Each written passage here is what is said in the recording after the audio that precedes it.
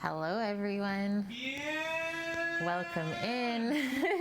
Hooray. Are we just like all so ready once again? Hi friends. Hope you're good. Yeah, Sam getting in there already. Sammy! Hope everyone's doing good. Hope you had a good day, the rest of your day yesterday. Hope you had a pretty good night. I had a nice restful sleep, was up this morning. The sun is shining and I have to say it is nice to have some sunshine today because these last 2 days of rain were just not helping our moods either. So it is gonna be a great day, friends. I hope you're all doing well wherever you are. We're gonna make some tasty Greek food and an Italian dessert today. Also, I am like just getting into my coffee, so cheers, friends. Didn't even wake up late, it's just how the morning went. Sammy and I took a little trip to, it's called the Castle here, is the liquor store. And we got our espresso stout for the tiramisu. So that's gonna be good. And I picked up some like passion fruit sour beers, which sounded really nice. So I was like, hopefully the sun sticks around. We can have a nice beer later. Vune, you just had steak that tasted nutty in a really good way. It must have been dry aged then for a little bit because that's usually when you get the funk like that. And some people cannot even handle that funk, Vune, but I like that you're saying that you like the nuttiness. Tomato salad and toasted bread, man. Okay, that dinner in itself, could eat that at least once a week in the summertime. Grilled any type of meat though, tomato salad and toasted bread, done. Yeah. Set. Yeah, Sam's into it. It's a cut you've never had. Do you know what the cut is, Vune? Oh, I also want to say when I was at Costco yesterday, they had Wagyu. They had some ribeyes, which not really the smartest thing to put like the Wagyu ribeye next to the regular one when the regular ribeye looks like just as good. So right off the bat, I was like, well, that doesn't make sense for me to buy the Wagyu when the AAA looks just as nice. And then they had one other cut and just gonna change that view. Oh, that is weird. Okay, just a sec, guys. I don't know why the camera didn't go on, Sam. Just a sec. I'm gonna change that view for a sec. Hold on. I'm just gonna do be right back screen because it's gonna be way easier than you guys watching me struggle.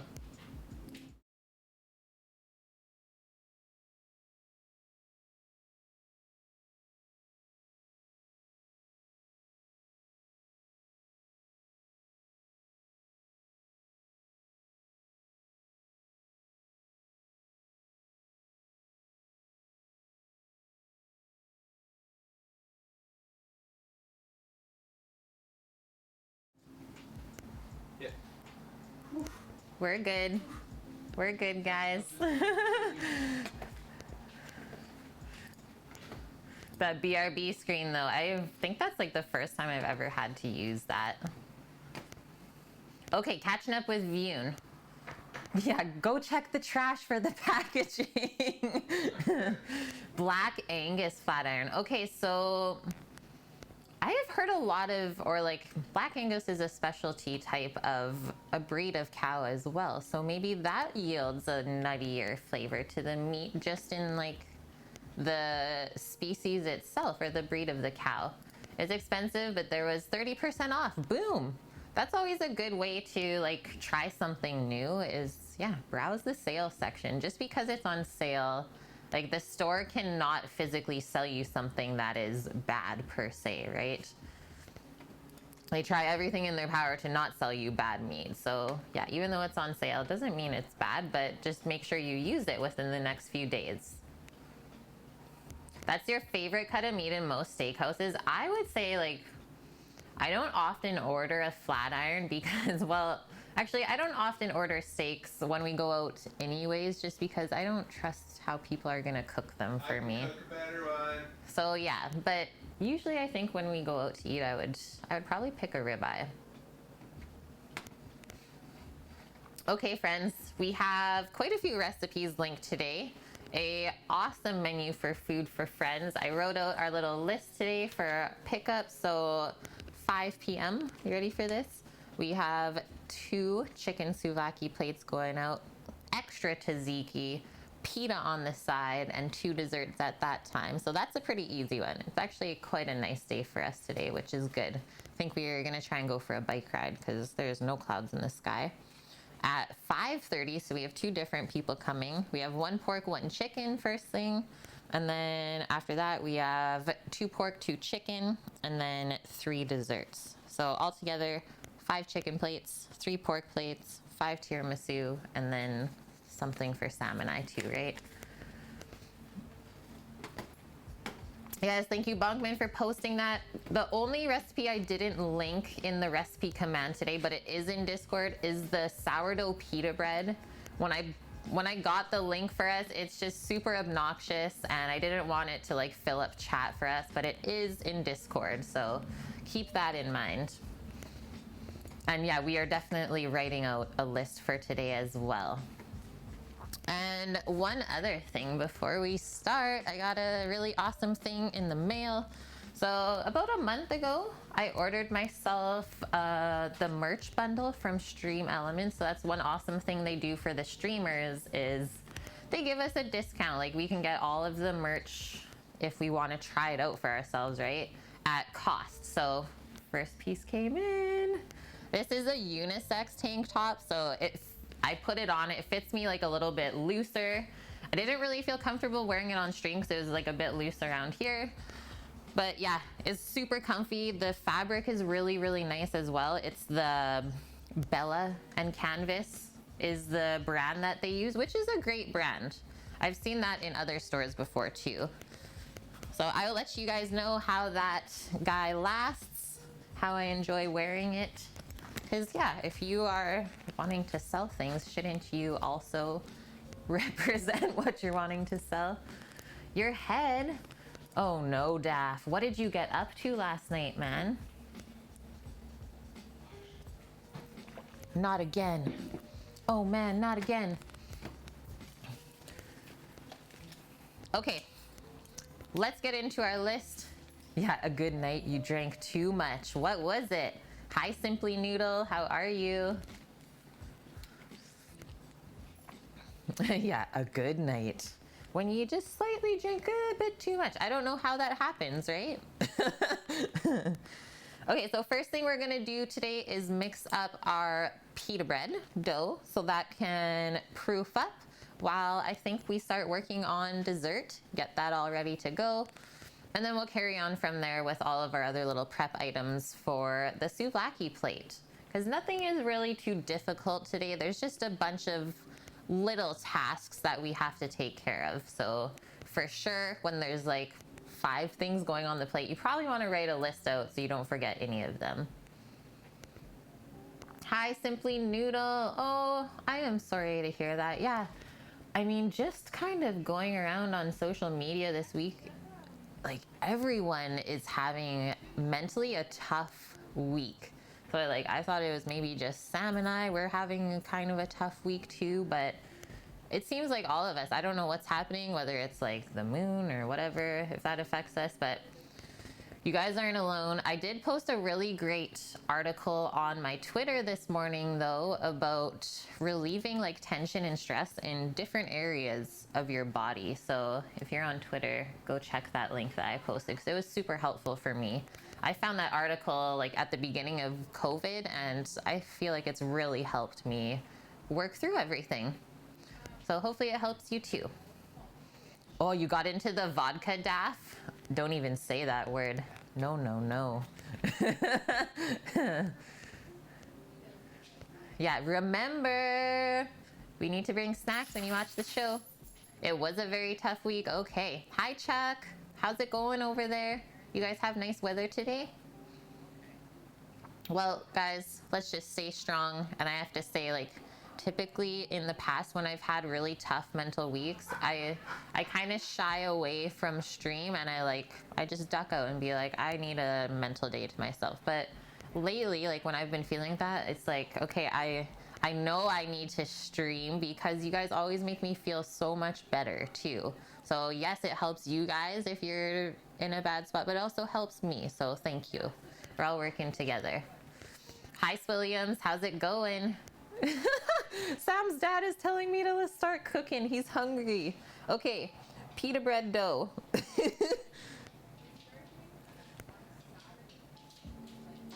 Mix, proof.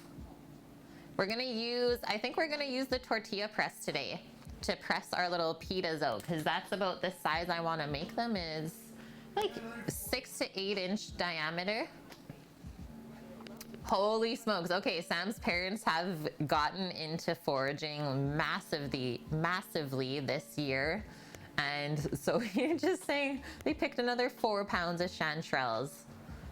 Unreal, guys. That is so awesome. So they've been like FaceTiming us back and forth, like, is this good? What do we do with it? So it's great to teach people about food things. Good morning, Splinter Cat. Hope you're doing good. Happy sunny day. We deserve it. Okay, pita bread, mix, proof, shape, and bake. We could potentially cook them outside on the plancha.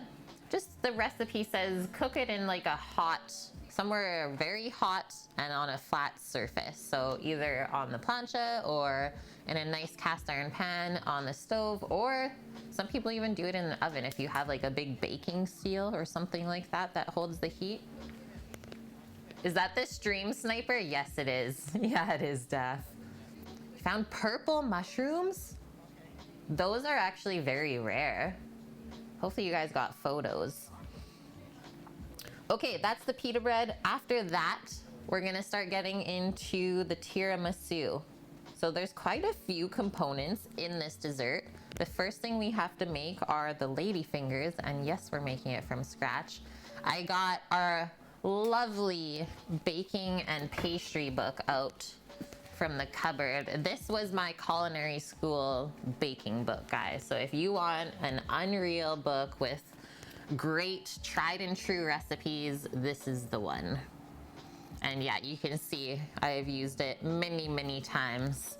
The only thing I'm gonna say with this book is it's based around like commercial kitchens, so the recipes make. This morning I was scaling the recipe back from 170 lady fingers. So I divided it by 3. So that's kind of the only drawback on this book, is it makes massive portions, but if you're okay at math, you can still make do with it. So yeah, that's where our ladyfinger recipe is coming from, and I have made that so many times. Sam, send a photo, please. Okay, so ladyfingers. And I was so surprised when I made these from scratch the first time. I was like, this is effortless. Like, why would we buy this? And we also turn them into chocolate ladyfingers by putting cocoa in. Crepes with chanterelle mushroom sauce. Yeah, they're eating all right out there, I think. Hitch, you left too early, man. Okay, ladyfingers, and then we're gonna do a, supposed to be mascarpone creme, but currently on the island, that's really hard to find. So I'll just put mascarpone creme. And what that is just whipping up a cream cheese like cheese with a little bit of whipping cream to make it a bit lighter so it's not too heavy. And that is it. Just a little bit of vanilla in there too. So vanilla mascarpone creme. So we got our lady fingers, the creme, and then we got to make our soak. So stout and espresso soak.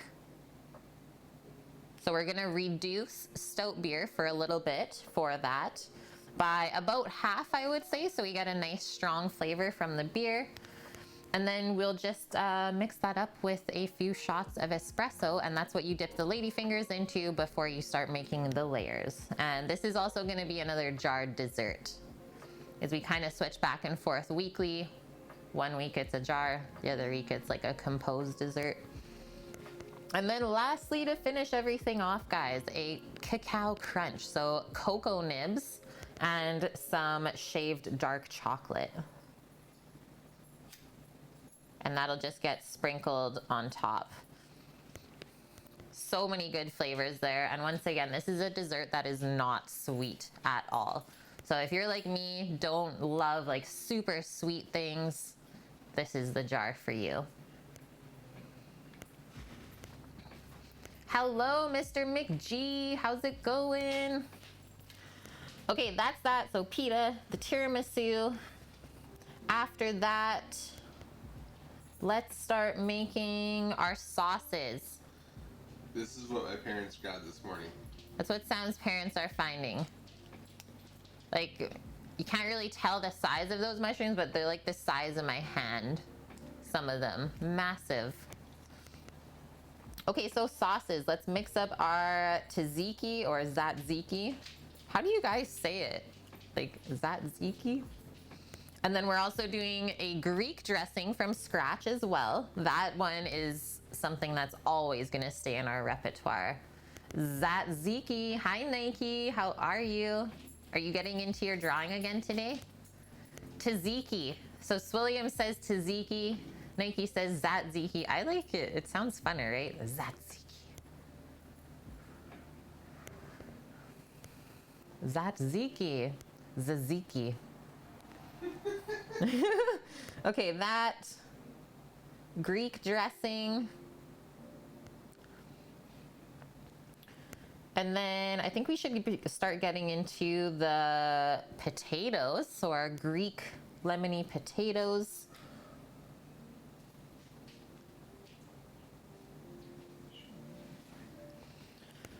And I think I'm gonna do those potatoes just a bit different this time. Is if you guys have ever done those Greek lemon potatoes, they kind of bake all together in one dish with like this liquid that slowly reduces. But I think I'm gonna kind of do it the same way where we do the smashed potatoes. So boil it ahead of time until it's just cooked through where we can smash it down. And into that boiling water, we'll add our lemon and flavoring there. And then just make up like a little mix to afterwards dress the potatoes, and that way we'll get like a nice crispy exterior when we bake it in the oven after it's been boiled and smashed. That's what I'm getting into with those today. That is interesting, Sam. Isn't that the sign that it's not good when it's blue gills like that? So, yeah. Right? The entire thing is blue. Yeah. This is poison, guys. I'm pretty sure. So one of the things on mushrooms with gills like that, especially with, no, boletes don't have gills, but you like swipe across that and it just turns blue and you're like, oh, that's not edible. So interesting. You spent 2 hours on 3 parts today and one was one was an hour and a half in my Lanta. Yeah, dude. So much detail in that. You're making such good progress though. Okay, lemon potatoes, and then kind of lastly, before we start cooking up everything to have it ready, is we'll chop all our veggies for the Greek salad.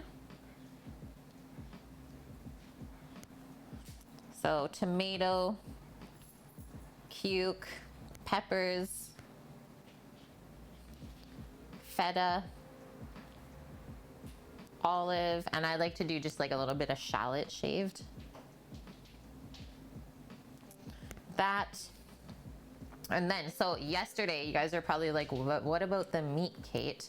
So yesterday, I marinated the meat. So sorry you guys didn't see it, but the marinade is gonna be pretty much the exact same as the Greek dressing today. So I was like, I'll do this today, show these guys tomorrow what it is, because I like to use it hand in hand. It's like souvlaki marinade is literally Greek salad dressing to me. Do I have a favorite brand of flour? Oh no, I can't talk. This is not good. This one now. Yeah, this one. This one now. Here, I'll pick it up again. That was fun yesterday on stream. We have started using this organic white flour from, where is it milled? Oh, it's actually made right on the island here in Cowichan Bay. Dun, dun, dun, dun. It's called True Grain. And we've been using this organic white BC. It's like 40 bucks for these 20 kilos. But it lasts us like a good couple months, so I think it's worth it. And we've really noticed a difference in all the things I've been baking. It's a good quality flour. We digest it really well too. No, we got lots. Yeah, I don't have enough of it. There's a whole other bag too. Bag. Okay, that was rough. Okay, so the souvlaki. I'll just quickly pull out the meats and show you guys what I did. 20 times already I've used that on stream. Epic.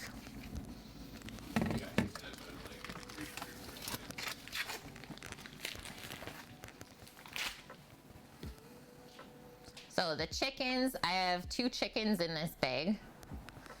And all I did was spatchcock them. You know what that means? Is we just cut out the backbone and then we open up the chicken so it lays flat. So there's one. There's the other one is how I did it. And then this morning, or like when I woke up earlier, I just flipped it over so it would easily marinate consistently in there. And then the pork, I did a pork shoulder, cubed it up to like kind of nice bigger pieces, anywhere from like 1 inch to 2 inch size. And that way when it cooks up, it won't shrink too much and go super small on us. So same marinade in both bags, just 2 different proteins. So the pork will skewer up to cook it for people. I think that'll be the best way. And then the chicken, so because we have 2 people first at 5 p.m. getting a chicken, I think we'll just split the 1 chicken in half and cook half the chicken for them and then the other chicken for the second group of folks. Plenty of orders. Yeah, we have a pretty good amount. Taz is 5 chicken plates, 3 pork plates, and 5 tiramisus. It's gonna be a nice one. A little bit easier than usual, so I'm happy about that. You have 1 or 2 chickens? 2 chickens. Oh, okay. Oh, we got lots. It's like I got a chicken on this side and on this side. So those will just stay in the fridge until then, and I would say whenever you're making souvlaki, try and marinate it overnight. Is because of the lemon juice, there's red wine vinegar in there, garlic obviously, olive oil, is those things need time to penetrate the meat. And then the acid actually over time is, you only want to let this go about 24 hours. It'll start to break down the protein a bit and make it more tender. Was that chimkin? Yes, sir, it was. That was 2 chimkins spatchcock because that's how they cook the best on the egg over the charcoal. Won't the lemon juice cook the meat a bit? I mean, meats like that, it's not really gonna cook it until after that 24-hour mark, Fune. But things that are very delicate, like fish, yeah, if you just do straight lemon juice, that's how you do ceviche, is the acid actually cooks the fish over time. Oh no, Manitoban. You can't look at chimkin right now. You ate some for lunch and you don't feel great. My dude, I'm sorry to hear that. Well, this chimkin would have made you feel great. Okay, so the souvlaki, because there's lots of extra pork, Sam and I will make up this pork souvlaki plate for all of us today first? Oh. Oh, Vune. My mom disintegrated pork meat with pineapple juice once. Oh. That would probably wreck me for a bit if I've seen that. I've not really seen anything like that happen ever, thankfully. But yeah, meat mush, probably wreck me for a bit. I was wrecked from salmon for a bit after working those couple. Oh, Sam was just saying he was wrecked on salmon, so he worked at one of the canneries here for like 2 days before he's like, nah. Simply because the quality of the fish, he said the fish was just like falling apart, like how you were saying, View. Sam's like, I've never seen fish like this. Like, is this even possible?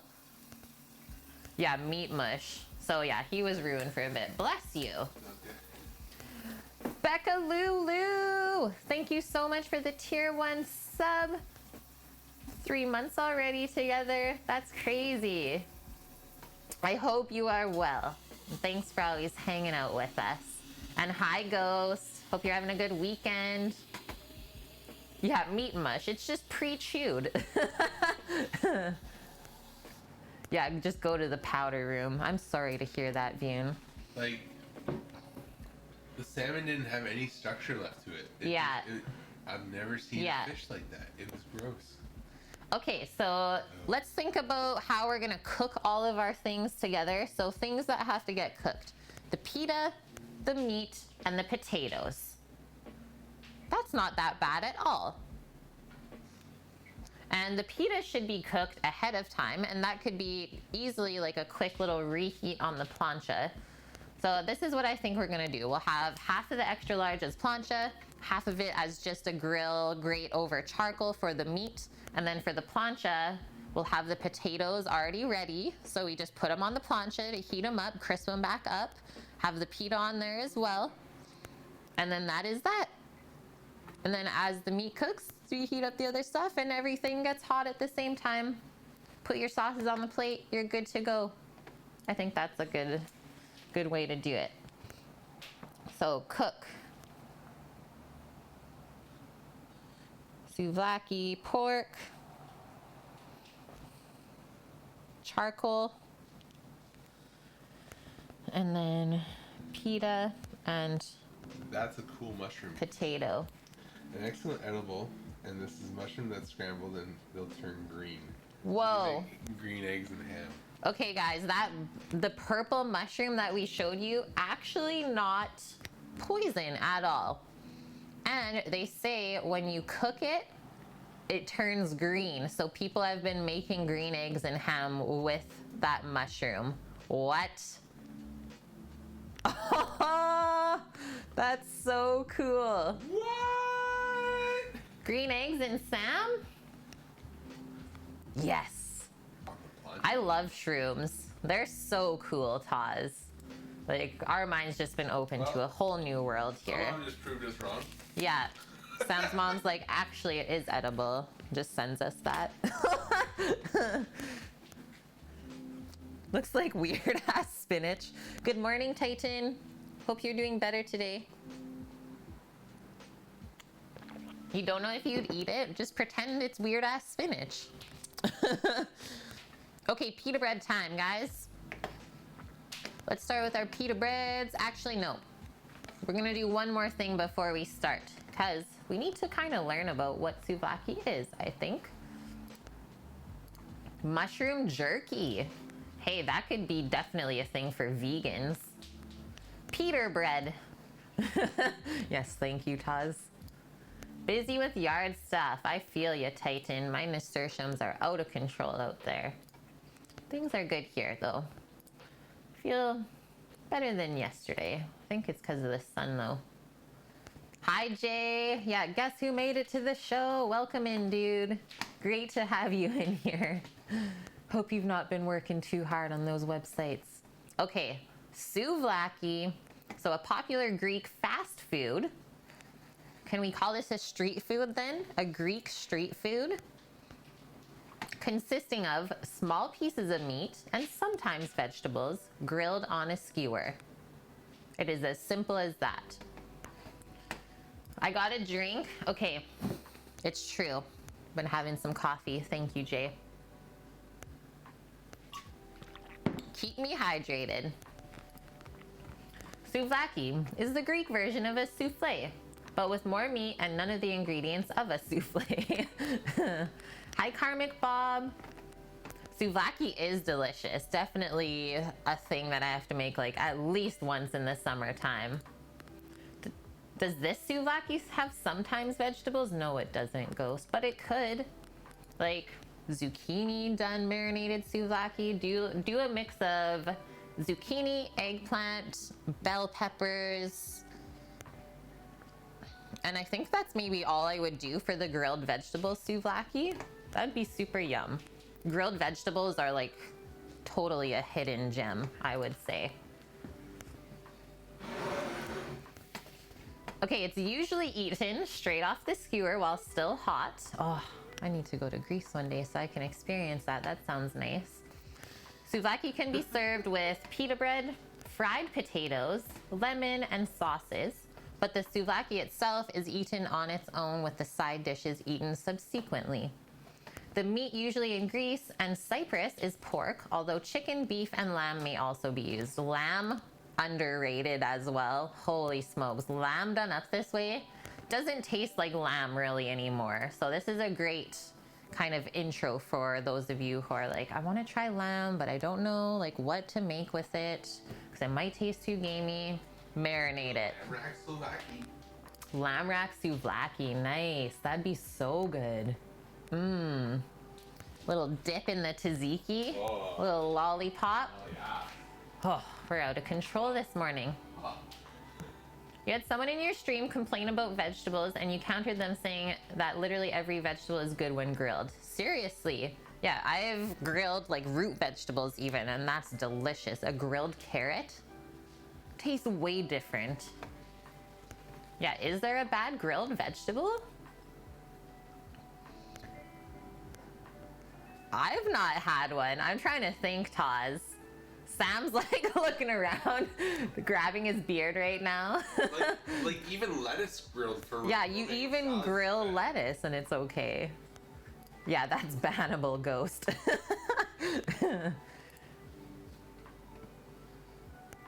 Yeah. I think you're right, Taz. Yeah, we're trying to think right now, Taz. That was a great question of the day, by the way. I think you're right. I can't think of a bad grilled vegetable. Like if you grill lettuce too long, yeah, terrible, but like I've even had a potato. So in Thailand, they grill whole sweet potatoes like over charcoal in like this little food cart walking down the street. Unreal. Like you just peel off the charred skin and eat the grilled potato. One of my favorite snacks ever. Yeah, yeah, maybe like spinach and arugula, because it would kind of just go to dust, but I think you could still do it. Yeah, broccoli and cauliflower is bomb. Bitter gourds. So Vune is saying, is it like bitter melon then? They taste like shit cooked, and they still taste bad grilled. Okay, so like 99% true. You got us there, Vune. Thank you. At least someone could think of one thing.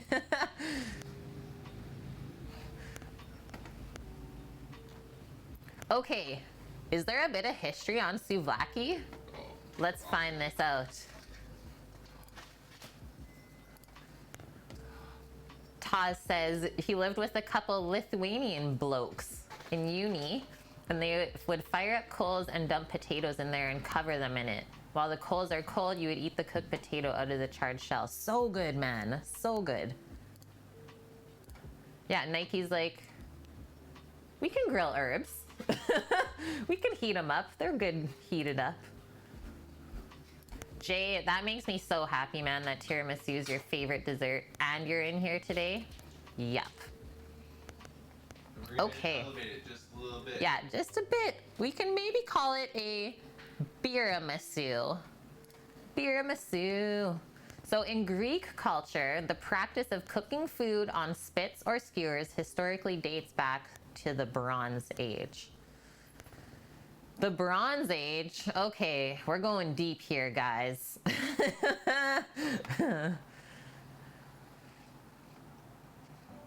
So, Bronze Age, 3200. We playing some Age of Empires?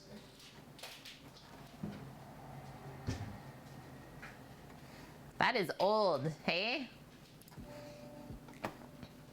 So excavations in Santorini unearthed sets of stone cooking supports. So think of like little flat stones are here. This is actually great because it looks like marble anyway. So pretend you have this thing of marble and then they just make little slits in the top of it to hold the skewer. So you have these two marble pieces of stone. You put the skewers in the slits to cook it over the fire. That's what they found excavating in Greece. That's pretty cool. Very thoughtful way. So stone cooking supports used by the natives of the island before the Thera eruption of the 17th century BC. So souvlaki was a popular delicacy in Santorini back in 2000 BC. Okay, we have to do this dish justice because it's been made for forever.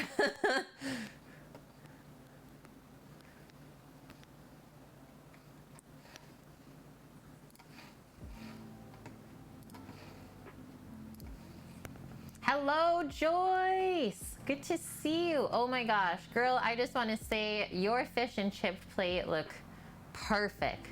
Like I could tell you made the fries from scratch, you did up the beer batter, the slaw looked good, took the time to make the tartar sauce. I was so happy to see that, so thank you so much for posting that in our Discord.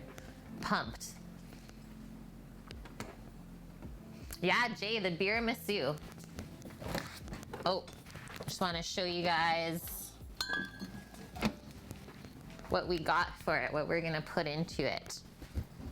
Espresso stout.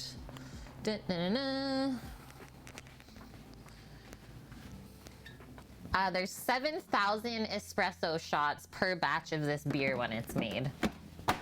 I feel bad for that barista. Oh, heck. You're a very lucky boy. A couple weeks ago, you talked Chef John Reed out of his fried cod batter recipe. Hey, I share all my recipes, Karmic Bob. And the beer batter recipe that I posted in our Discord, that's like our go-to now. Yeah, 7,000 shots and some carpal tunnel.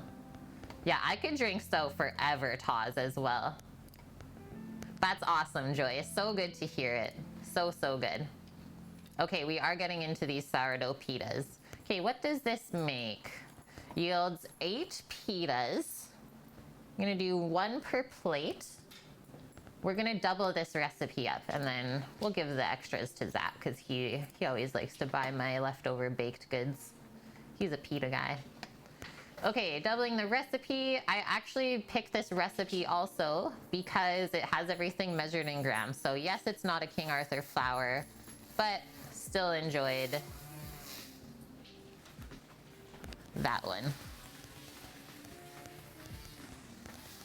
Just a sec. Just gonna pop this.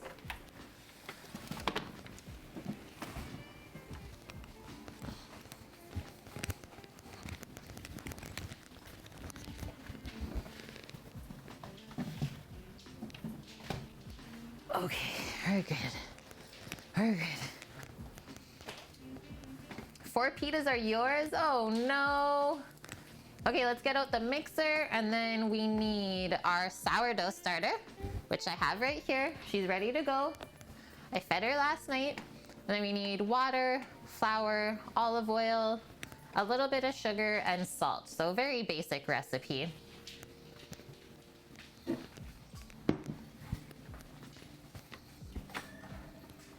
And pitas are one of my more like favorite things to make at home as well. I think they're like almost as easy as making tortillas.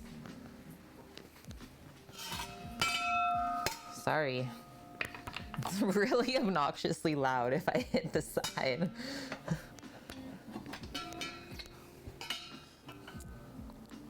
And yeah, pitas are also another thing that Having it homemade is so much different than the store-bought, unless you're buying it from like a proper Greek bakery. Ding! Time to wake up. It wasn't even that bad, Vune. I always underestimate the power of this microphone and how good it is. I just have to stop thinking about it.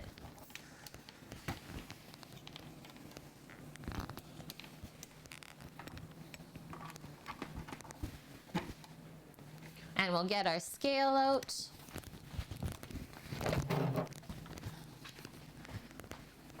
Yeah, this plate is just gonna end up so nice and colorful. Guys, I'm also gonna put, I noticed there wasn't any yeast in this recipe, but I am gonna just put a little bit of yeast because it kind of worries me. Just a bit.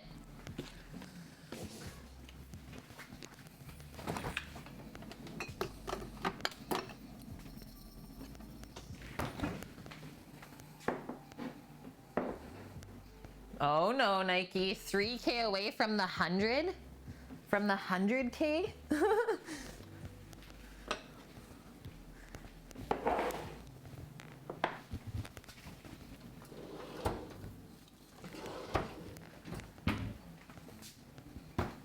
Got snap? No, I don't, Sam. Okay, we are starting with, real quick, just gonna scale this guy out as well.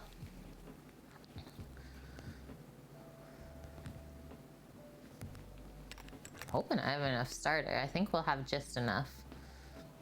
So 480 mils of lukewarm water, or grams.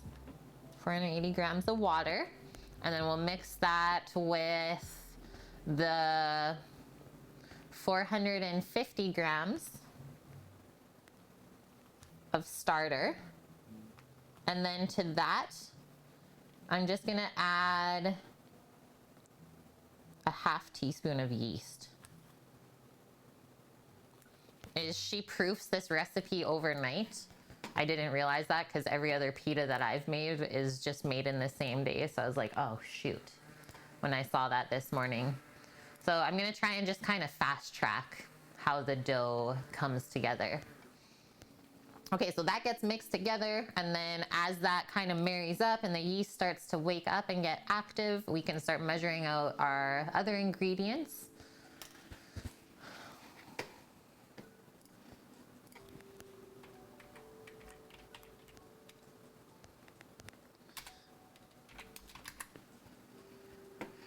So 1.37 kilos of flour.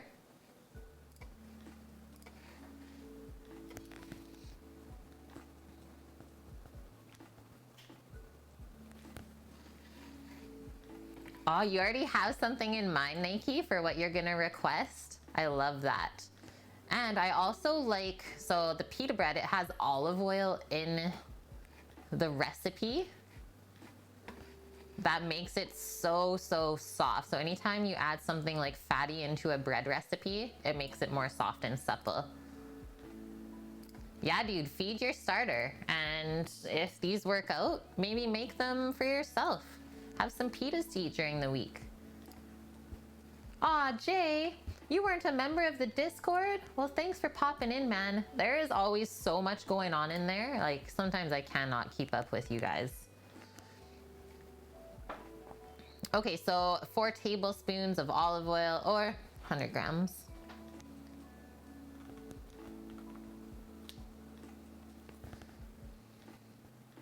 I'm gonna do the 1 tablespoon of sugar. Up with our yeast and stuff, actually. That's where that should be added, because the sugar feeds the yeast in the starter and activates it.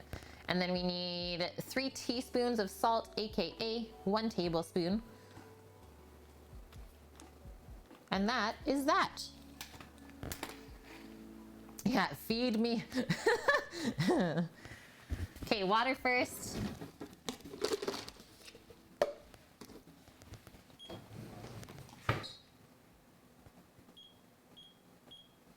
And we're aiming for like 95 Fahrenheit for the water temperature if you want to be super crazy about it.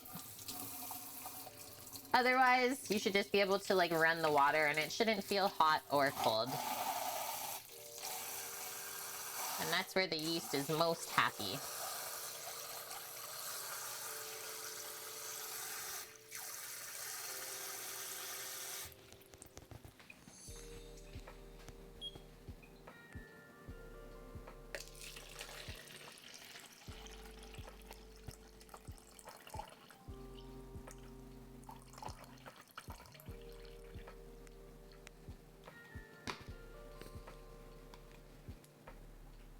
Five grams too much.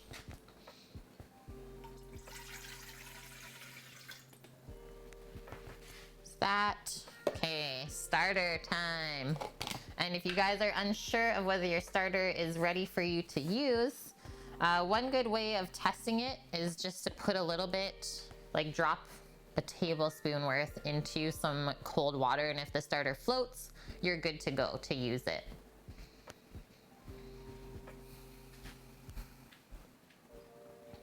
Yeah, for sure, Jay. Like our Discord is a great spot to check out if you've missed like a few episodes of the show.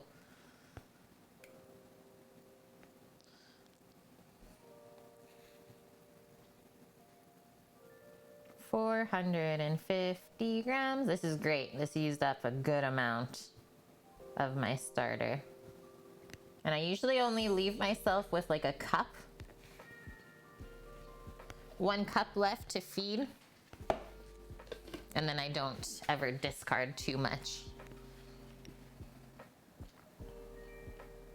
You guys are like, Kate, it didn't float though.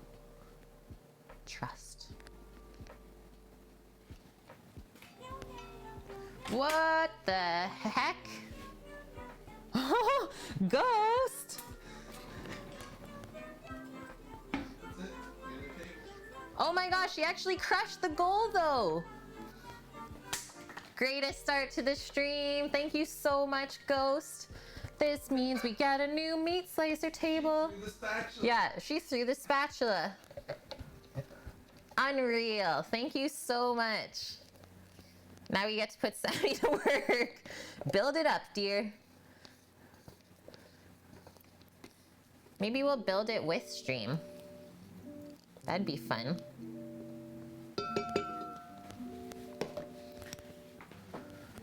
Meow, meow, meow, meow. Oh, I love that. Wasn't sure if it was in USD or Canadian, so you rounded it up a bit. Thank you very, very much. You crushed it.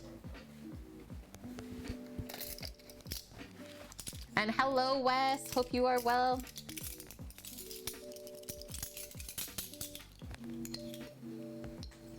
Meat slicers look scary. The one we have, Jay, I am scared of it. For real. It's scary. But it's a beast, and it does many great things for us. Tablespoon of sugar. And Libra time, I saw your question there. How come sourdoughs have become very popular rather than just yeast risen bread? Because a lot of people can't really digest the cultivated yeast. I don't know what to call it, but the store-made yeast is actually what causes a lot of digestive issues rather than the gluten itself. And then the other thing, when you're adding yeast, you always need to add sugar to make it like work better. So a lot of store-bought breads have high amounts of sugar, simply so they can make the bread so quick. So sourdoughs take like almost 2 days to make, right? Whereas a quick yeast risen bread, you can get that done within a couple hours. Yeah, yeast is a murderer. I don't know if it's a murderer, Taz, but I think it's not the best for us, especially when used with set amounts of sugar. And heck, maybe we could even contribute that one to diabetes, right? Oh, nice, Staff. Yeah, by the time you get to the beach, your headache will be gone, but you're not driving. Nope. Nope. Also, yeah, recent yeast shortages, so just easier to make a sourdough. And the thing about sourdoughs is it's a fermented thing, so it actually helps with digestion. Whereas I think the yeast kind of inhibits that. Very interesting. Okay, we need 1.37 kilos of flour.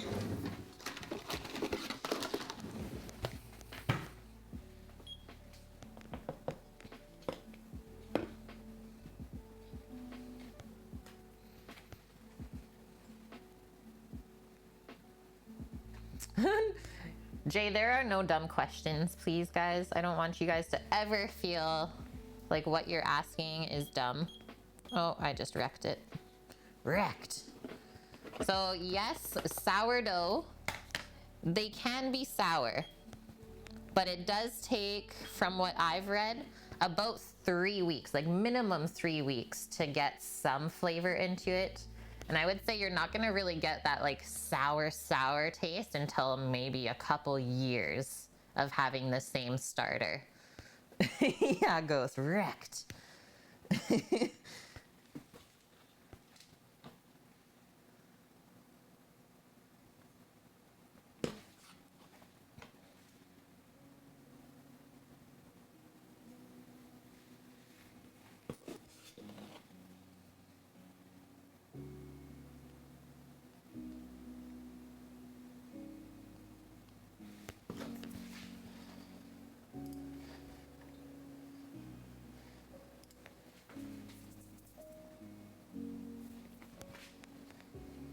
I think I did that math wrong. I'm just looking at this.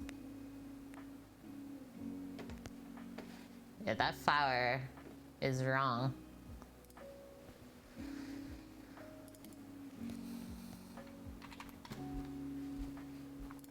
It's only supposed to be 770.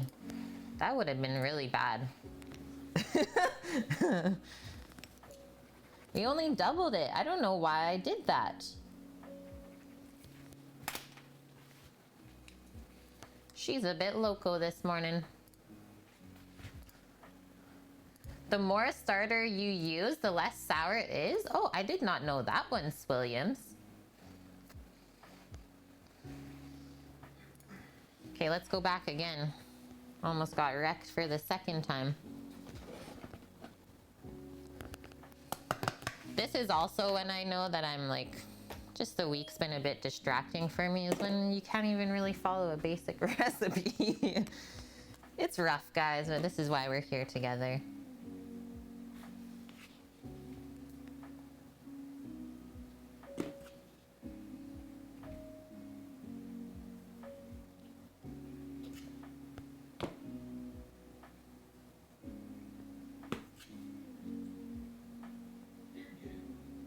We're good. We're Gucci.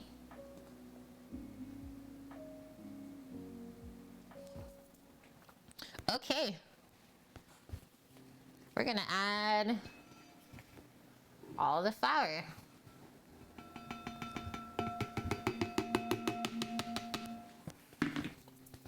And just before we start mixing it, let's measure out the 100 grams of olive oil.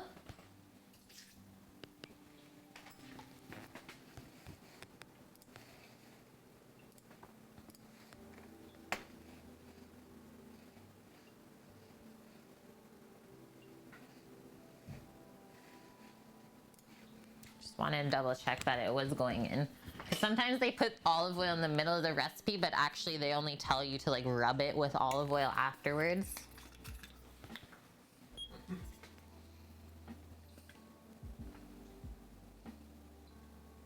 That's a good amount though. It also is gonna add a lot of nice flavor into the dough. Adding that amount of oil. Yum.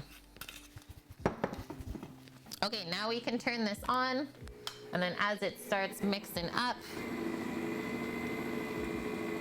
start drizzling that guy in. And then once the flour has been kind of absorbed into the liquid, then we can add our tablespoon of salt at the end. We never want to add the salt together with the yeast because salt is a yeast inhibitor, so it'll actually stop it from being fully active. And yeah, you never want to skip on the salt in your doughs either, because if you forget it, it just makes it taste so bland.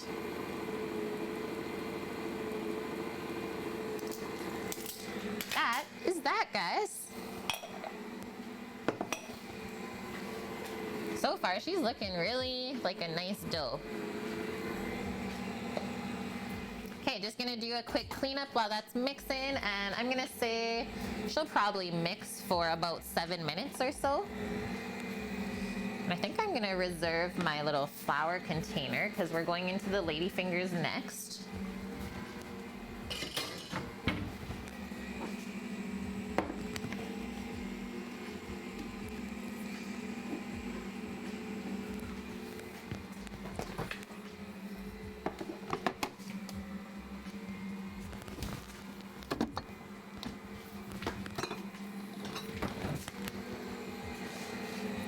While this guy is mixing up, I'm just gonna go grab some eggs and the cream cheese from the other fridge. Just gonna mute really quick.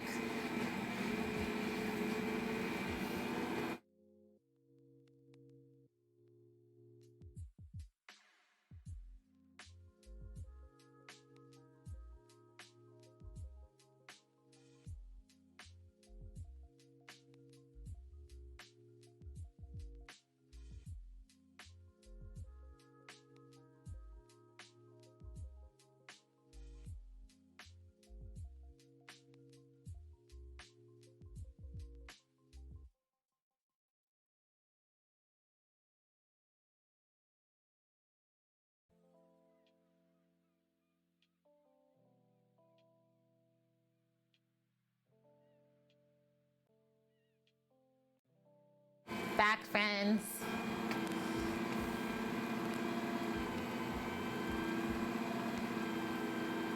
Okay, what the heck is happening? Why are we filing complaints? Oh, my streams?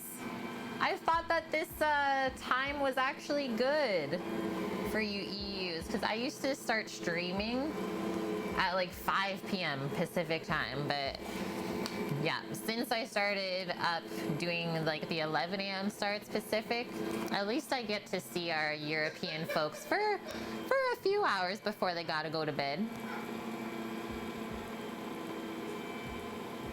And yeah, Happy Chef, so many great vibes over there. So thanks guys for doing that for him. Because he's one of the first people that I used to watch streaming. Yeah. Applications now being accepted for a sous chef. This dough, guys. Do you see how like soft it looks?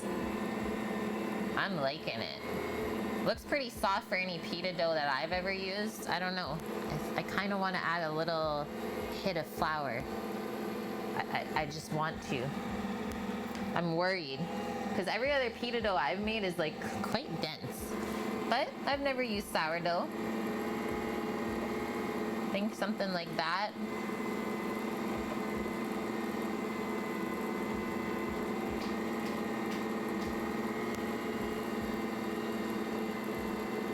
Yeah, you're speaking foreign times. Right now where we are, it's 12:01 p.m. That looked better actually. It just needed a bit more flour. And that kind of smoothed everything out. Okay, that was like 1/3 of a cup extra. Hello, Mama Reagan. Yeah, you're one of our UK people. And you get to see most of the stream now too. I love it. Yeah, Manitoban, I'll be the sous chef. I'll babysit the eggs. Yeah, now taking applications for pit masters. Please apply within. Yo, but on a serious note,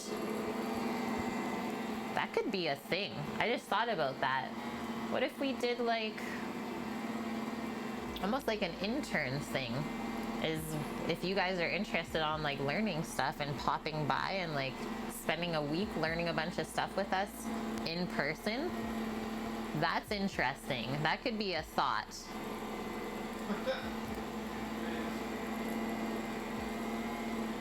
Yeah, sounds kind of important. I might need a raise. Yeah, Zoom calls. But don't you have to pay for that? Like, I just want to keep it so you don't have to pay for it.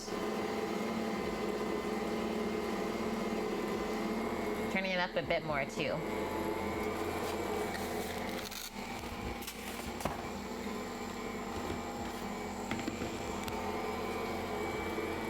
Make a YouTube. Oh, I already have one. Yeah, I have a YouTube ghost, and in the future there's gonna be many videos coming out.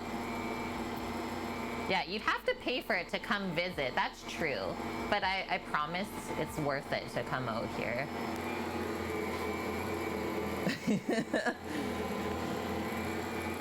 It'd be an experience. Yeah, I just need someone to do the gardening, really, Daff. Are you in? 500K channel point redemption goal. Oh, man. Yeah, Jay's about to buy a ticket. Only if tiramisu's on the menu. That is something we could do together. You guys just make a list. Okay, I want to learn all of these things while we're here. Let's do it. Yeah, can you pay in beer or edibles? Hey, you guys know that we like trades. We're all about the barter system. Plus, I would say, probably just like pay your way to get here and the rest will take care of you. You've already done all the hard part. You want to go visit Gramanda eventually? So, Ghost. Kind of worth it to make your way up here, except can't currently because of COVID. Like, the Clipper is not running until at least 2021 now. Hey, real quick, I think we're gonna stop because that's looking pretty nice and smooth to me. I'll do one more rip at like high speed. Go, go, go.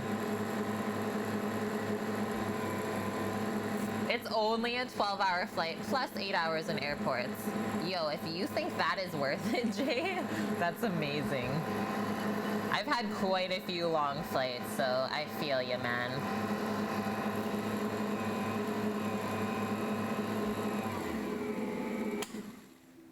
That looks nice.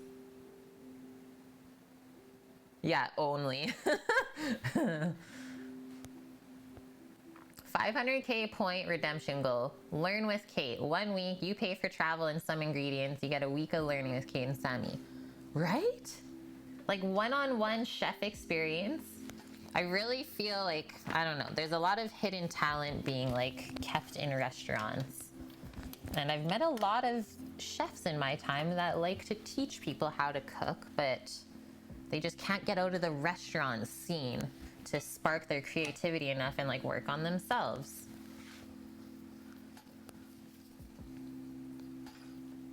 Or help other people.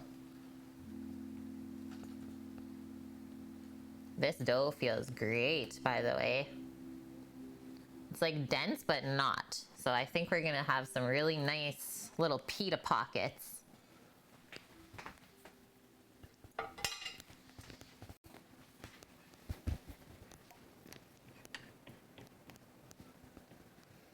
Yeah, if you time it out right, you can visit Kate and Sammy and maybe Hitch.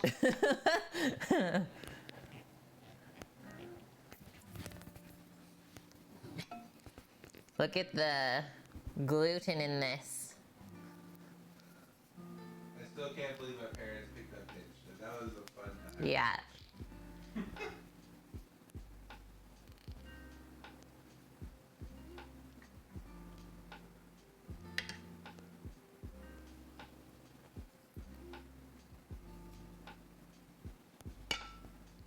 Okay, so we're gonna let this proof now for, I would say at least 1 hour at room temp, maybe even longer. We're looking for it to basically double in size from where we're starting now.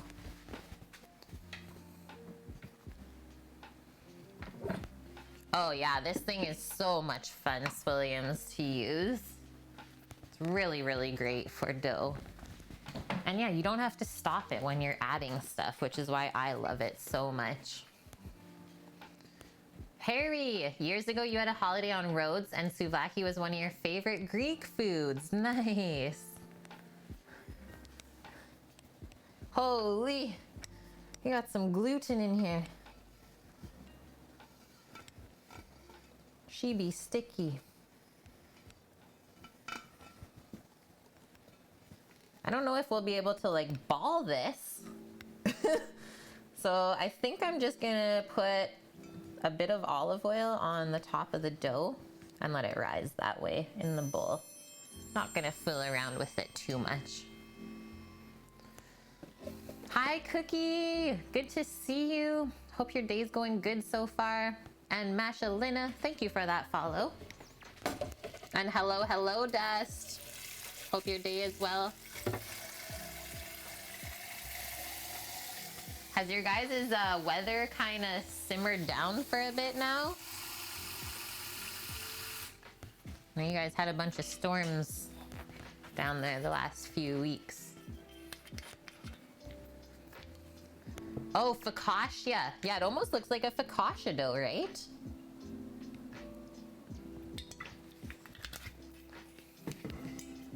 It's 80 there today, but so humid. Oh man, dude. Well, stay cool, stay safe, and keep those doggos cool too.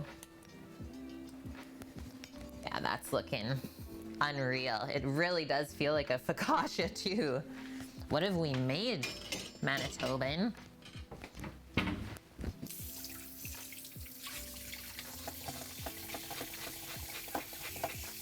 And all I'm gonna do is just cover that with a little bit of plastic wrap so it doesn't dry out as it proofs.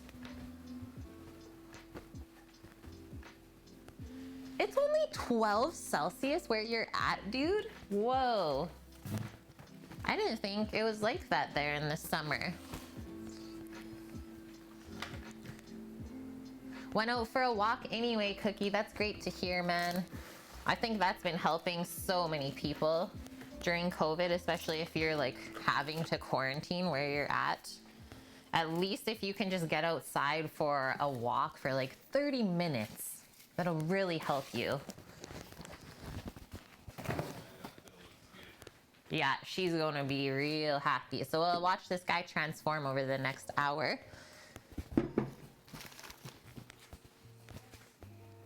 I'll set the timer as well. 1 hour. Timer. Yes, the timer. You're under another slight thunderstorm warning? Yeah, as if it wasn't burning already. Hey, Bonk.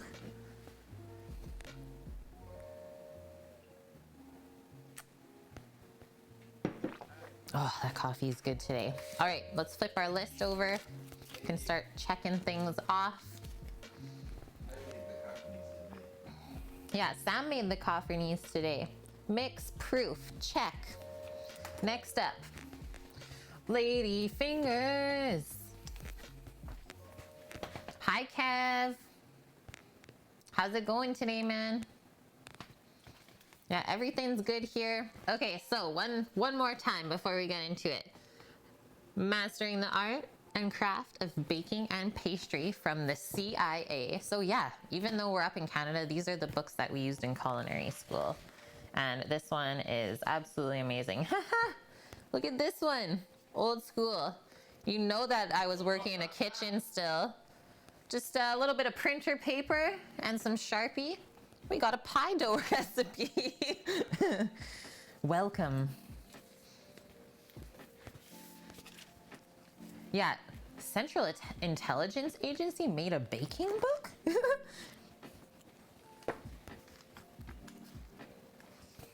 But this book literally does like teach you everything you need to know about baking.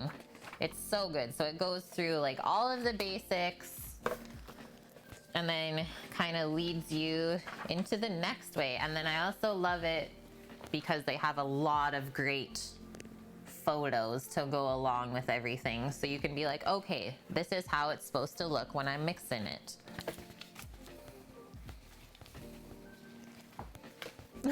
You guys.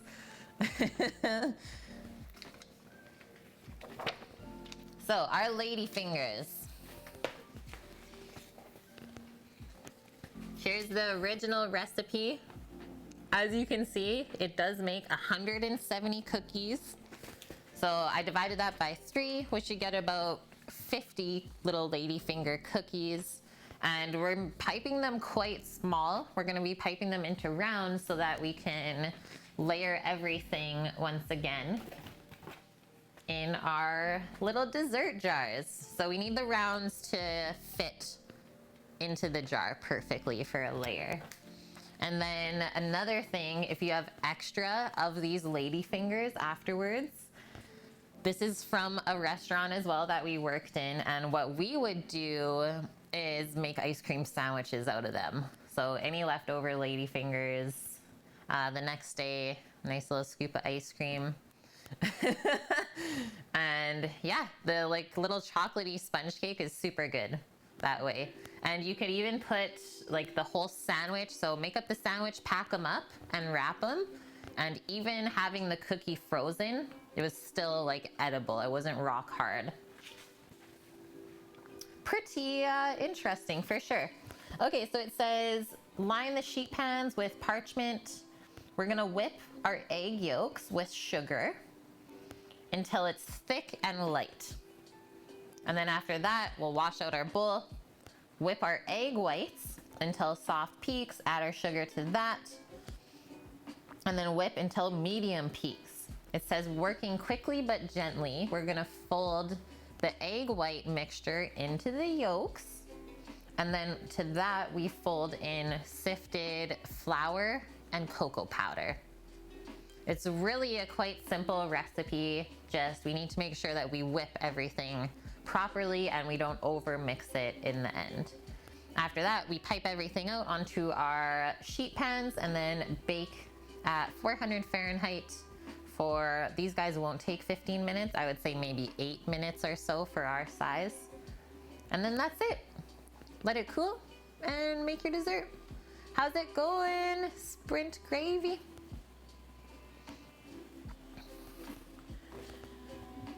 And yeah, I've made probably thousands of these if I think back to it. Probably thousands. Millions and millions. Yeah, billions and billions. One of those things that's maybe like riding a bike. And then I also just want to say, like this piping bag, if you guys can see, I don't know if you can see the like dark lines in it, how it's kind of stained. That's why this piping bag is stained brown in some of the cracks. It's from piping so many of these chocolate lady fingers out.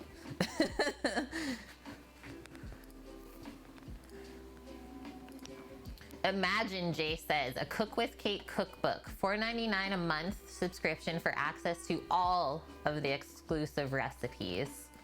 Oh, we're gonna get there, man. I don't know how to not say it that way. Teach me the ways. Beg. I don't know.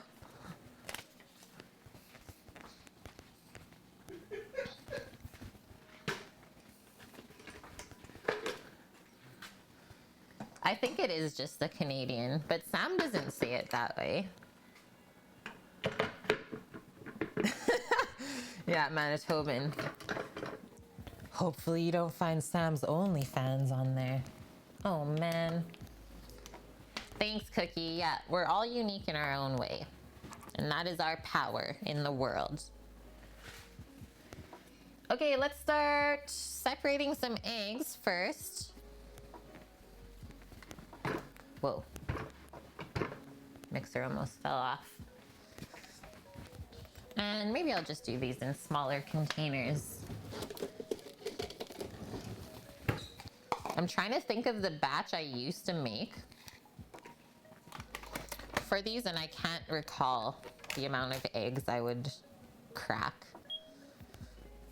Okay, so we need 85 grams of egg yolk and 110 grams of egg white.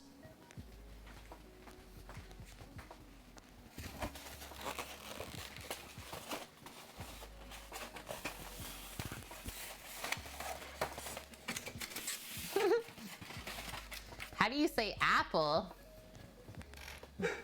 Regularly, I think.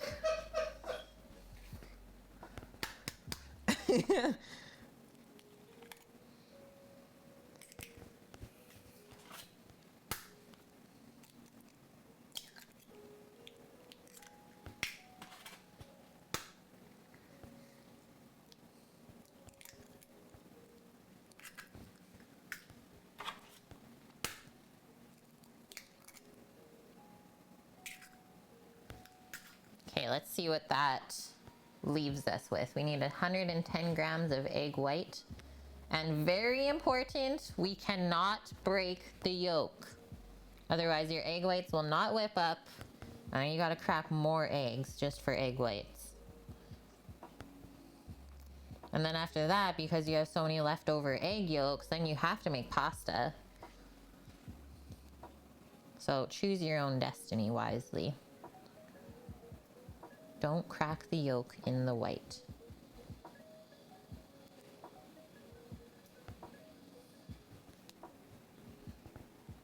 Okay, we have 130 grams of egg white and I am okay with that.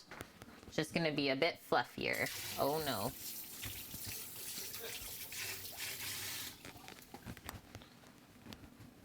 I even took care of the pot this morning. Yes, thank you. You didn't have to see it again. No. Okay, and we got 81 grams of yolk. So that's actually pretty perfect. And then what did they say in there? We're dividing the sugar. That kind of threw me off. I'm sorry, I gotta look back to it.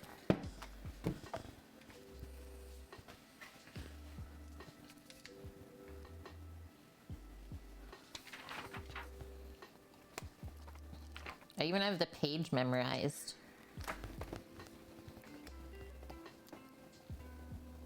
Oh, I gotta do some more math here. This is the worst. Oh, thought I was set this morning. Okay. Sugar, 369 grams is the original.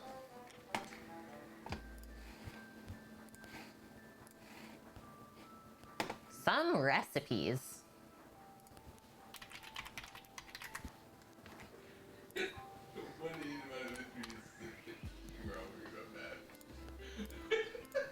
I just want to cook. Okay, 100 grams of sugar. So, 255. Okay, 76 grams with the yolk. Does that make sense? And then, yep, that actually does make sense. And then 34 grams with the egg whites. Yep. Okay. Game, plan, set. Who we got? Violet. Thank you for the follow. Welcome in. Should see US eggs. Wait, what? Are they weird?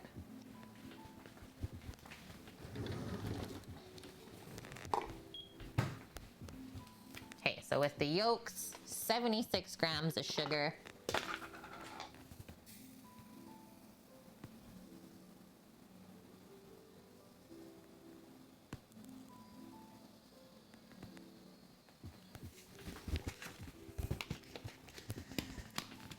Where are the duck pics? Oh, Sam has a bunch of them, Dust. I think they're all posted in Discord. Fun photos section, maybe? Okay, I'm gonna turn this guy on. Let's move everything over so we can watch that whip up. You guys can get an eye for how this should look if you want to do this at home.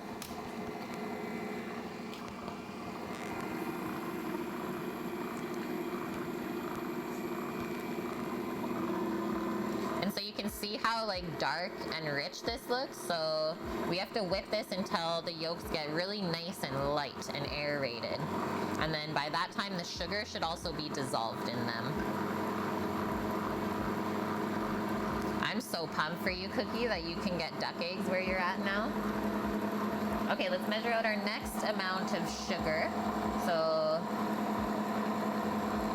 34 grams for the egg white next, and then we'll measure out our flour and cocoa.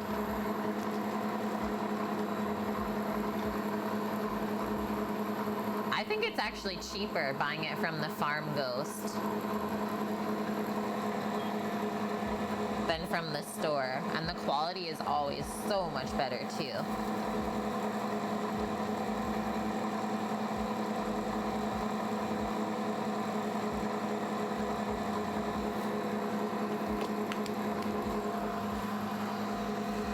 That and that together.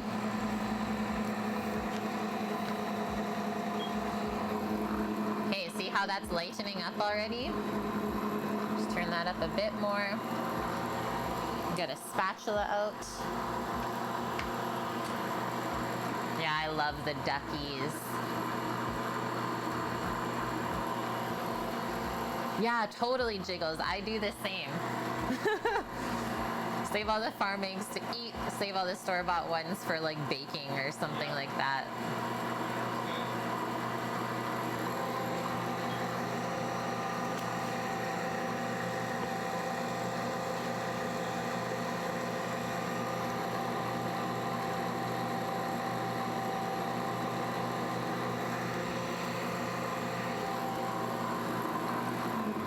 Stop this for a sec. I just want to do a little scrape around.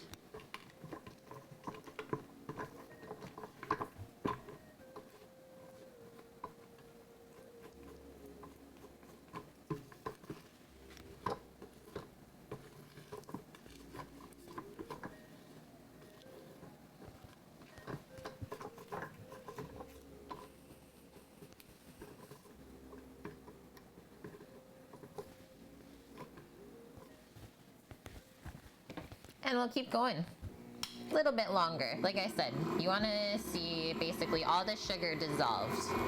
And we'll mix this until the ribbon stage. So you can see how that's like holding the shape of the whips, getting very near to ribbon.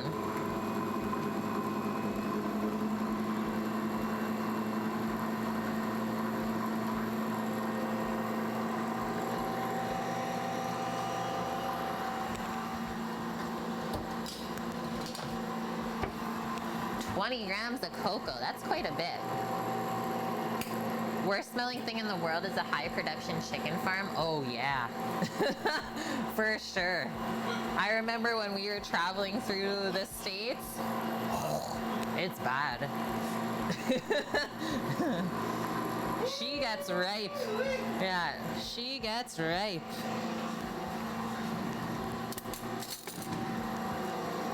Tickles the nostrils.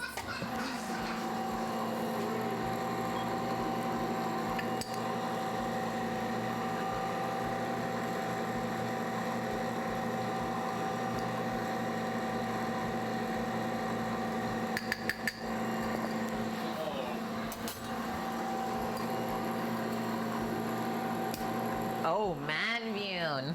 Go to villages where they make fish sauce? Bruh. I bet. You've been like one-upping us all stream today, dude. The amount of bad experiences you had as a child. Bean's like, oh, you guys think that's bad? Wait for this. Yeah, that's Bean's thing, totally. Okay, see how that looks now, guys? So that's why we call it ribbon. So it kind of holds the shape. And you see the little ribbons when you drop the yolky mixture back in. So what we're gonna do next is we need to transfer this to a nice big bowl because everything's gonna get mixed into that said bowl. So we need to give ourselves enough room.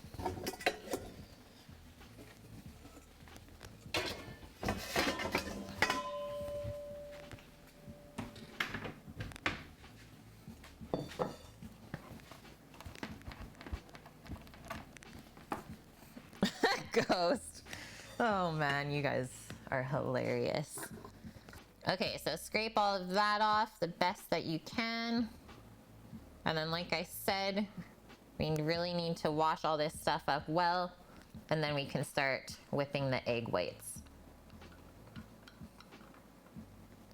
Any type of residual fat left over in the mixer will inhibit the egg whites from aerating. It's pretty weird.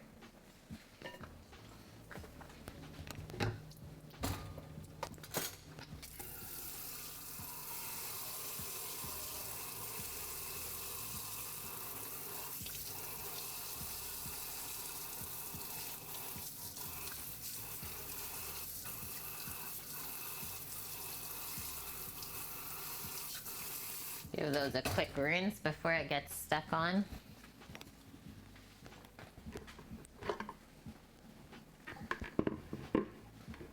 Oh, CBD, sriracha and ranch go together? Yeah, I don't think I would be surprised that they go together well. Just like a spicy ranch sauce. For sure, man. Especially with like chimkin wings.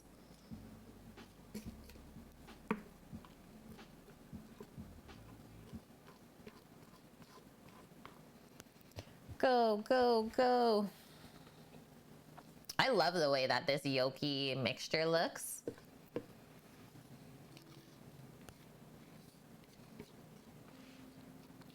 Just like so soft and light. Because typically you don't really whip egg yolks in many recipes.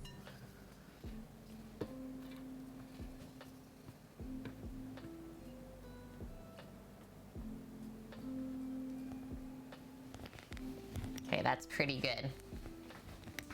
Quick little wash up with some soap and water.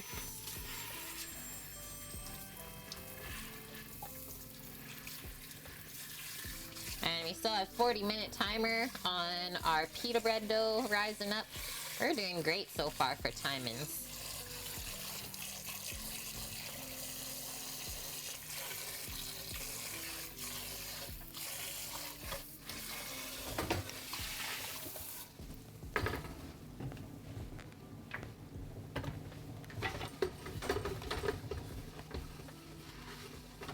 That's also another thing I really like about this mixer is having the whipping bowl plastic. You don't have to cool it back down in the fridge after you wash it up. Like this, for instance. Like after I wash this, I'd have to cool down the bowl before I even whip the egg whites. So having it plastic, it doesn't hold the heat the same way.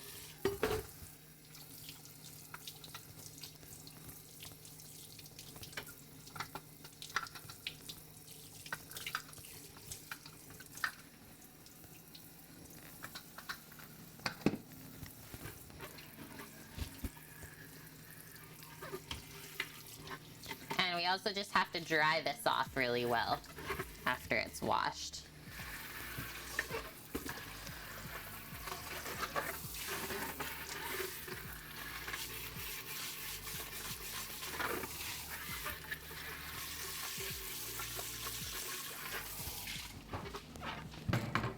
Then,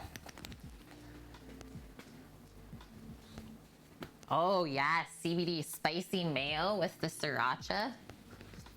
I really like the garlicky flavor in sriracha. All right, Jay, you're up in 7 hours for more work. Please post the tiramisu on Insta. I can for sure do that for you, dude. Yeah, I always love seeing your little Insta posts too. So thanks for hanging out, man, and also joining our Discord. Hope you have a wonderful rest of your day. And maybe we'll see you tomorrow, starting at the same time as always, 11 a.m. Pacific. Hi, Judo. Yeah, I'm late again. Oh, no. You haven't missed that much, though. 8-bit community. Thanks for the follow, guys. Yeah, Taz, I tried to host you this morning, dude, for your brunch show on there. And I was like, he's not on. No.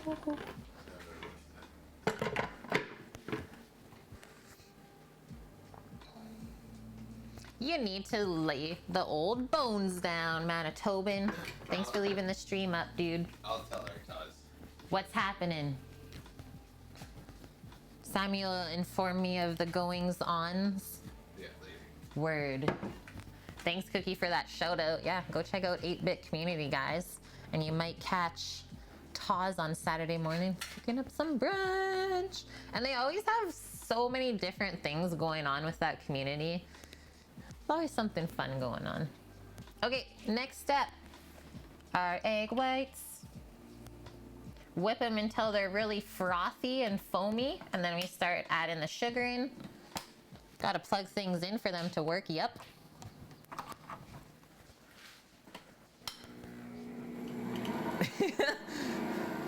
You've been cleaning all day, Judo? Had a little fly problem in the kitchen.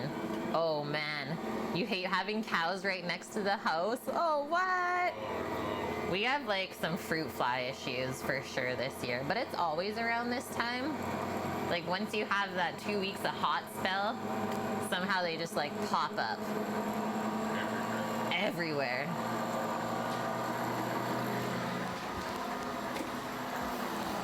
Okay, I'm gonna be right back.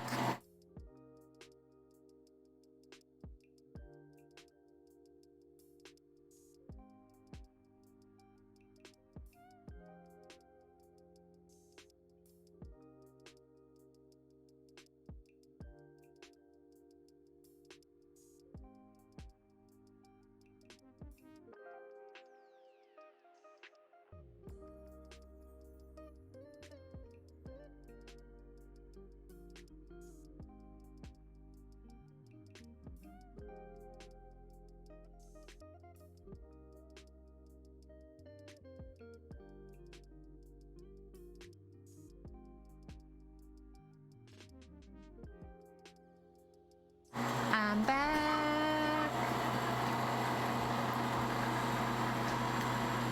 They hatch from the fruit and yeah, literally take over the world. Best way to put it, Ghost. It's warfare. Hypno mixer, yeah, careful. Don't watch too intensely. Judo, that sounds like an area I would love to come visit. Like, sounds so nice and peaceful. Just you and your pepper there. Oh, man. Okay, I'm crossing off the lady fingers. I'm crossing them off. We're almost there. So actually, while these finish whipping, let's prep our sheet pan.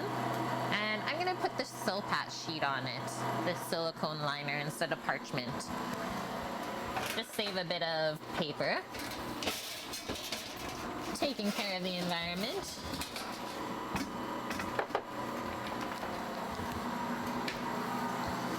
Although I don't know what's more important to take care of, the trees or wasting water washing things, right? Like that could go either way. I think that will be big enough. We'll probably need 2. Thanks, Powdered. I am the Bob Ross of cooking. I always try and keep like nice relaxing music for us too. We're almost there. And yeah, I've found that over the years, it's much more enjoyable to be relaxed when cooking. I feel like things work out much better that way. Food is not meant to be rushed. The The trees, Jiggles says. Let's just see if we have anything left over in the bottom. We can go a bit more before we start adding sugar. We want all of the egg white to be frothy. So if you look underneath and there's still like unwhipped stuff, keep her going. The amount of water used to wash things is minuscule compared to the amount of water used in the production of paper. Oh, totally. And like parchment is a bad one, right? Dasho, thanks for the follow.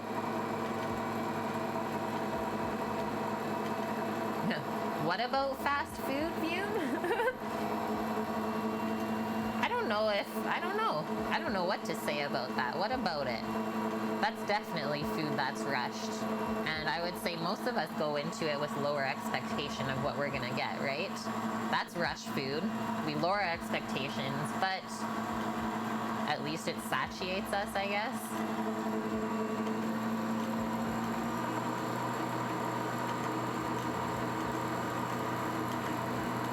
Okay, now just gonna turn that to low as we drizzle in our sugar. And the sugar just helps to stabilize the egg whites. Now we can turn it back up. And that's gonna whip to like medium stiff peak I usually go. Let the magic happen. And while that finishes off, I'm going to put the oven to 400 Fahrenheit. Drunk 4 a.m. cheeseburgers from McD is the best though. Yeah. Yeah, but you're drunk though, so you're already like a little bit changed in your mindset, right?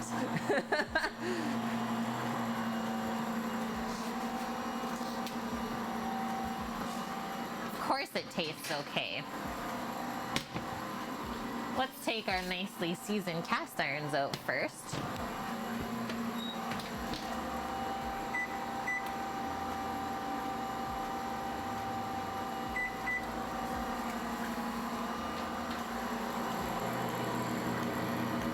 Gotta rush out with the pupper. Okay, well hopefully you make him back in time for the end.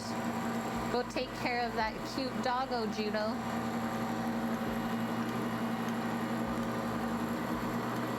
Go, go, go.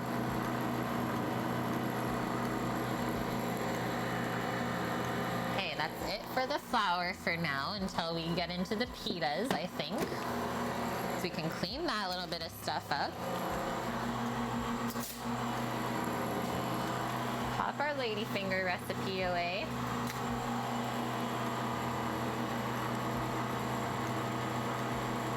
That's so cool, Jiggles. You're at McD's for 3.5 years. Favorite times were when you were so busy you couldn't think, just got in the zone. Yeah, prepping. People ordering 50 Big Macs? What? The other favorite was just before close when you were really slow, could experiment. You would see what real food you could make out of what was available. Okay, what was your favorite thing that you guys concocted then out of McDonald's ingredients?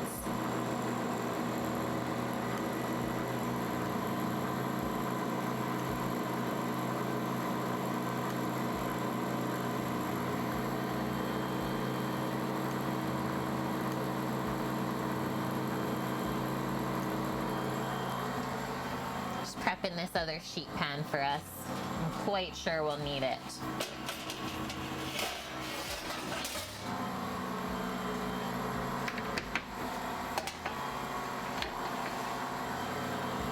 Yeah, 50 Big Macs, let's go. Yeah, I'm definitely a cheeseburger person rather than Big Macs. When I was young, 2 cheeseburger meal, that's my jam.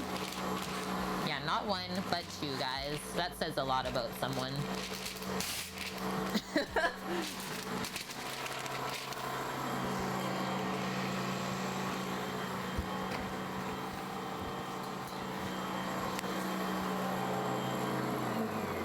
Let's check it.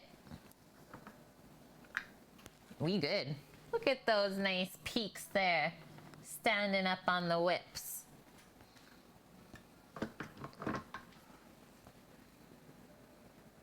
Yeah, everyone has like their specific McDonald's meal that they've probably eaten forever, right? You can make some pretty good tacos or sloppy joes, chopping up the hamburger patties. Take the breakfast burrito tortillas and use the cheese from the salads and grilled chicken to make quesadillas. Dude, that is awesome. I love the creativity. Did you ever get in heck? Did you ever get questioned about why you guys were doing that? Or is that why you always did it at the end of the night? So the managers couldn't be like, what's going on in here?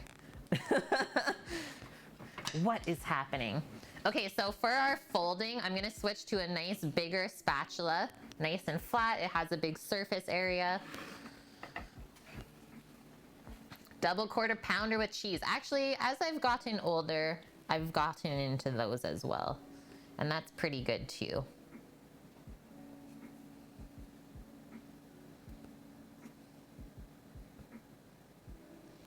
Have you guys seen any of the YouTube videos comparing North American McDonald's to European McDonald's? Crazy. Absolutely crazy. There's not really anything to get off of there, so keep going. And then actually we're gonna wash this mixing bowl one more time because we're gonna need it to whip up the cream cheese and the whipping cream.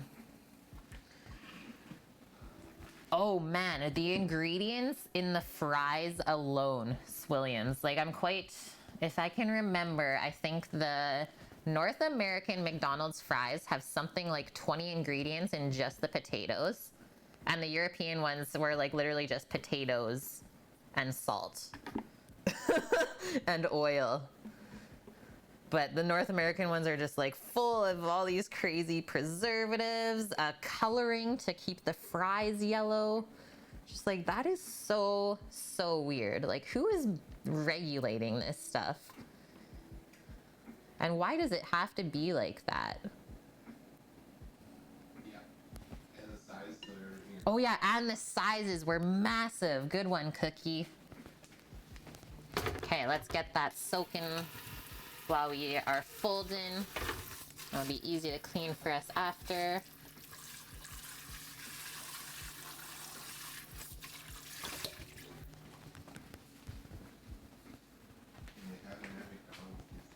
So we're not being rough with this. We got to be really gentle, and with folding, just gonna move that down the spatula. I always like to go from the bottom up and like kind of into the center. Little bull fart on the cutting board, sorry. I swear guys, it wasn't me, okay? Same with that one.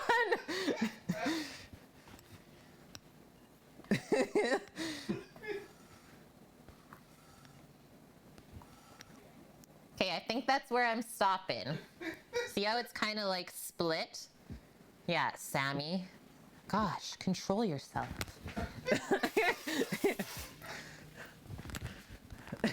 Yeah. Yeah. First time you went to McDonald's in Germany, you stayed there for like 30 minutes ordering at the giant menu board, and then it was just way better. So the UK beef is kind of weird. Still blame the mad cow for that. Well, one thing I found out in Canada since the start of COVID is we used to get Canadian beef from our McDonald's. Like, that's where they used to source it.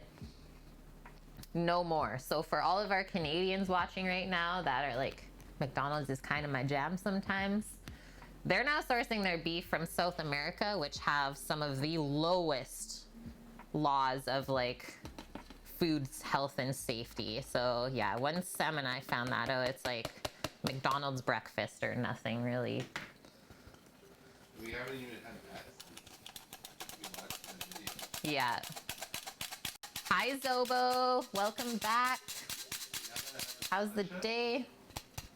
We have English muffins in this. Yep. So easy. Chocolate. The ricotta gnocchi I made yesterday, you do not want that recipe because it didn't work. But I will give you a different recipe that will work. That was one of the only fails I've had so far on the stream, like massive fails. We were still able to make it work, but it wasn't a gnocchi that you can boil and then fry. Something that you need keto? Okay. I am going to tell you to go take a look at Jamie Oliver's ricotta gnocchi recipe. It's really good. It's really good. I've used it in the past, so I can say good things about that. Okay, so now we just have to gently fold in our dry goods, and then we're gonna get this really like light, fluffy mixture. And yeah, I've always had a blast making these.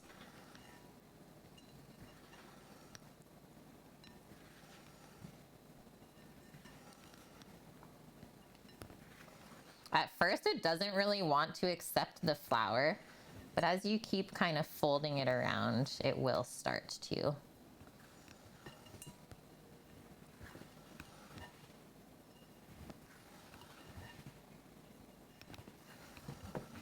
And then the key is just to not over mix it at this point either, because we are still putting it into a piping bag. So it does like a little bit of mixing inside of there too.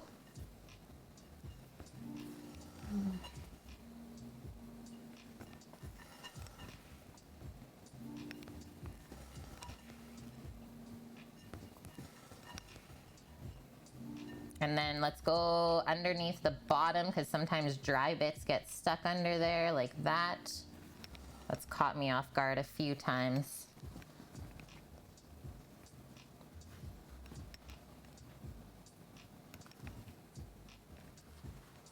And yeah, like I said, just be gentle. I know it looks like it doesn't want to absorb any or everything, but it will. Just don't want to undo all of our hard work that the mixer did, putting all the air into this.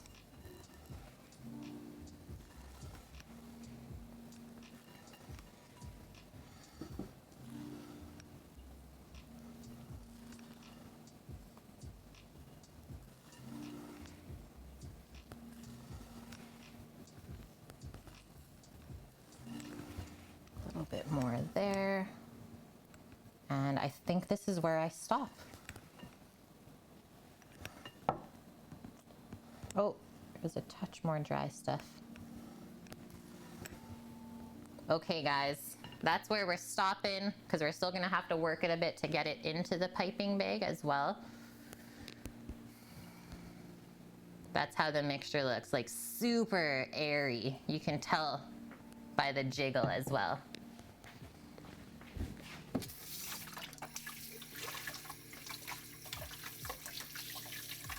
And this could be a recipe that we type up for you guys, or I'll just show it one more time if you can take a screenshot.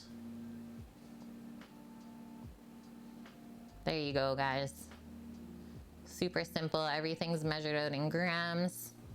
And then the little numbers there beside the eggs is the amount of sugar, so it gets divided between the yolk and the white. Yeah, where are the freedom units? They don't exist up here.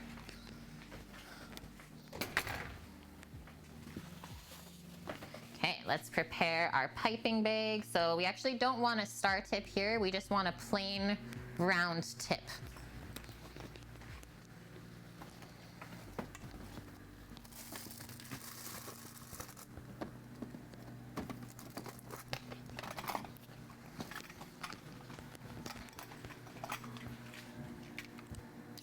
That's the one.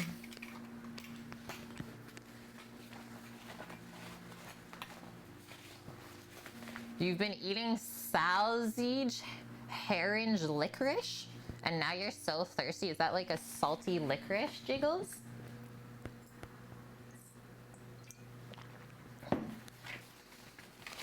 And that is actually one thing we don't do, is like measure our coffee out.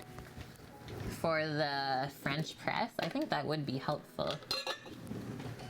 So it does help when you're filling a piping bag to like put it into something that will hold the bag for you. And then you guys can see I just flip up the end so it doesn't really let anything go through that as we fill it.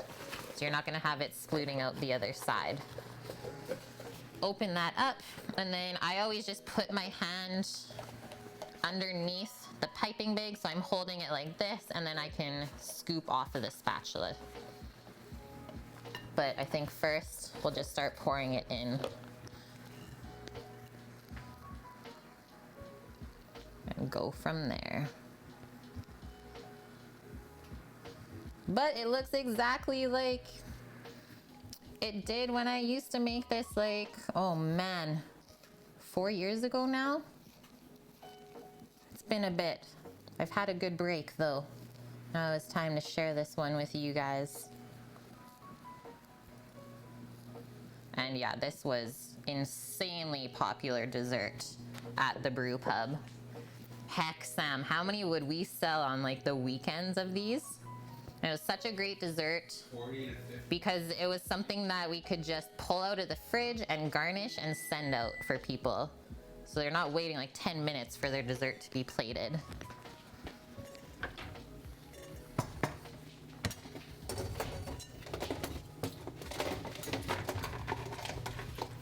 Definitely get that bowl soaking as well. And we're gonna pipe it up. If anyone knows the Migos song, Pipe It Up. What? This is where this song comes into play. Is I taught one of the kids that worked with us, he was like 16 at the time, and I taught him how to make these ladyfingers. So if Thomas could do it, you guys can do it too. And we'd always jam out to the Migos Pipe It Up song when we'd make it. Ooh, cookie. If the ricotta had any gums in it. He mentioned they don't hold together as well if they have that in the cheese. Let me check. Because this is like the only type of ricotta we can really get here is the Tre Stelle one. Or sorry, Saputo. I think of those as literally the same brand though. So milk, pasteurized milk, modified milk, ingredients, salt, lactic acid, potassium sorbate, sodium carbonate, sodium hydroxide. So yeah, no gums in there. I think I honestly just did not add quite enough flour to it. That had to have been the case.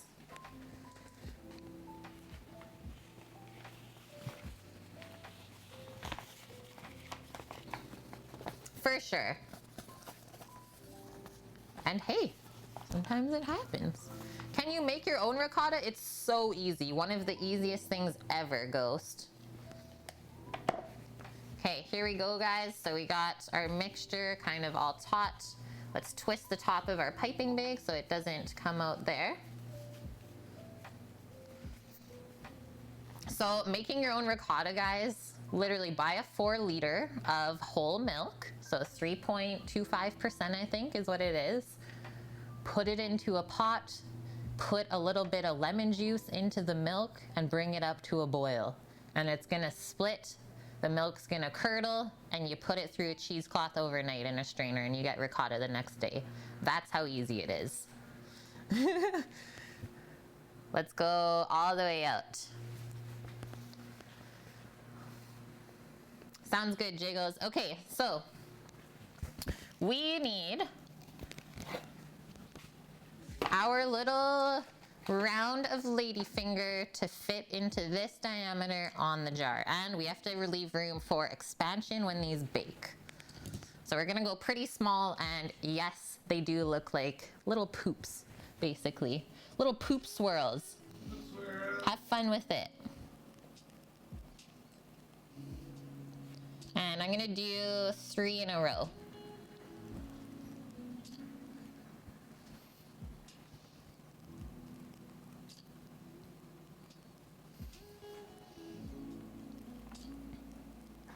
Maybe leave about an inch in between each one.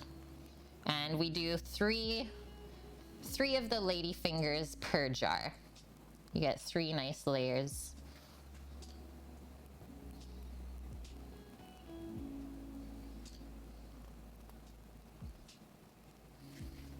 Twist up the bag again.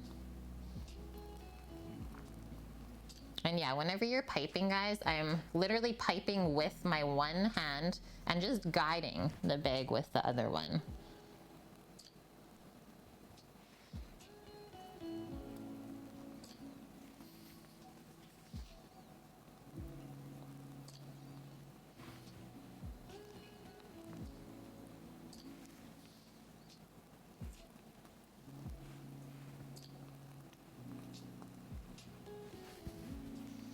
First one done. Yeah, turds incoming.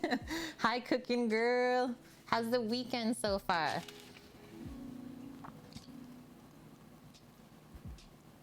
Okay, so what do we got? 1, 2, 3, 4, 5. So we're only selling 5 tiramisus. I will do 7 because one of our customers didn't say whether they wanted dessert or not, but last time they got it, so we'll make 2 extra for them just in case, and then make a couple extra bigger ones to maybe do ice cream sandwiches together tomorrow. Show you guys how to repurpose some extra lady fingers.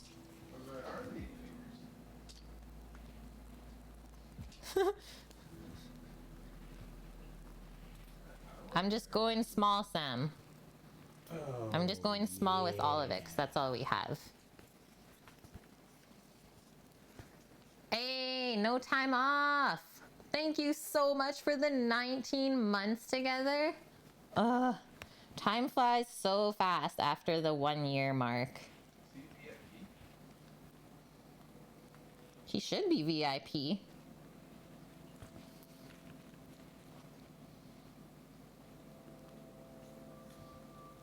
Like 19 months?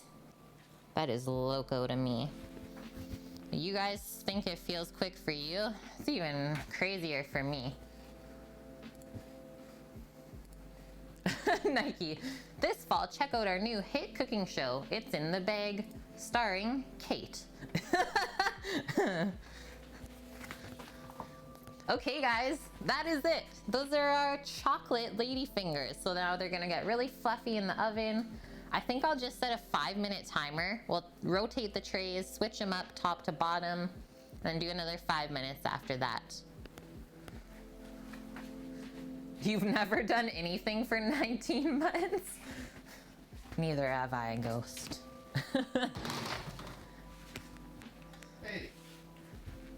Oh, no, that's a lie. Sam's like, hey, we've been together for longer than that.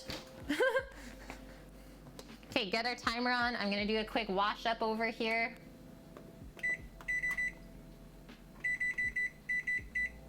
And it's actually almost time on the pitas as well.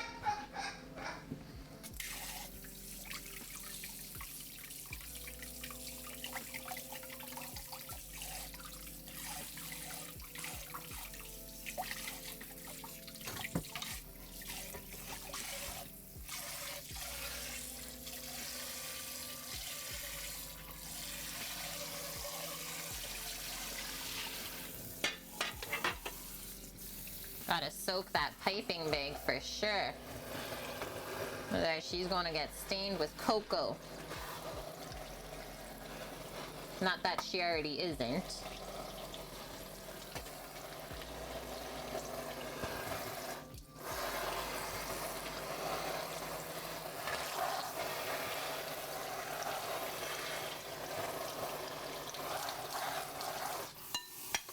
Okay, now we're gonna wash up our mixing bowl so that we can whip up the creme. I think we're just gonna keep rolling with this dessert because it's always a breath of fresh air when you have all your dessert components done and you just have to put them together before dinner. That's how I like to do my cooking for guests.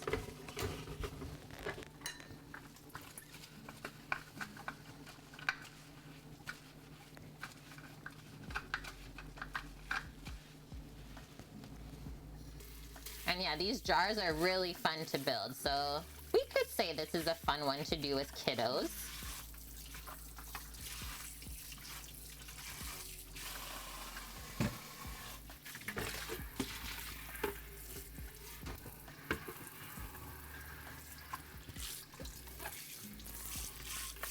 Just, you might have to omit the beer part, even though we are cooking the beer, so the alcohol is actually non-existent in this dessert by the end of it. Just getting the flavor more than anything. Hi, White Dove, how are you? Yeah, Sam laughing as he's watching. Watching the stream on the couch, in front of the big screen.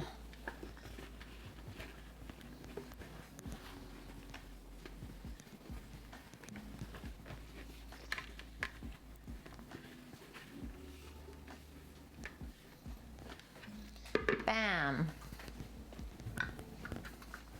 We'll just keep whipping, I guess.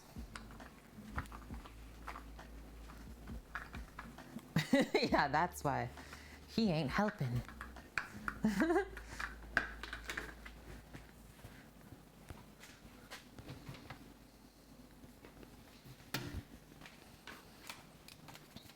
Okay, ladyfingers, check. Next up, mascarpone creme.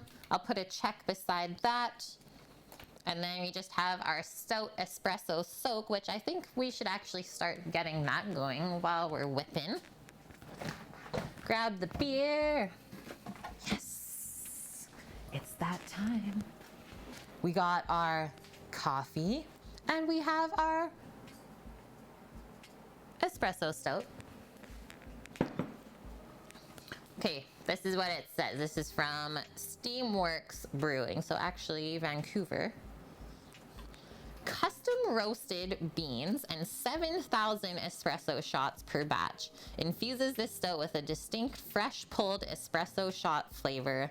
Balanced aroma is finished with a slight caramel sweetness that will have you saying, "Grazie, Steamworks." Okay, that was kind of a funny write-up. Ingredients: water, hops, malt, yeast, espresso. Done and done. I like the little espresso cup on the side with like the bronze wings. Almost like a Red Bull-esque label. Okay, one note on that. Let's come back in now. We'll open this guy up and then we're gonna start reducing it. So we reduce the beer by half. And then to that, we add our fresh espresso.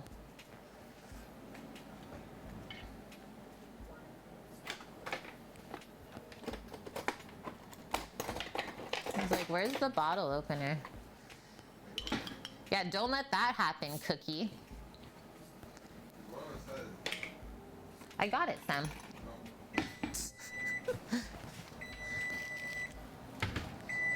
Lady fingers.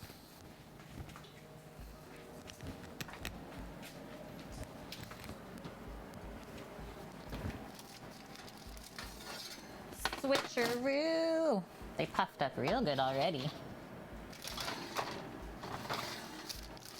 So far, so good, guys. They look like fluffy little cookies. Real quick. There you go. You call these air cookies. I'm gonna do, they felt like they were almost done, so I'm gonna do 4 minutes that time. Okay, first thing we gotta do, pour ourselves a little glass and taste the beer that we're cooking with. Because, well, you should never cook with something that you won't drink. I like the frothy head on it. I'm not getting a ton of coffee aroma.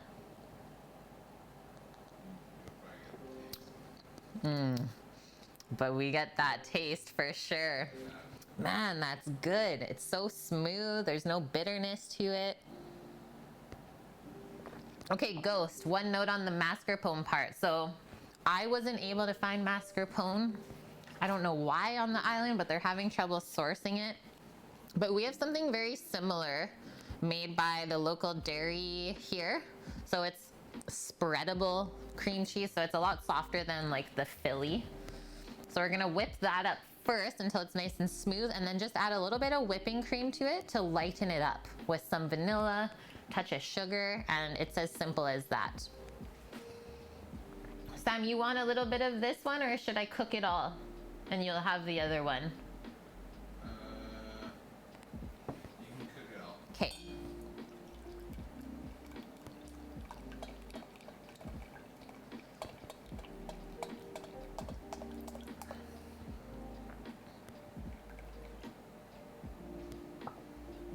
We'll roll with it. And then one thing that over the years I've learned, especially cooking with beer, is it likes to foam up on the stovetop kind of earlier on. So we will have to eventually scoop all of that off. Otherwise it's gonna keep trying to go over the sides of the pot. But once you scoop all that stuff off, it's totally fine. So we'll just put that on the back burner. Start it off at like a medium-high heat.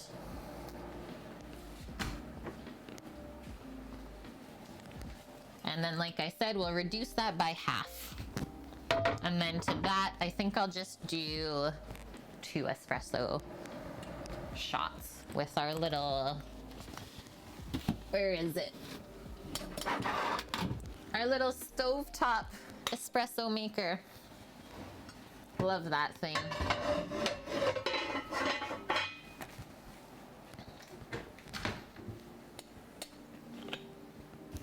And then the other thing is you just want the soak to cool off a bit. You don't want the soak to be really hot, because I've found that trying to work with a warm soak with the ladyfingers, they kind of fall apart.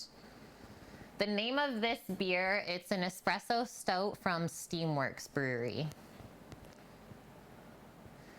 Oh yeah, the wooden spoon across the rim of the pot could stop things from foaming over. But then you have, this is the greatest thing, then you have something like this that happens though. This is not my spoon, this was a hand-me-down, but dang, careful if you do that. So whether you want to risk it for the biscuit, I don't know, but I'd rather just skim it off real quick and then not have to worry about it. Steamworks is in Vancouver. Steamworks Brewery is in Vancouver. Yeah, and Steam Whistle is Toronto. All right, there we go. That was quick.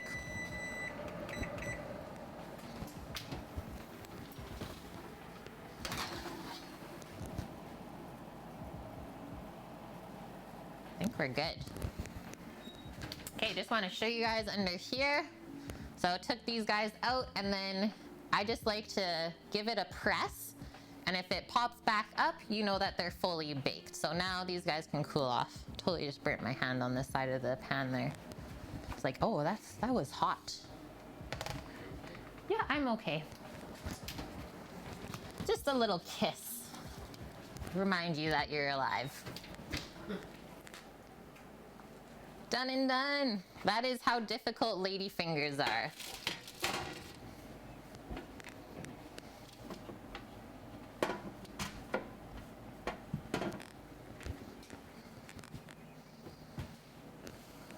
Okay, oven can go off now. And let's do the creme. Get the mixer back one more time, and I think that'll be the last time. You burn yourself too, Nike? It happens to the best of us.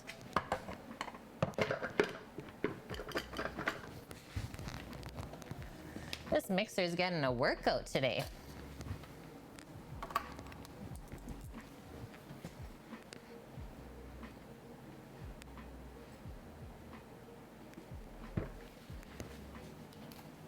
All right, so I've left this out at room temp for about an hour almost now, so it's softened up a bit as well.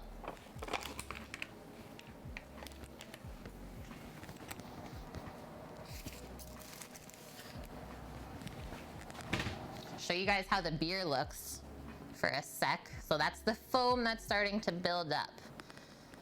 And it's gonna build up for a little bit more until it really starts bubbling, and then that's where I go and start skimming it off.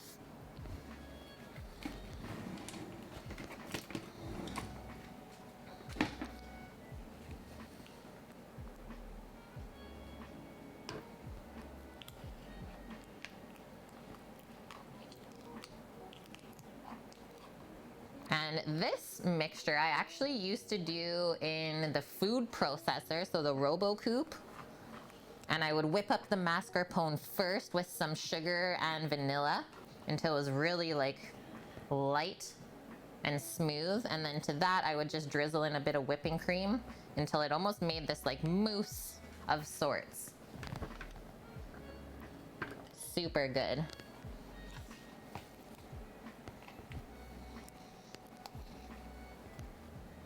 So I'm gonna do 2 cups worth of the cream cheese. And then probably half a cup of whipping cream. An accident by the stickleback. There's an accident? Oh man. No one's going nowhere. No one's going nowhere from this town today. Oh man.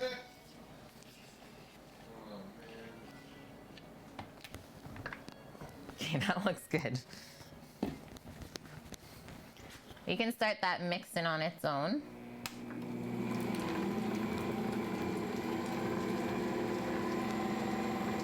Hi Eric, how are you, man? Just popped you open a bourbon barrel aged stout with maple syrup. Nice.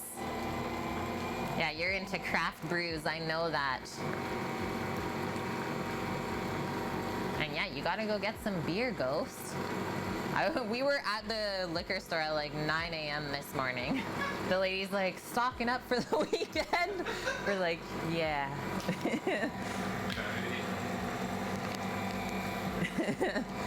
Yeah. Okay, we got our sugar, vanilla, and the whipping cream. And I'm still keeping an eye on this stout back there. Where's the other stuff? It's in the party stacker. Yeah. Is it cold, he says. Yeah. Here. Is it cold? Cheers, guys. Anyone that's having a beverage right now? And yeah, if you're still working on coffee too, that's quite all right. Here's Sam's beer, but he's drinking high voltage espresso stout. You gotta show them the label. This is one of our favorite breweries here, is Hoyne Brewing. I really enjoy how they brew. Can you plug Graham for a bit? Sure, dude. Why not? Okay, I'm gonna stop this. Just do a quick little scrape. And then I think we'll add our sugar to get that dissolving with the vanilla. And then we can add the whipping cream. Just really don't want that beer to go over on the stove.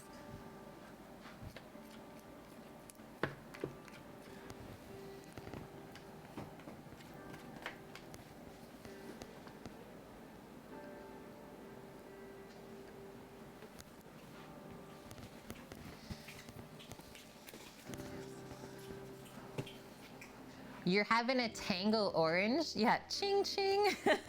Love it, mama. Cheers.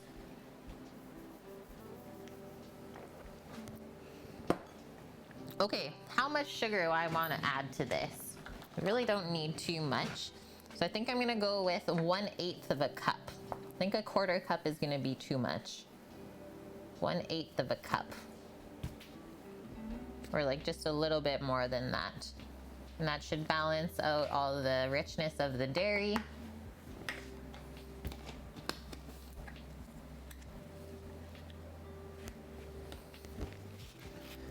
Oh, Oh, mimosa cooking grill. It's been a bit since I've had a mimosa.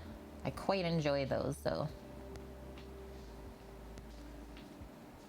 Do a good drop of vanilla here. This is the only place where the vanilla is going into the dessert. Okay, let's turn this back on.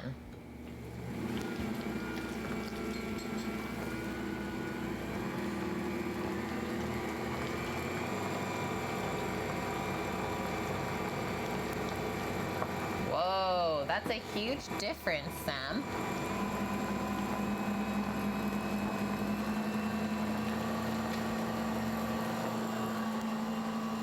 Oh, okay, real quick, while that's whipping, I'll just turn it down.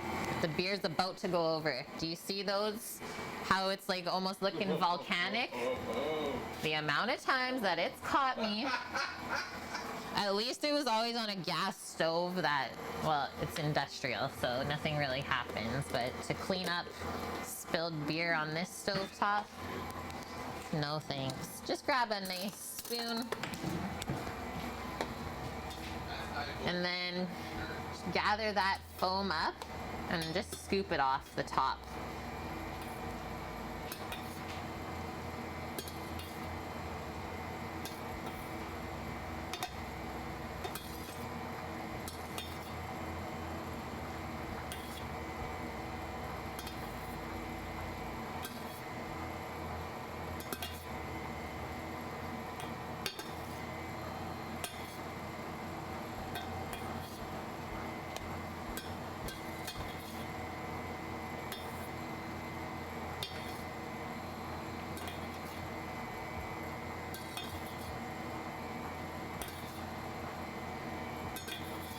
That should be enough.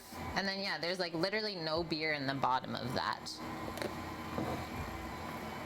And that should come up to a simmer within the next few seconds here.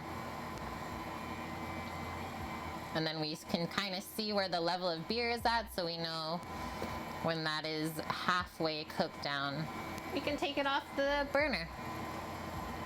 Okay, now that that's simmering a bit, I'll just turn that down to medium-low. Let's come back over here.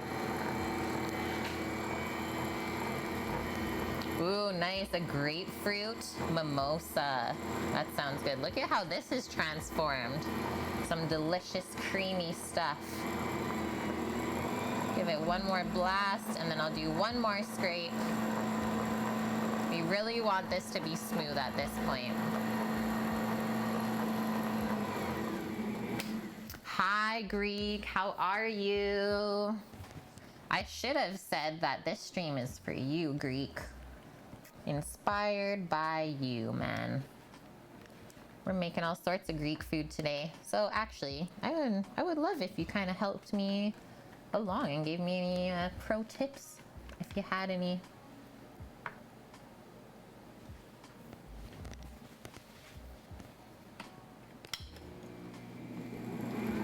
Mixer's getting a lot of use today, but it's better than my arm. If we were to do all that by hand, we probably wouldn't be able to cook anything else today. Okay, let's measure out our half cup of whipping cream as well. You don't have any pro tips for Greek food? It's quite simple though, wouldn't you say?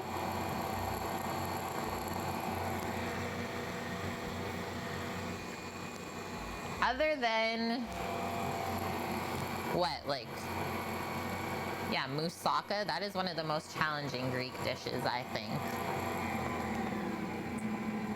Yeah, simple and tasty.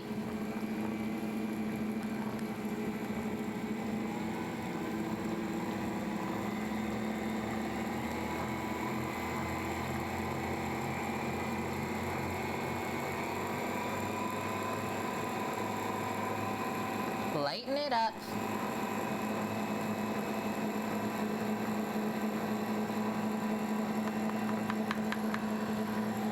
Let's see how that looks. We could potentially add more. Just gonna scrape down the edges again. Our stoat is behaving back there, that's good.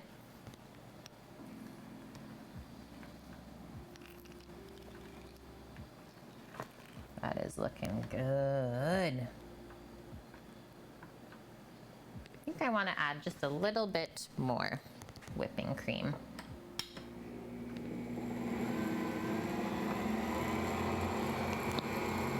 One more little drizzle.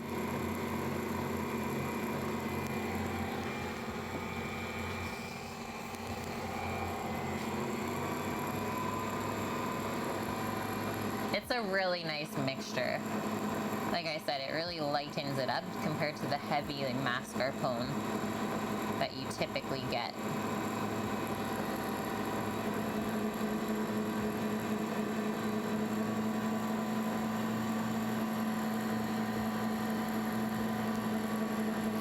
Oh, nice. You got some CBD helping you relax. That's awesome, man. Yeah, happy sunny day today, Greek, because we've had some crazy rain this week. Look at those ribbons in there. Okay, let's have a little taste. I really like the texture and consistency of it.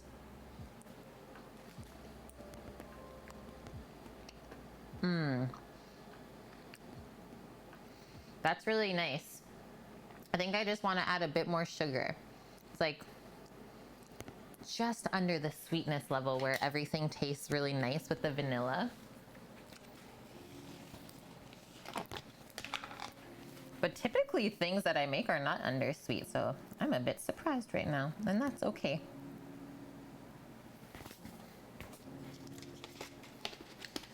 You're gonna finish working in a couple minutes, Vune? Don't work too hard, man.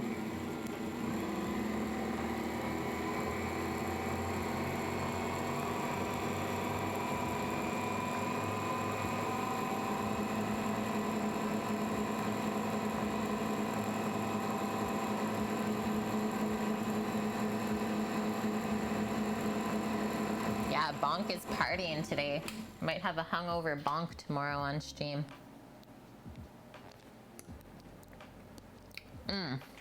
That's perfect. Yum. Almost tastes like vanilla ice cream. Okay, I think we're done with the mixer now.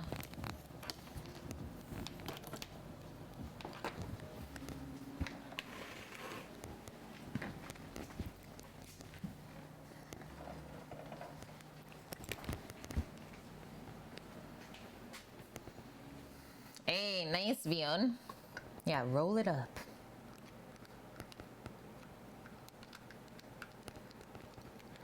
In my view. Oh, my Vune. Oh, my Bard.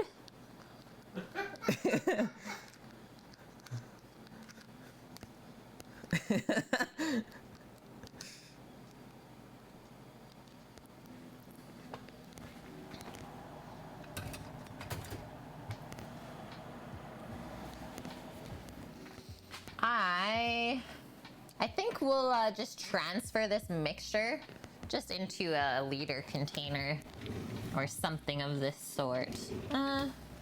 You know what? No. Let's not even bother. I don't want to mess up another container. So we're just gonna pop that in the fridge to stay nice and cool until we are ready to start assembling the dessert jars later. We're rolling right along, guys. This is great. Okay, done with the eggs. Do a quick little cleanup here. And then let's check out our pitas. Let's check out the pita bread. I can see the dome on the top of the mixing bowl, so I know it's risen a bit already. It's doing something in there.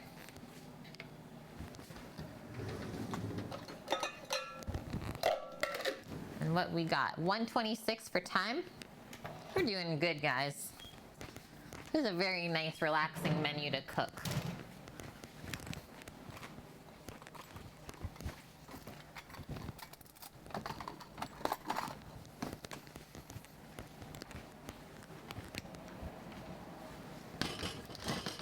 That's a reminder, Sammy, we're gonna need to order vanilla within the next week or so. Oh man. Break in the bank. Budget meals next week. Sorry guys, we had to get vanilla. Budget meals. Okay, I got 2 stouts here. 1 espresso, 1 high voltage espresso. This one smells more like coffee. This one smells more like beer, just on the nose. Oh, that one's got like a bit more carbonation and like lightness in the palate. This one is like a heavier stout that kind of like coats your insides. If you guys drink stout, you know how I'm describing this. That makes sense. And my favorite kind of stout is nitro, 100%. Nitro stout and nitro coffee, life-changing. It's hard to go back from both of those things.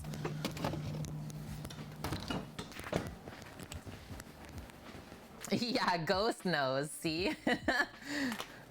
So smooth, exactly. Yeah, you want to drink a lot of stout, that's one way to do it. In Ireland, they serve it warm. Yeah, I could drink it warm, whether I want to or not. And with that being said, every beer kind of has a specific temperature which it should be served at. So different styles of beers should be served at different temps. And most of the time, the beers that are being served in bars are too cold. They're being served too cold and you don't get the full flavor from them. That's something we learned opening the brewery, and yeah, I was surprised to know that. Okay, since our stout's reducing over there, might as well grind up a little bit of coffee and start doing our espresso for that.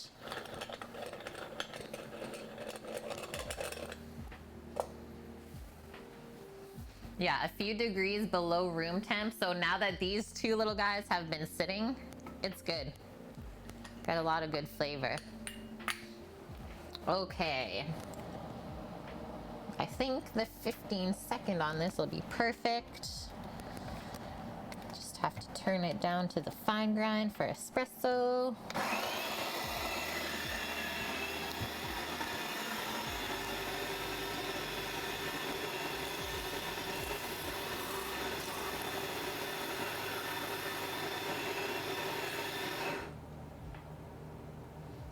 I'm gonna do these double strong. So I'm gonna go actually about half the amount of water in each shot. Ooh-wee. Well, I don't want it to make it too watery, that's the thing. Yep.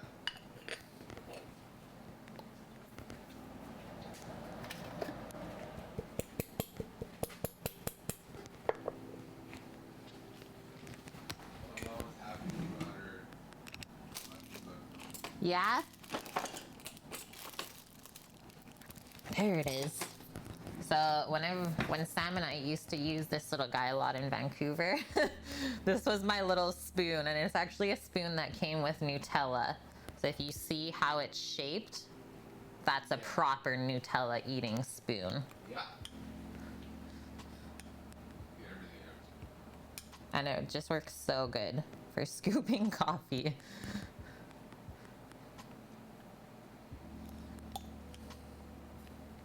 Yeah, exactly, Ghost. If the mountains on the can are frosty, it's cold enough. What? Is that how we were really raised to drink beer?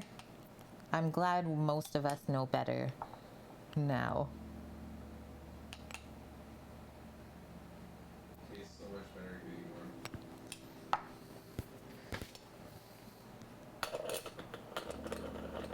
Close her up, and we're going to the stovetop. Get out of here, light bar. Put that baby on high, and then I think we'll just pour that into a little measuring cup and mix it all together that way. We should have about a cup worth of soak, maybe a bit more than that. Okay, while that's brewing up, so our cacao crunch, or our cocoa nib crunch. And then the other thing I used to do with this dessert at the brewery, I would take some chocolate malt and blitz that up a bit with coffee beans and mix that with the cocoa nibs and everything. So you get that little bit of malty, nutty flavor. Here. That makes almost back up to the drink. Oh, Lord.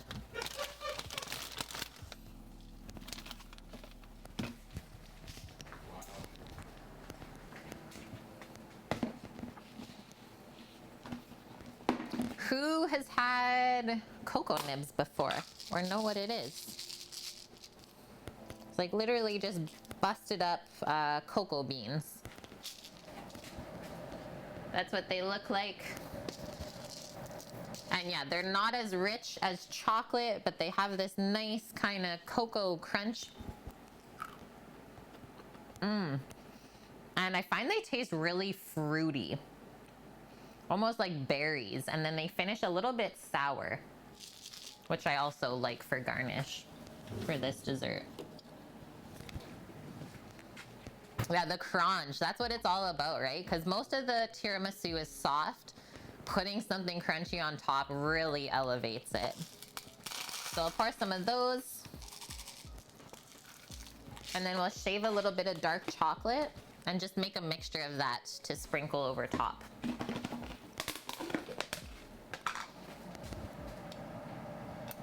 You guys ever lift the top of the espresso thing and have it start to like sploot out right at you? So there was one time I like peeked, and that's right when it started to come up. I was like, oh God.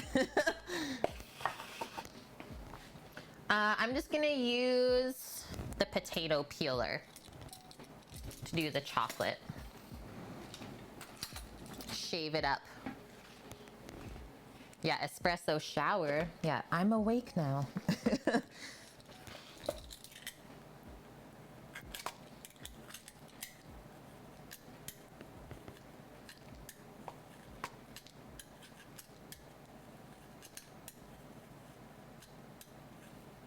It is now starting to get warm in here. You can open the windows and I think we're safe. Safe and sound.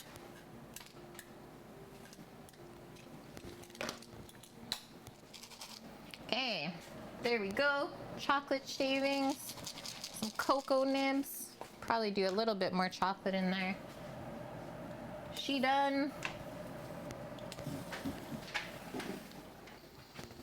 Come on over with our little measuring cup here for the espresso.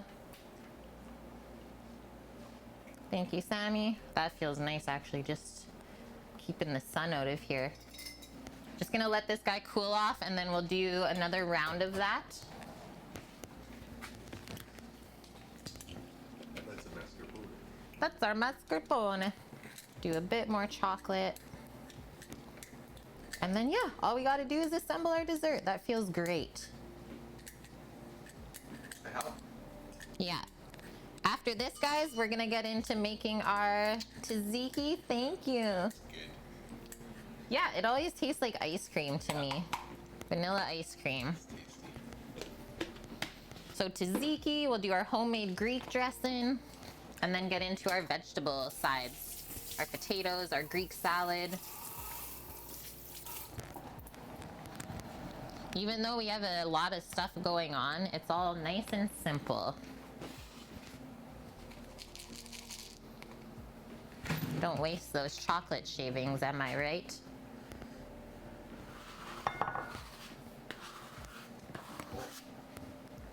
Yeah, that was scary. Don't spill the coffee. Don't do it. No. Boom.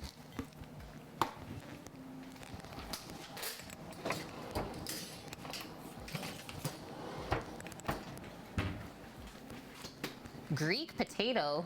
Okay, we're doing the Greek lemon potatoes and then a Greek salad on this side. But Greek potato salad, this is new, Ghost. That sounds delicious. All right. Yeah, caffeine abuse. Yesterday was really hectic, Greek. Okay, I think we all seriously had a week of weeks. So thanks guys for all hanging out. We're all taking care of each other. It's great to see that. Half potato, half feta. Done. A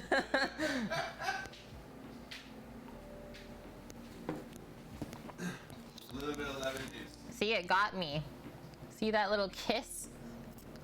Where your skin goes so smooth? It's like, oh, ouch.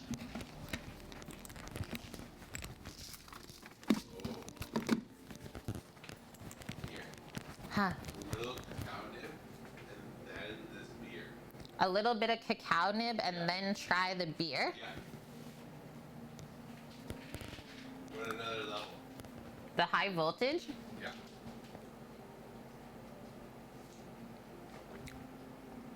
Mmm. Really fruity. Mm-hmm.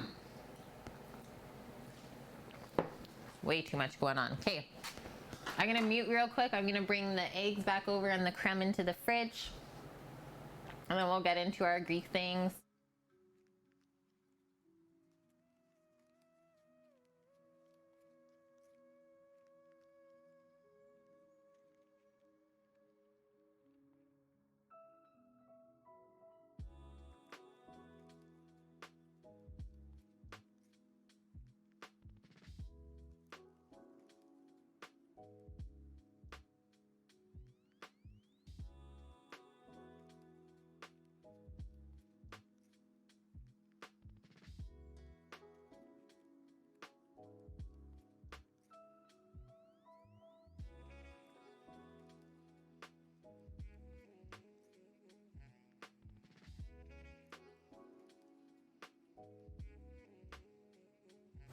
I'm back. Okay, Greek potato salad, you're saying it looks so good. It already exists? Oh, that does look really good. Mmm. I'm just excited for everything, if I'm being honest, guys. Okay, tzatziki. On our one recipe linked there from Serious Eats, he gives us a tzatziki recipe with the chicken as well as the salad. So cucumber, salt, garlic, yogurt. I do yogurt and sour cream mixture. And then whether you want dill, mint, oregano, parsley, I think that's all I maybe put, maybe chives. Any type of nice fresh herb in there would go really good. Yeah, I love the yogurt sauce on pita, or like dipping your meat into it is so good, right?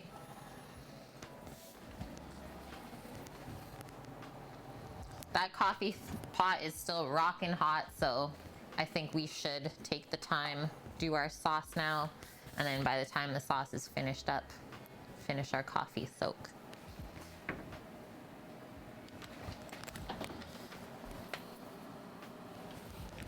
My yellow bowl is in the dishwasher.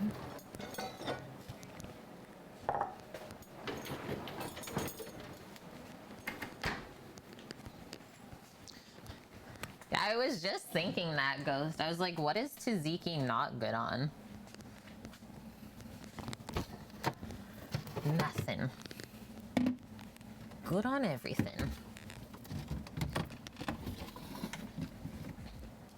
And yeah, you definitely want a nice, thick Greek yogurt for this too.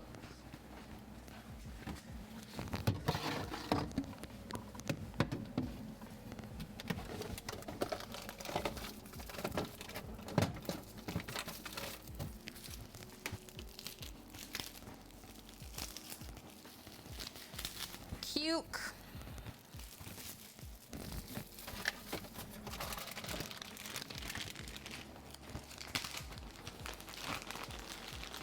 Get the garlic out. We'll be using the shallots a little bit later. I like to put lemon juice in the tzatziki as well, just a little bit. So I got half a lemon here.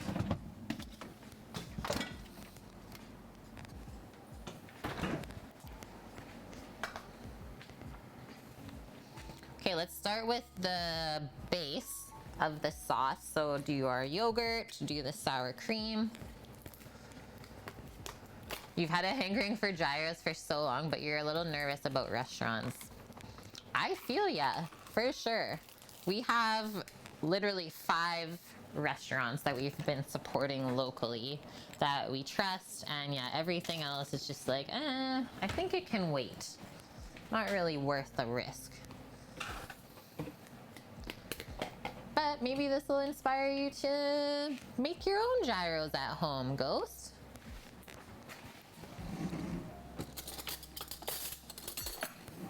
To me, the pita is the hardest part. Oh yeah, look how nice and thick that is. Yeah, you don't want a watery tzatziki. Also, don't use the no fat yogurt. Use like full fat. So this is 11% plain Greek yogurt.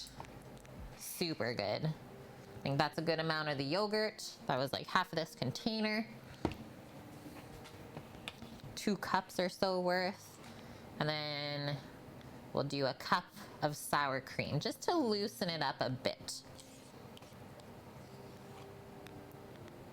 And then the cucumbers are gonna loosen it up as well because they're a touch watery. And we probably will be draining them before we even mix it into here. You gotta salt the cukes after you shred them. Take all that water out.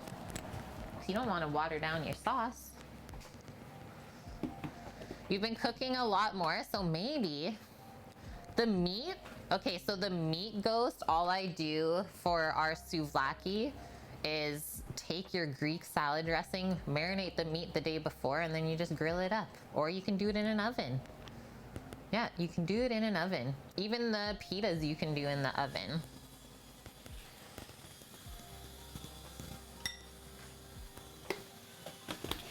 Okay, there's our dairy. We'll use the garlic press to mince the garlic in, and because the garlic's raw, just be careful with how much you add, because raw garlic can get really spicy, especially if you let it sit over time in your sauces.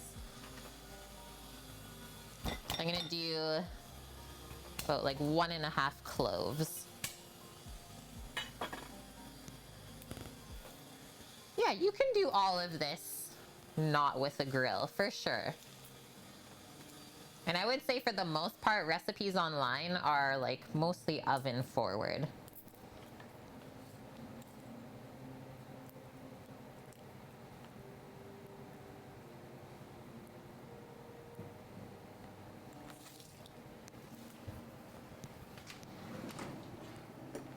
This, get on our juicer.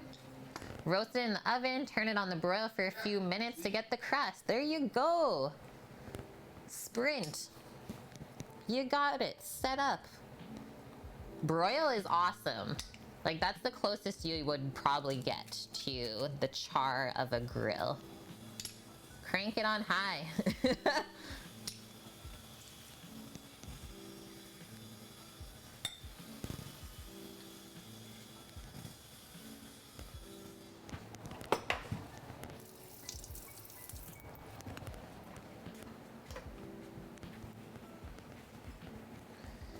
Yeah, your oven's gonna do some work. Lemon. Maybe don't need all of the juice. Just leave that aside for now. That's that. Okay, give that a mix. See how everything's coming together.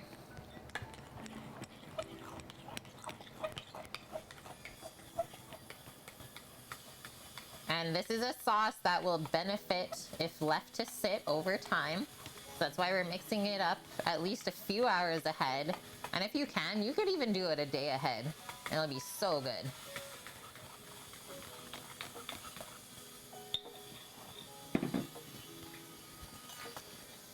Now we need another little bowl. Let's do about 1/3 of this cuke.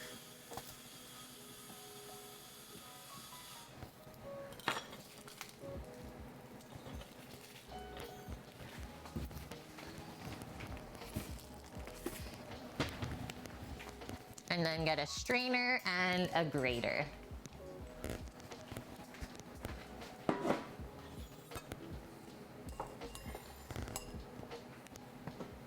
And we'll use the nice big grater side. I like the nice chunks of cucumber in there. Otherwise, I think it just kind of disintegrates into the sauce.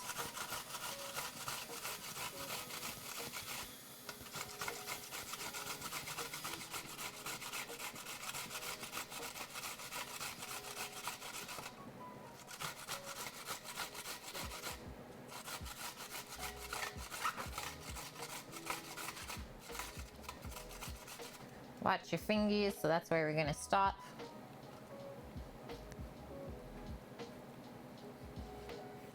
Okay, you can already see how watery this is, right? It's creeping out under the grater. Scrape all the goods out.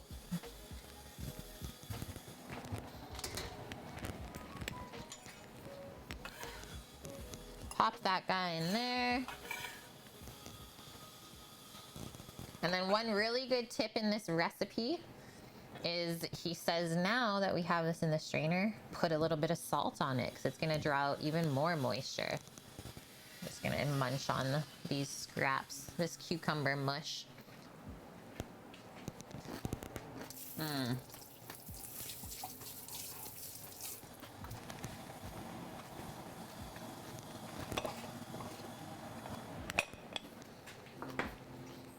And we'll let that sit for at least 15 minutes, I would say.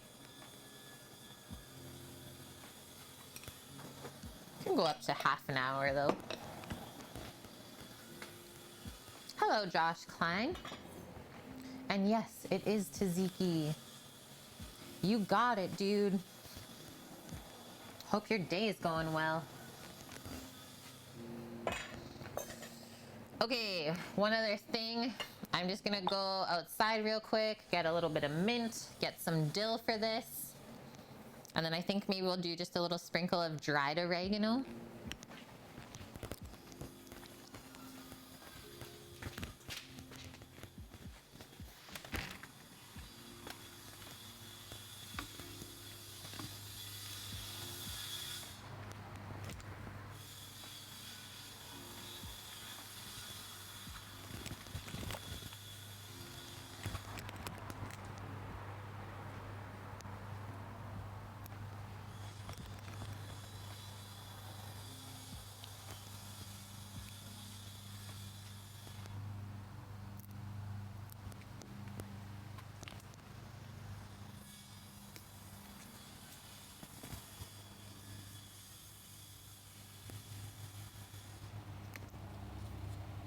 And yeah, a little bit of mint goes a long way for this one.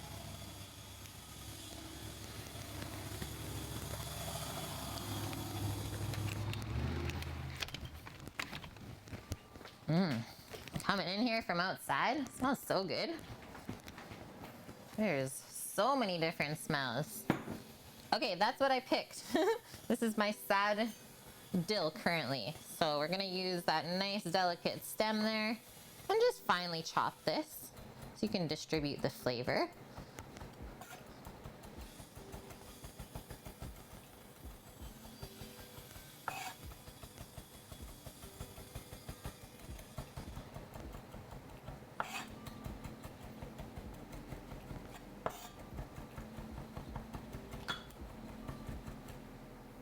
Just like that.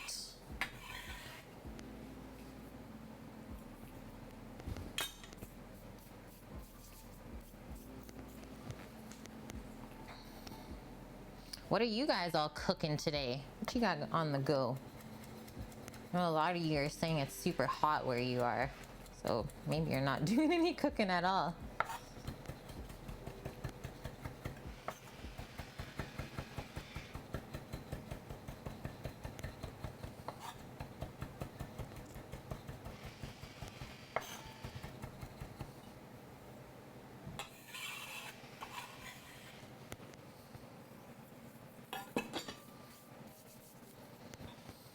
Hey, that little bit of flavor is gonna go a nice long way when we let that sit in here. And then we just gotta add the cucumber at the end, and I always like adding salt and pepper to this too. View time! Alright, Ghost, thanks for hanging out, and thank you so much for that $50 tip today towards our meat slicer table. You go enjoy your lurk. Just making an apple pie for a big family, or for a big barbecue your family's having. Nice, dude. Careful though, take care, stay healthy, stay safe, dude. That's all I'm gonna say if you're having a big barbecue, because you never know. Today's cheat day for you guys, Splinter. Think you're gonna go to Bao. Oh man, every single Bao there is delicious. That is like one of Sam and I's little treat places too, and the ramen is super good. Love that spot.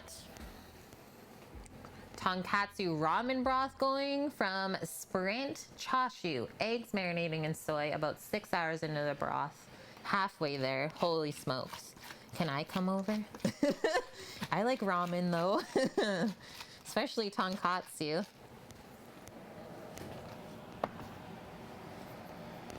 Oh, I totally know my little secret ingredient I'm adding into my tzatziki today. Some of Sam's mom's dried garlic scape powder. Lovely. Yeah, for sure, man. For sure. I know, at least it's nice if your family has been in your bubble the whole time and you're like close to them. At least you can hang out that way, right? And not worry.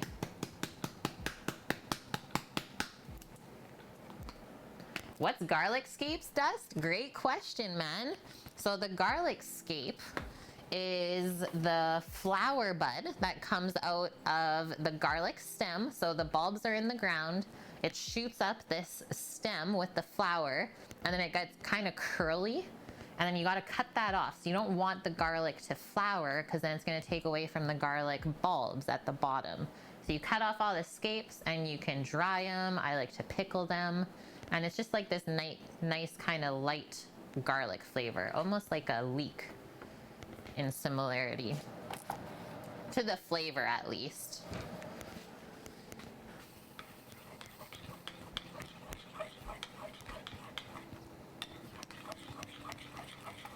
And typically you can find them, like, farmers like to just give them away because they always have so much in the spring. Okay, you just need a bit of salt. And it's looking like that beer is reduced enough back there. So perfect timing.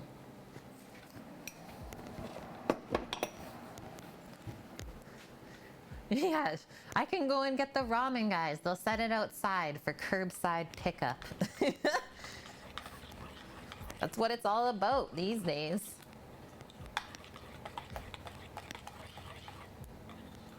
This is looking great. Let's have a little pre-taste.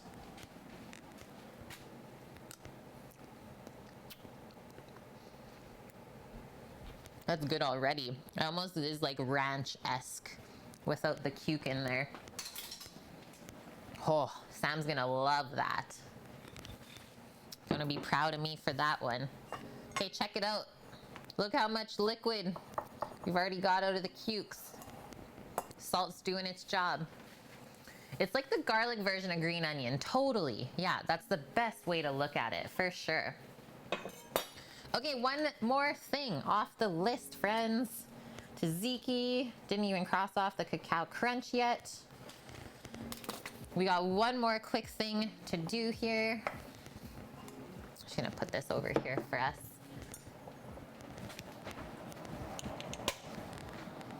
Look at how black this is now. So this has reduced by half. So now we're gonna marry it up with our espresso. And actually you might have enough espresso in there, especially with the flavor in the stout. I think that's actually good.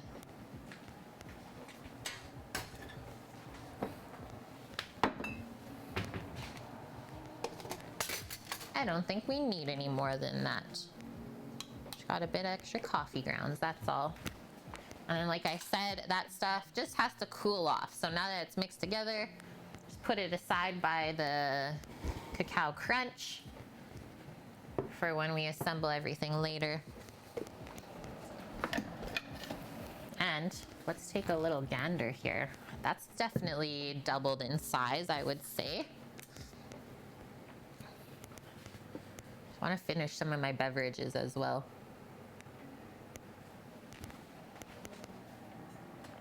So many beverages to be had. Even Sam finished his coffee before me? Whoa. A slice of cake, Titan. I don't have cake here, but we will have tiramisu. Okay, so we're supposed to get 16 pitas out of this. Just going back to the recipe here. Excuse me. Oh, Bonkman, happy belated birthday. Even though I know we wished it to you last week too. We wished you an early birthday and a late birthday. You got both of them. That's amazing, Josh. Yes, we had another viewer in here earlier. He's no longer watching, but he was thinking about tiramisu this week too, so he got super excited.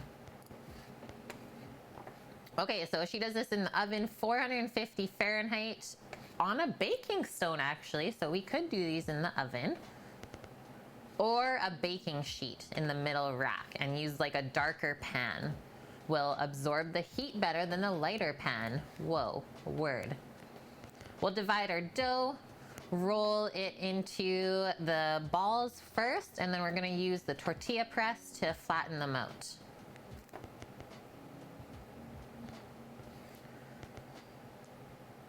Pitas are best the day that they're made, but they do freeze really well. That is good to note. I think that's how I want to do them. What do you think, Sam? That sound good? Oh. Just a sec. I think he might be sleeping.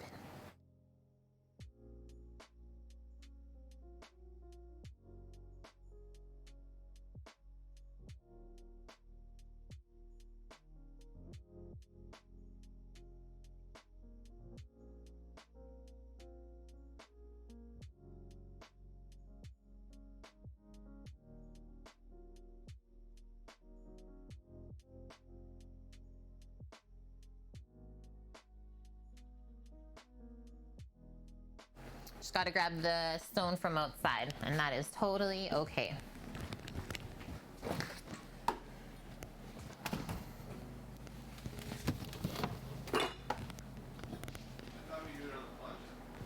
Is that what you want to do? I just wasn't sure if it would be quite hot enough.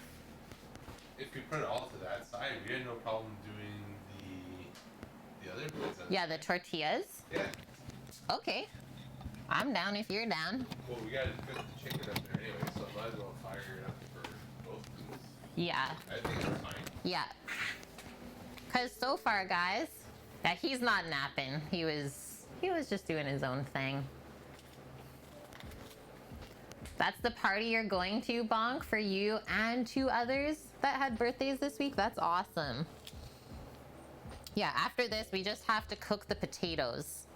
And that is that, guys. And then we'll quickly chop up our Greek salad veggies. We are well on our way. Heck, I am proud of us right now. We did have a happy first stream. Woke up at 5, went back to bed at 5:30. Hi, Cabri. Yeah, go Nux, go. I guess if there's a team I'll cheer for, I can cheer for them. Who knows, right?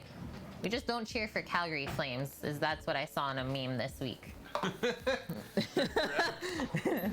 What? They're out? Yeah, the Flames are out. Oh, shoot. And let's get our big white cutting board so we don't flour this entire area.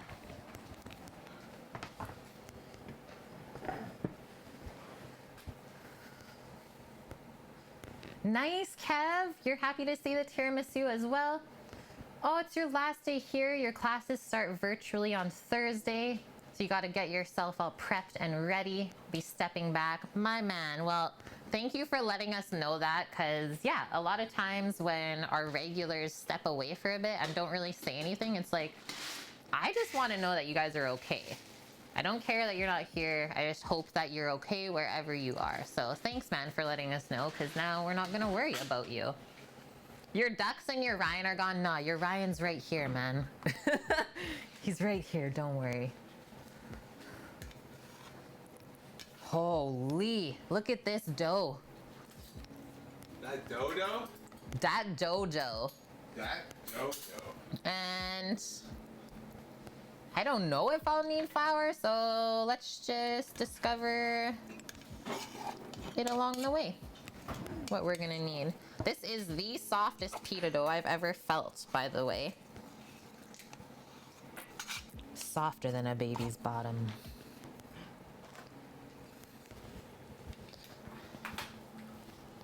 That looks amazing. Whoa. Look at those strands, though. Ah. So then should I be firing up the half hour? I mean, I think you're good to go now, because we can probably cook 2 pitas at a time. Maybe we can even cook some on the grill grate side, right over the coals. We got options, Sammy. And then, yeah, like I said, so all I'm doing for the potatoes is a quick little pre-blanch. And then a smash and a bake in the oven.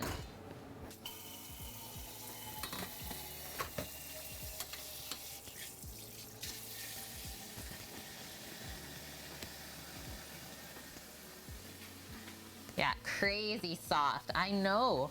I've never felt a dough like that before. I think we will need a good amount of flour though. Look at this bubble. Oh yeah.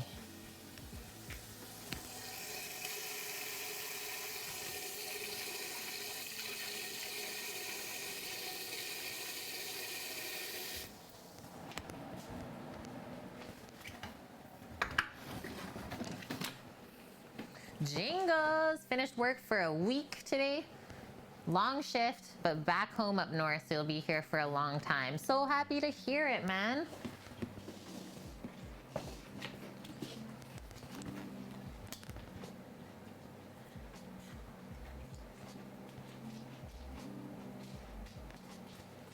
Do that. And then I think I'll just divide this in half how it is. It's not sticking at all to the cutting board, so I am all right with that too. This is something else.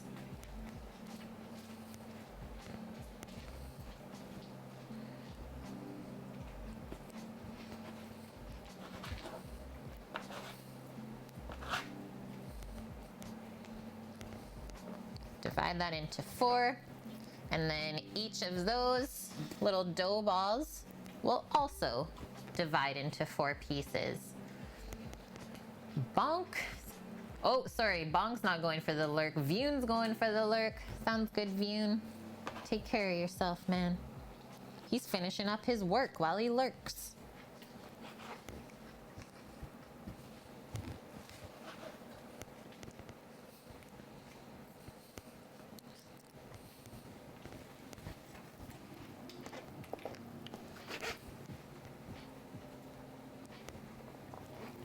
Dough is just so fun to work with.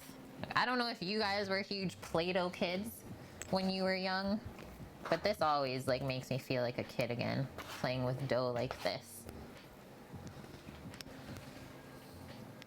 I think we'll actually stop there until we get some balls going.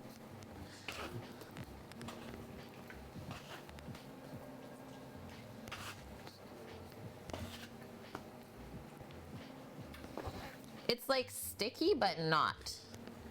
I'm intrigued by it. Aw, Cabri, your doggo is like passing away slowly. Is it something that was like not expected? Okay, let's get this coated in the flour so it doesn't stick to our hands too much. I think it can take like a full coating of the flour. Move this up. And then, so you can do it this way, kind of forming it in between our palms.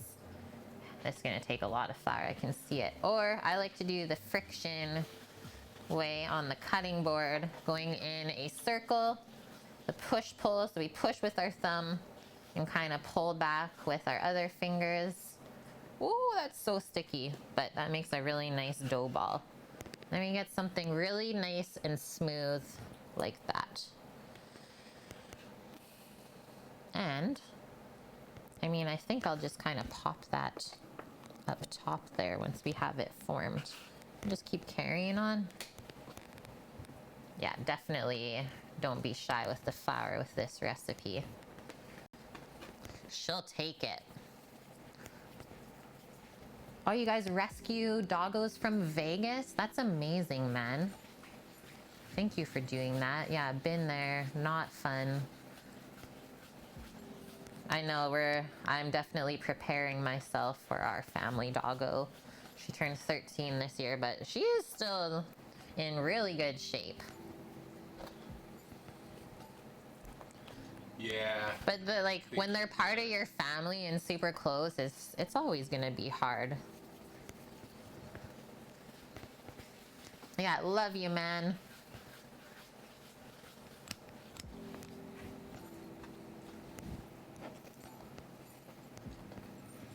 We need a bit more flour.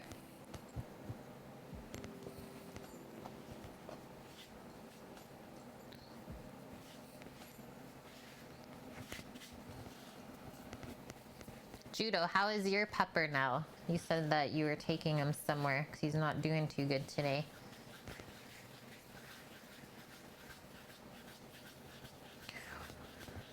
First part of the stream, we were whipping it.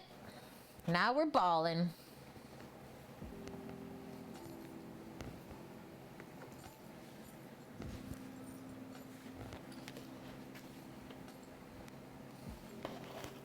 That's okay. Don't be sorry at all. Do not be sorry at all.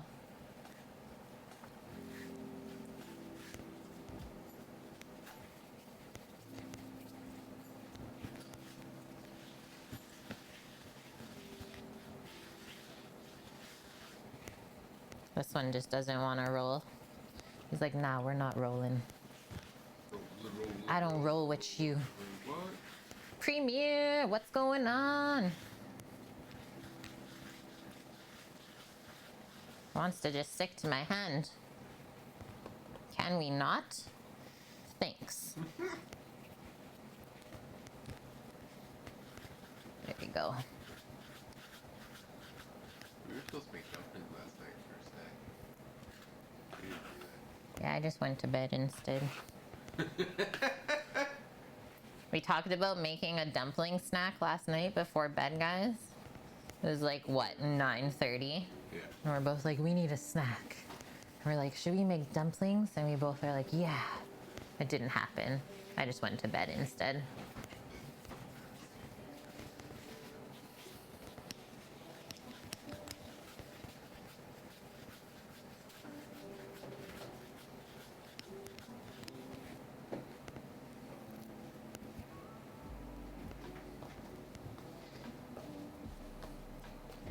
I think these are gonna puff up so much.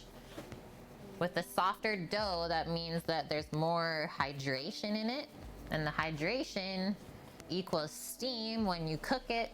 So you guys should get really nice fluffy pitas.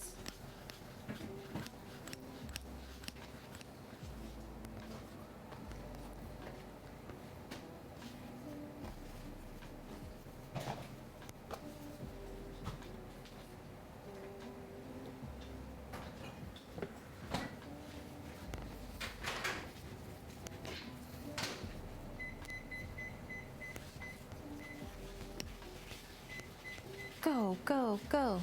Go, go, go. That's a lot of dough balls.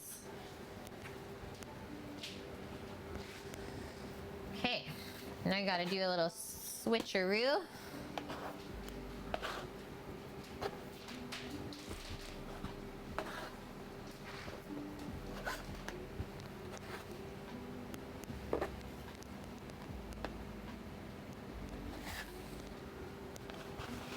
Pop that big guy up there.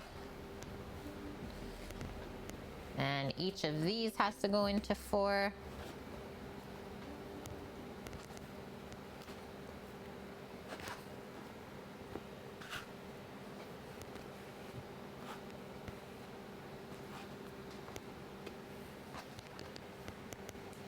Just have the Islanders, but your fam owns the Ducks? Whoa, what? That's interesting, man.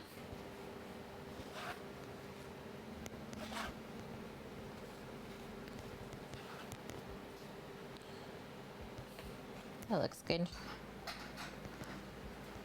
A horrible season because of COVID.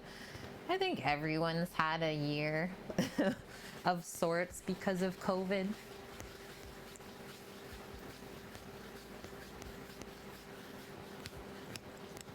Yeah, doesn't Disney own the Ducks? What's going on here? Ah, get off of me.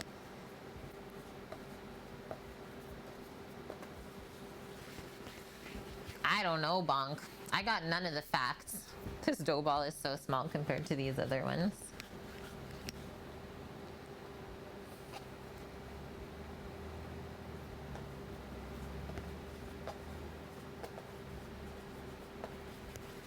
Is Sam outside doing stuff? Let's peek.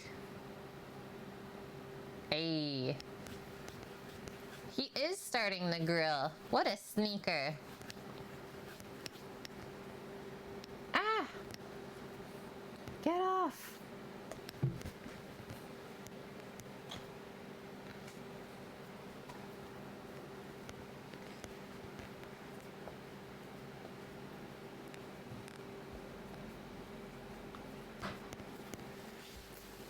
Henry and Susan Samueli are your aunt and uncle? Boom. That's really cool, man. Yeah, that's the tester pita, the wee one. You got it, Bonk.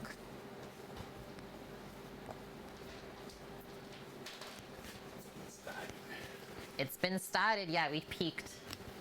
We're like, what's he up to out there? Who knows what we're gonna see. Okay, well, these last pitas are balling up a lot nicer than the first ones.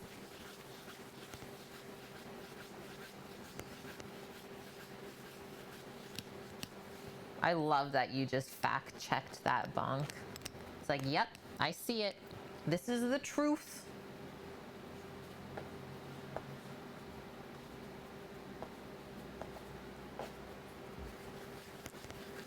Co-founder of Broadcom Corp. The internet can be a real creepy place, depending on like info you tell people.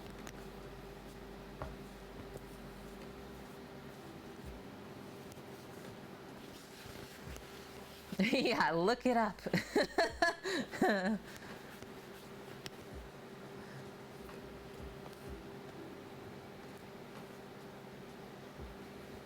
Bit more flour for those ones, I can just tell.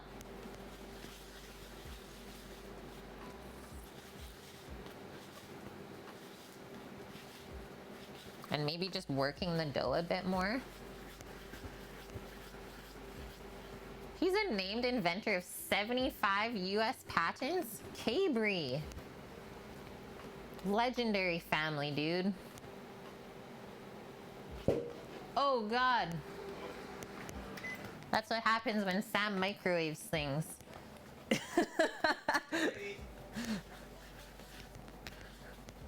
What's going on in there? Bombs.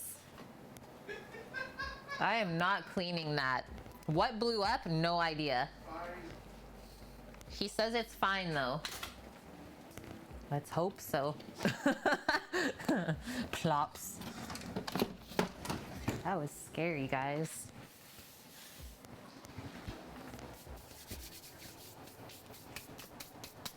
Okay, let's do a little test Parents go out again. Test flatten. Oh my gosh. They're addicted. They're addicted to shrooms. Yeah. Guess who's cleaning the microwave tonight? It's all good, guys. It's good. It is known. Pork pita.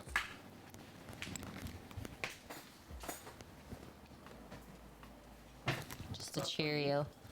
Just a Cheerio. It's like, what did I just step on? Yo, who's cleaning the whole house tonight? Ready? Not me. Probably a bratwurst. It is something porky. Okay, I think we're gonna need a bunch of flour to flatten this out as well. As you can see, I have lined, as always, my tortilla press with just a Ziploc that's been cut open.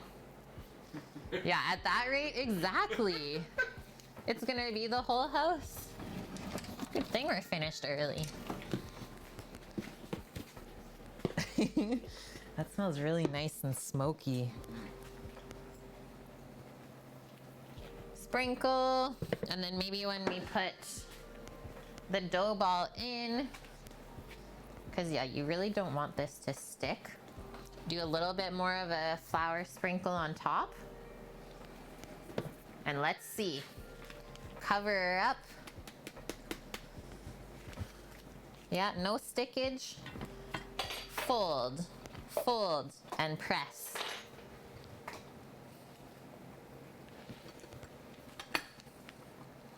And squeeze. That's a nice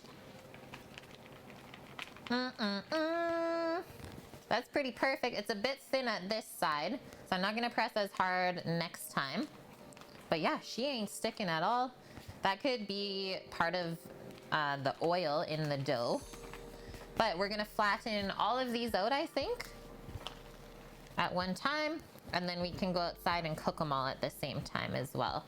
So yeah, going for anywhere like a 6 to 8 inch diameter on these. And yeah, they don't really shrink up too much either once they're flattened. Ta-da! Yeah, tortilla press, not just for tortillas.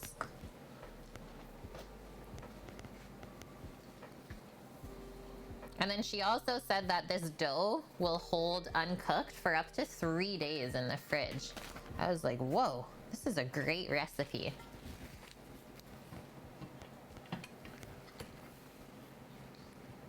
If I flip the bag every time, it will more evenly distribute the flour. It's true, Jiggles. It's true.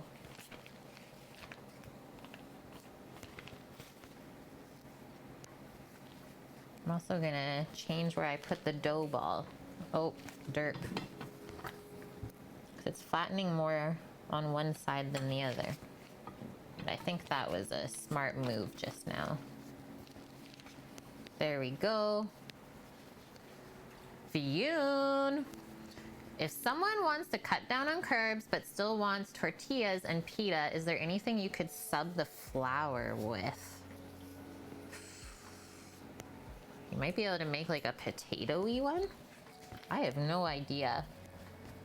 Typically, I would say though, like baked goods are the hardest things to like recreate in some other healthy way where it still turns out to what you're expecting.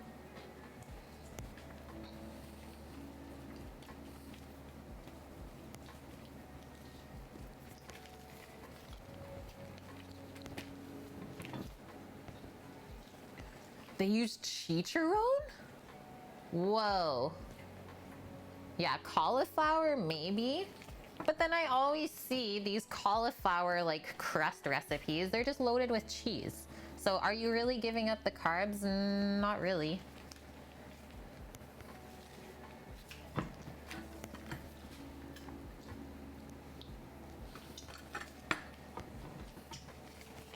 I think those things you should just save as a treat for yourself so you can have them done properly and then just eat really good during the week.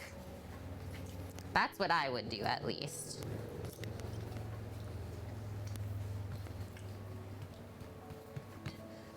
That was really good, Sema. Mm-hmm. Okay, we got 3 pitas so far.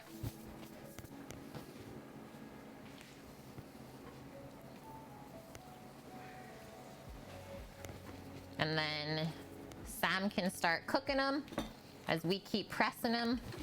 And once the pitas are all done, just gotta do some quick potatoes.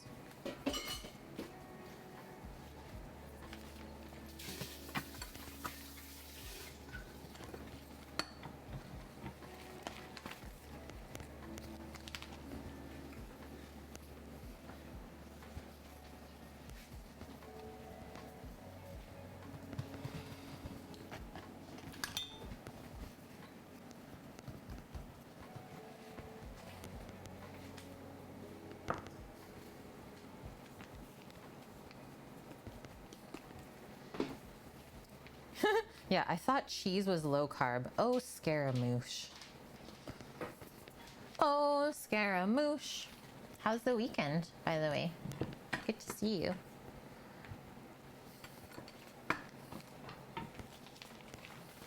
Maybe if you're going low fat cheese, you've been unproductive. Well, you know what? I mean, it's probably for the best. Gotta get some rest on the weekend for yourself.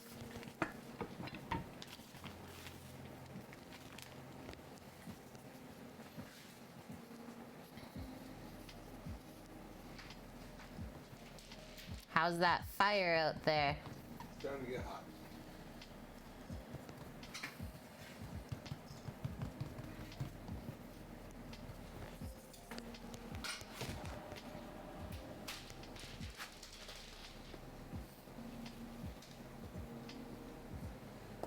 Yeah, wait, cheese is not low carb? I mean, not that I'm aware of. That's why I don't, every time you guys ask me about keto, it's like, I don't think I would ever follow that because it just doesn't really make sense in my head.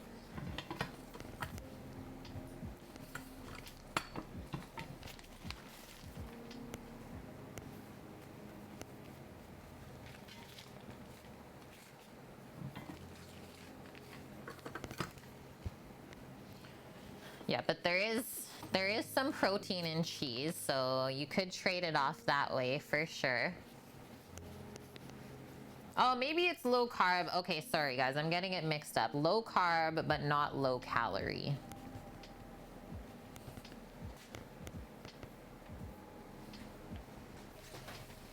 So then you just have to decide how many calories you want to eat of cheese that day, because you're probably not allowed that many calories of other stuff.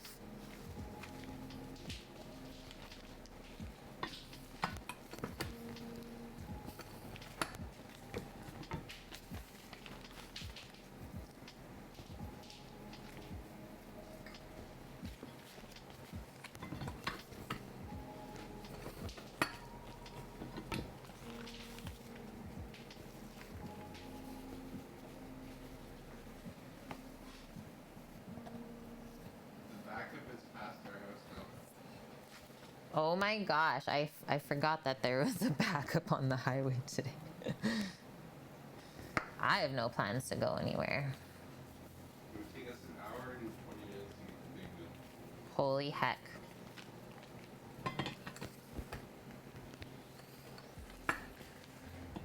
All of the calories of the cheese mythical. Okay, Jiggle says, so cauliflower crust would have almost identical calories as a regular crust, but more would come from protein and fat with the cheese than carbs with the bread. That is a great way to put it, actually. And yeah, that does actually make sense.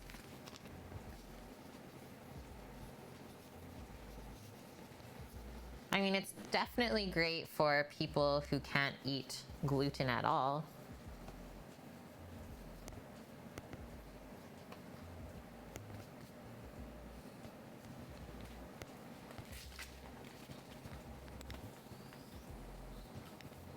Might actually be helpful. Instead of like flouring the bag every time, probably just like dip the dough ball in the flour first.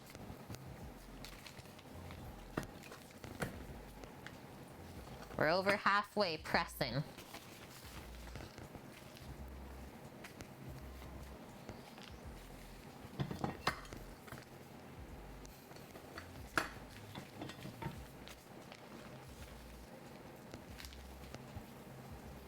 Yeah, keto acidosis, and that's kind of like the worrying part. Because if you mess up your ketones, that can be really dangerous too, is what I've read.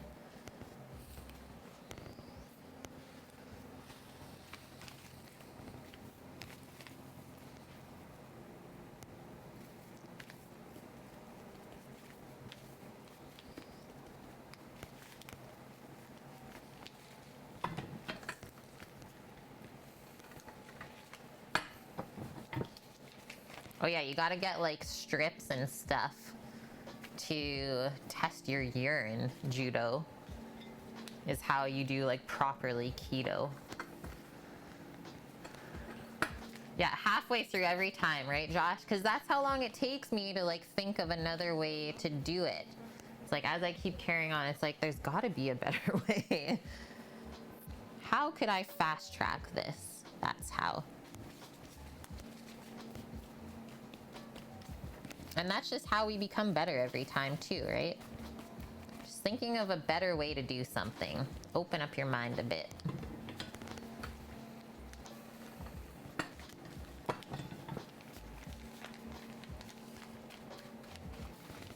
Keto is not good for diabetics. I could see that. Probably like risk them crashing.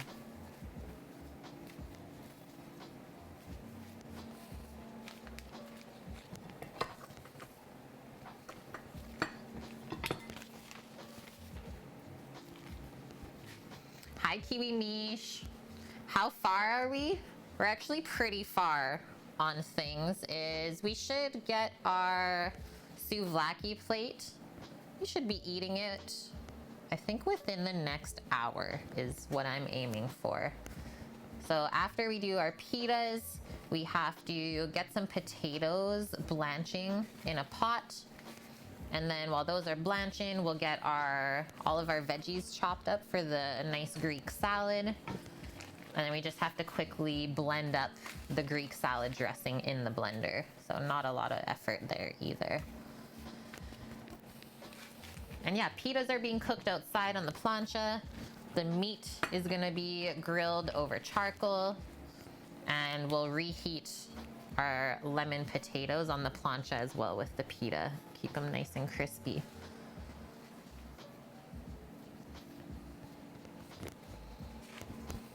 And we are selling, 5 chicken plates out the door today and 3 pork plates. And then 2 pork plates for Sam and I.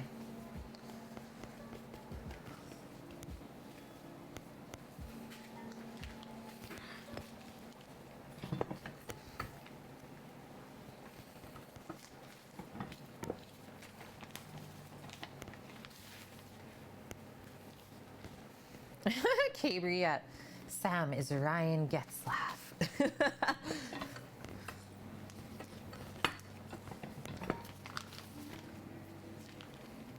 I don't know if I can see Sam playing hockey. We've never skated together. It's not a thing? He's saying. Not even like a no, it's just an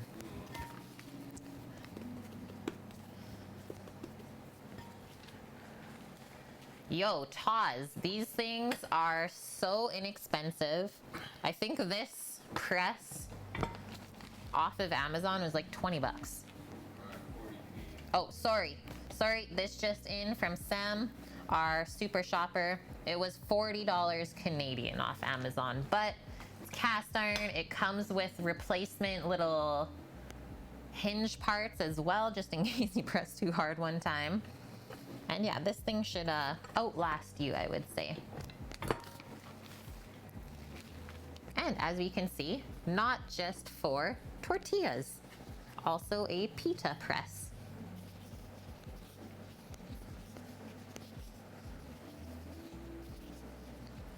You made very good rotis.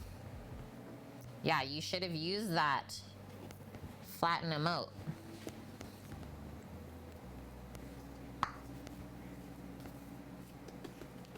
Did you do sourdough rotis, by the way? Because those worked out so well when I did them. Just trying to think of things you could use your starter with. Also, how's your belly today, dude? How's that belly of yours, Taz?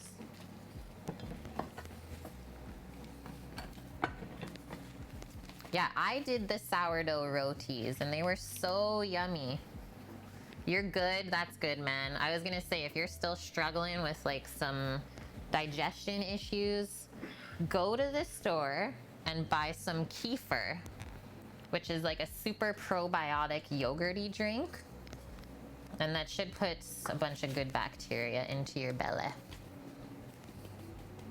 Oh, minestrone soup. Yeah, that should be pretty nice and healing. This is our last pita, by the way, guys, that we're pressing.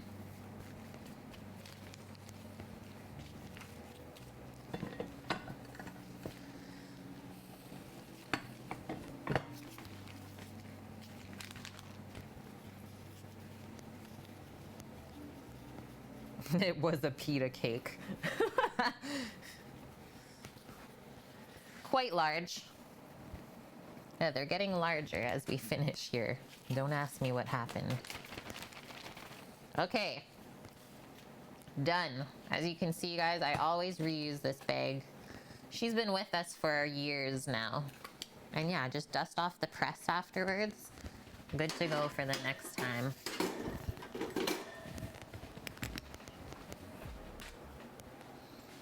A pita cake, if you will.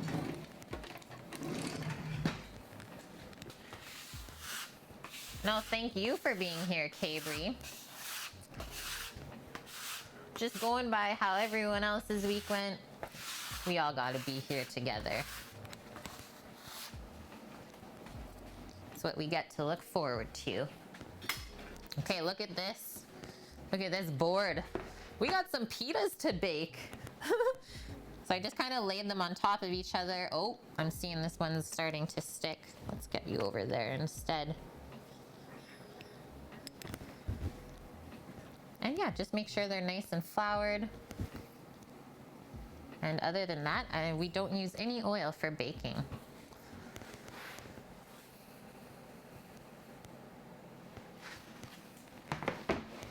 Boom. Okay, I'm gonna wash up our board as well. Let's get out a nice big pot for potatoes.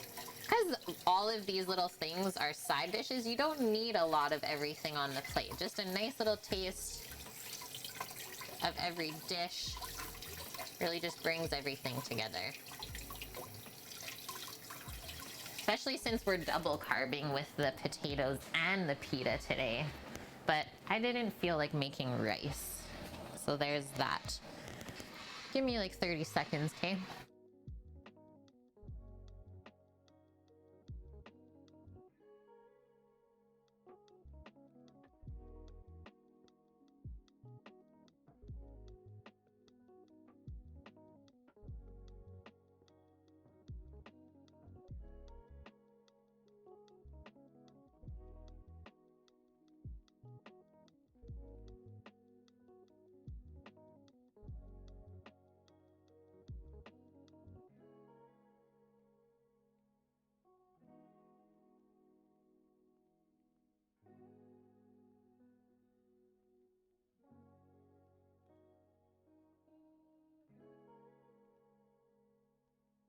Okay, we back. Let's see what's happening out there. Oh yeah. Okay, I'm bringing that board out and then I'm coming in doing some potato stuff. And judo, such a good question. I have never made arepas yet, but I am down to for sure. Yeah, if you guys want to save channel points for that one, let's do it.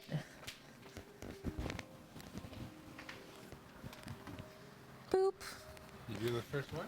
Yeah, I just gotta grab a pan or a container to pop those pitas in so they don't dry out.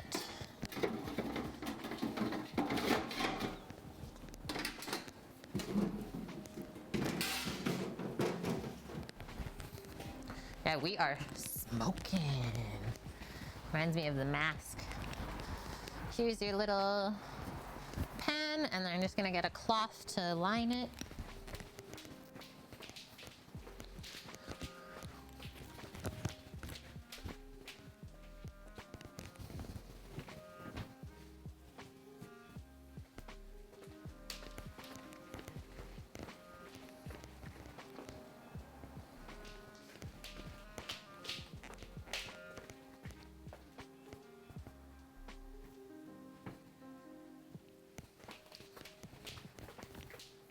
That looks like it's cooking nicely.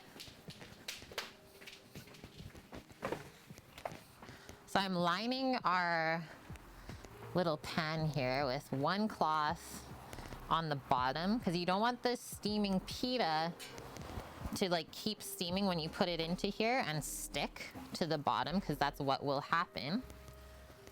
So you line that, and then we'll just pop the other towel over top to keep them from drying out.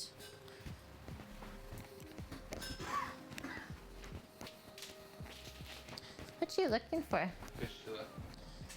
Oh, it's just in the dishwasher here, clean. Oh, sorry. Thank you. Welcome. Pitas, what are they typically cooked on? Not 100% sure. Let's see.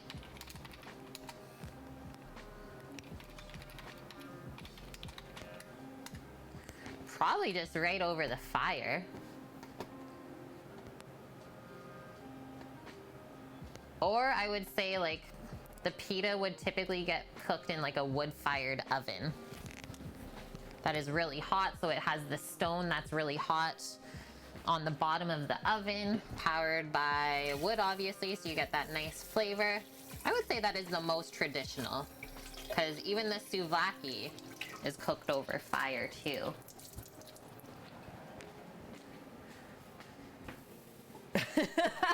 Thank you, Ghost.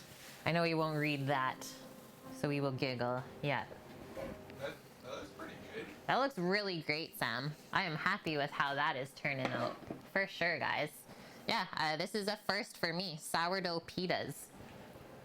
So now we know you can do such a thing. And yeah, I'm happy that when we were mixing the dough, just added a bit more flour. I think that really helped. Looks really good, guys. And yeah, always make a couple extra to try, obviously, and just in case it doesn't turn out.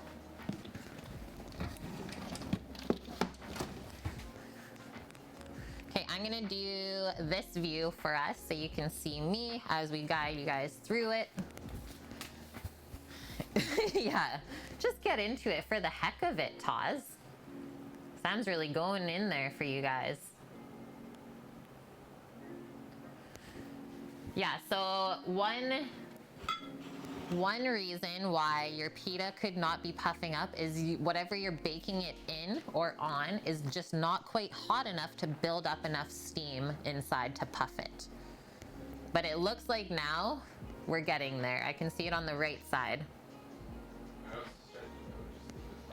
And Sam, as he is putting it on, he's just giving it a little bit of a stretch. Yeah, this should be pretty flavorful for a pita. Dust. You don't have to be a husband for that to happen. So Ghost said, Sam, in true husband form, he wasn't able to find something that was right in front of him.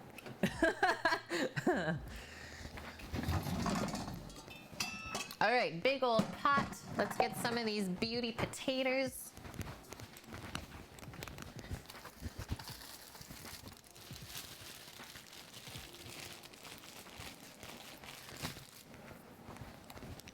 Couple little bags of potatoes.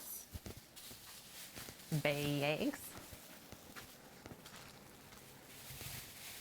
Do you think closing the lid to get the convect action would help? I bet you, LoJack.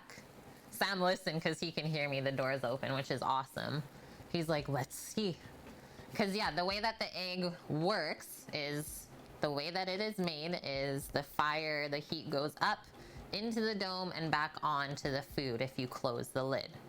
So it might happen. We might get there. Okay, for these, I'm using nice thin-skinned potatoes, yellow fleshed.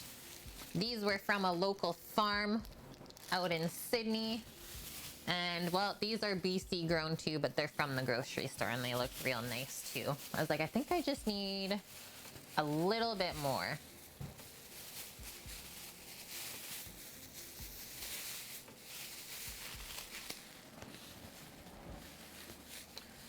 But honestly though, I think that little bag might be enough.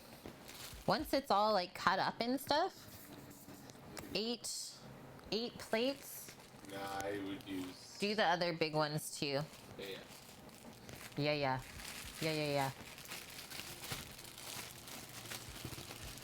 Put one on the grill side as well. Oh, Sam did one right over the charcoal. Okay, I'm taking out the smaller potatoes because those will go into the water a little bit later. And then just look for any potatoes that might have a blemish. Just gonna clean that off before we start boiling it. Don't need that flavor to go all throughout the water. But other than that, we're gonna keep all of the skin on the potatoes.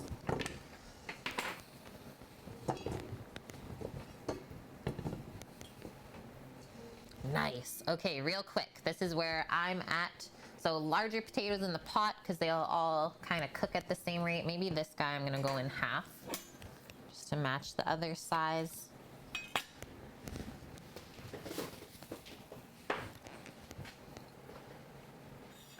Did Sam just go great side? Yeah, he's doing a bit of both. And then these guys, probably cut those in half as well, or thirds for the really big ones. Give you that view again. Be ready. Okay, how do I want to do this?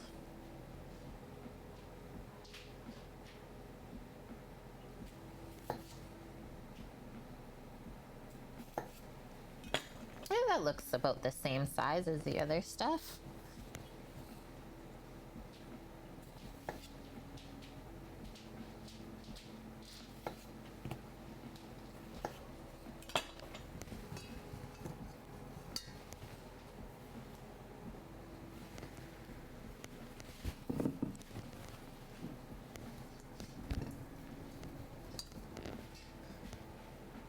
Man, those look good. An indoor green egg? No, it is outside, Chef MDT.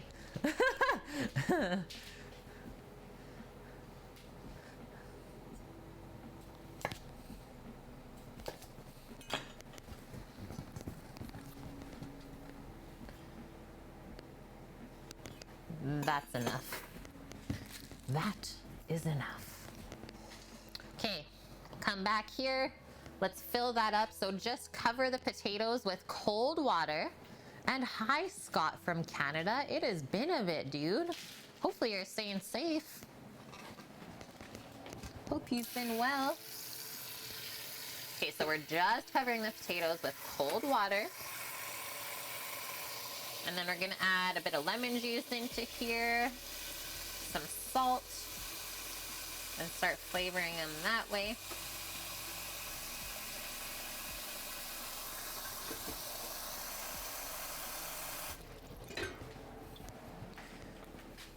There we go. Just busy and watching lots of Twitch streams. Well, that's great, man. Can't really go wrong with that, right? So 1, 2, 3, 4, do 5 spoonfuls of that salt. Potatoes need it.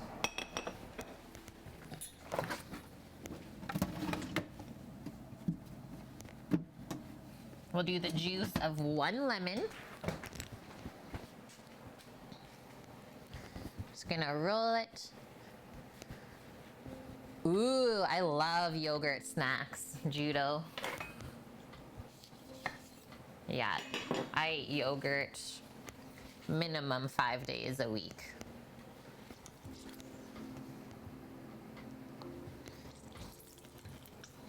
He keeps closing it. We want to see.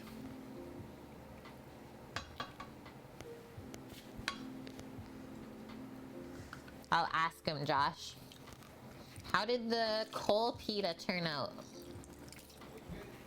He says good. It looks good.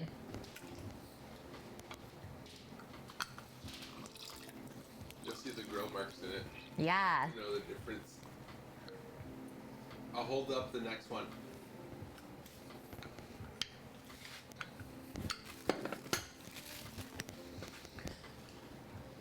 That's all I'm doing for our potatoes. So now, set that on the stove top, cover her up, and we're just gonna boil those until we can pierce a paring knife through, until they're just cooked through.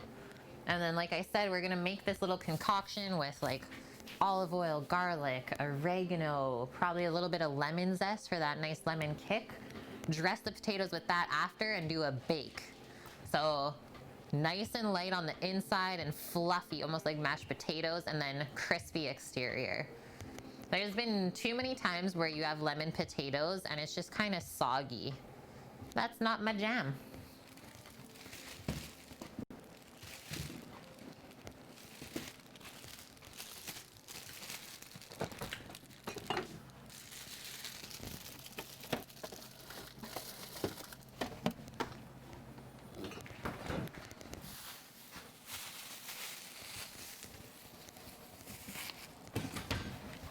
I'm gonna pop a lid on that pot so it comes up pretty quick.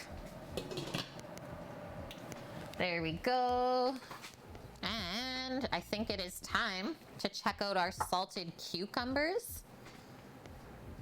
Oh, what's he doing out there? I don't know what he's doing. So they've been salted. They look kind of funny now, but there's a good amount of liquid in that bowl that we would have not wanted in the tzatziki sauce. Don't water down the sauce.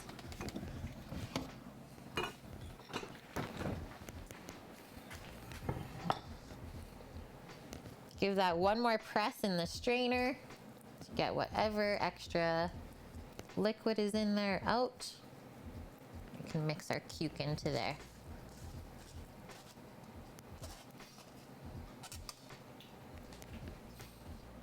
If you guys ever have drank like cucumber water, it's very refreshing.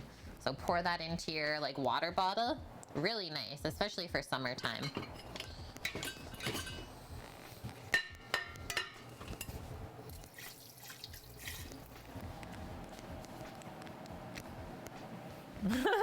Love you, man.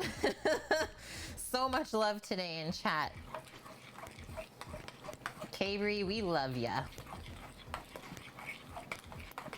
We all take such good care of each other.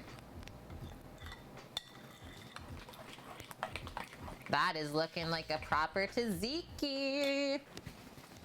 We need the Sammy taste test.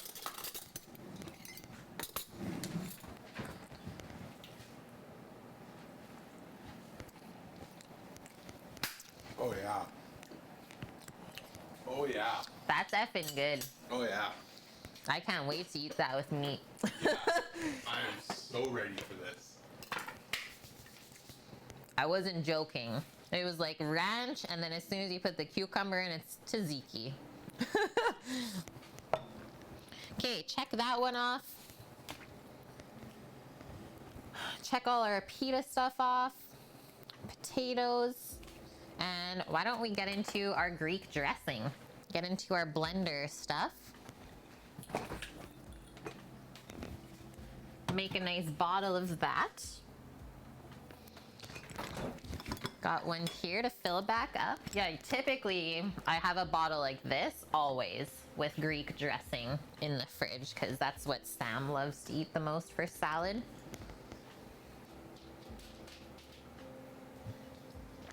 Oh, that coffee's really good still.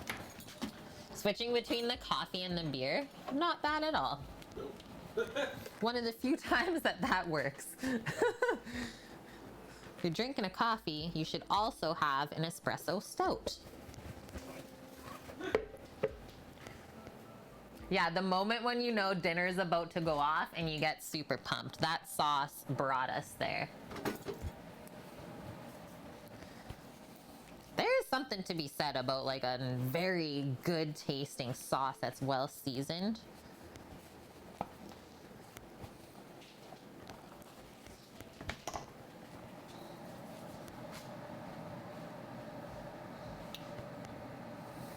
About how many minutes per side on the pitas out there? I never asked. About a minute and a half. About a minute and a half per side on those pitas, guys. That's nice and quick. Okay, Greek dressing, also the same stuff I used in the marinade for the meat. So Greek dressing is also what I use for my souvlaki. We need fresh garlic, dried oregano, lemon,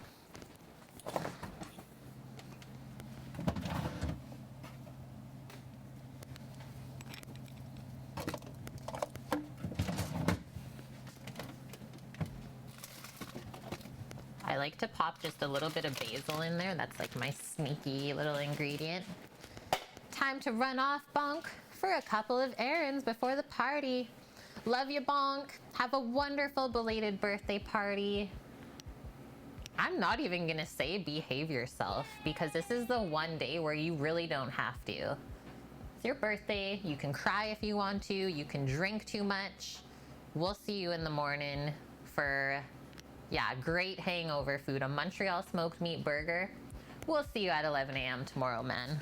And if you gotta sleep in, it's okay. Someone else can be first, too. A what? You brought Gruyere, right? Yeah, we already had a brick, which is what I said to you.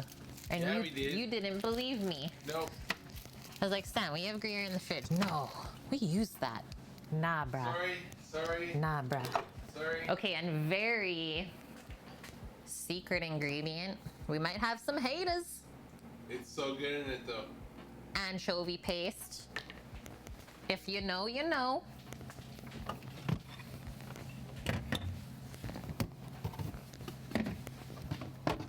It gives it that umami kind of funk, let's say.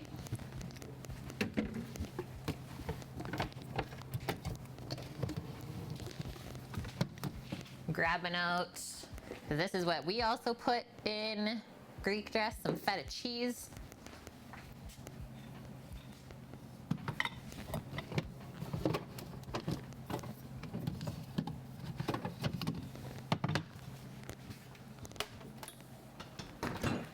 And then lastly, red wine vinegar, olive oil, and I like to do, anytime I'm doing salad dressings, go half and half with the olive oil and vegetable oil. So I just find that the olive oil can be a bit overpowering in salad dressings with like the little bit of bitter taste.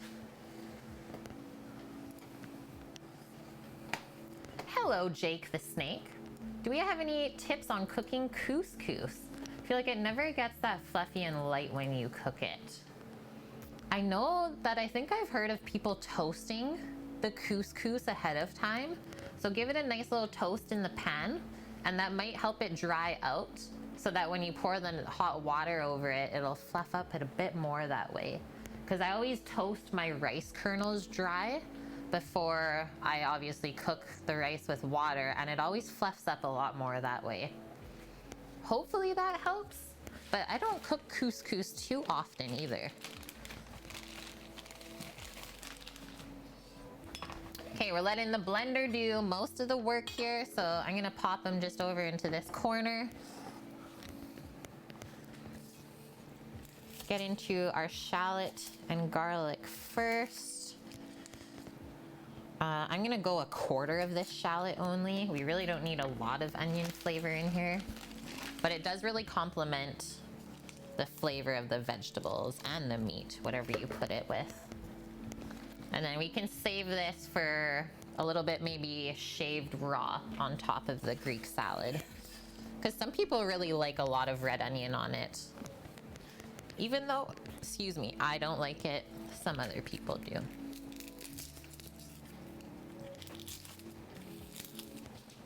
Now our good raw garlic flavor in the Greek salad dressing.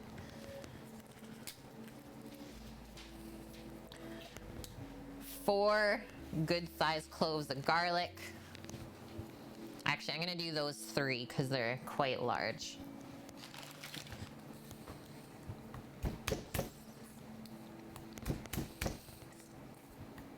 Raw garlic is good until it gets too spicy and like stings your palate, kind of burns your taste buds almost.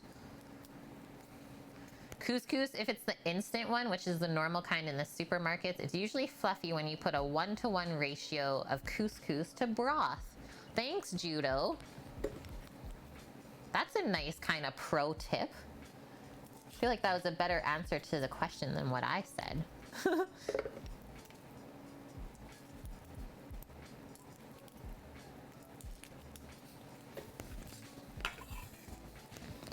Okay, so far, quarter shallot, 4 garlic cloves. I'm doing this one not so nice basil leaf. We don't need a lot of basil.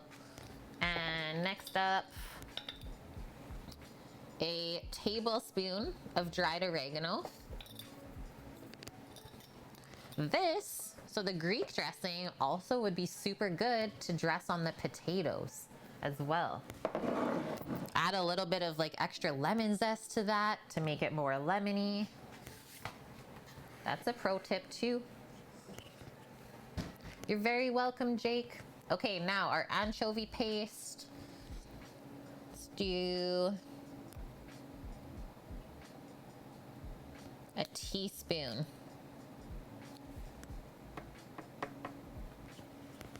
2 teaspoons. 2 teaspoons.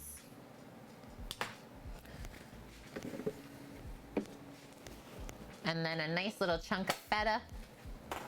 Oh yeah, maybe a little bit of oil would help. Maybe from it sticking together.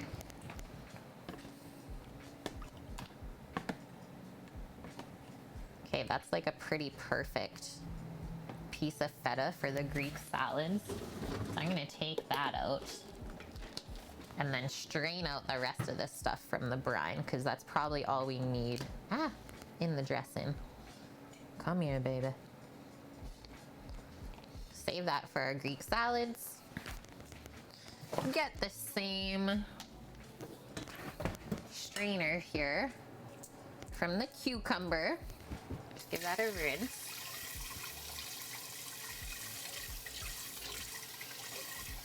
It's all going together with the same stuff later on anyways. And then I'm actually just gonna keep that propped up in my sink. Bring this over. Pour that brine through. Oh yeah. Got a lot. That's more than what we need for the dressing. That's how much cheese was in the bottom of that. What? That's a perfect amount for that bottle? Yeah.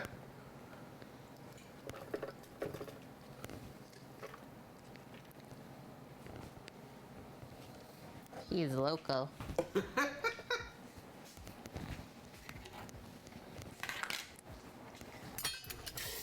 He is loco. Okay, the potatoes are almost coming up. You can't find feta in brine there where you live? Where are you at? That is really odd to me.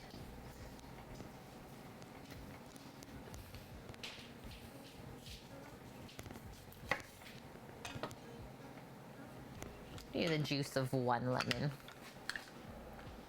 You got you some feta last time, it was so tasteless, you were shocked. So we get a feta that is cow and sheep, but if you can get like just a sheep's feta, so flavorful, Judo. I'm saying that because probably where you're at, you might be able to find it by the farms. Hello, Cheese. How's the day going, man? You done your stream now? You just selling some zaws to the people?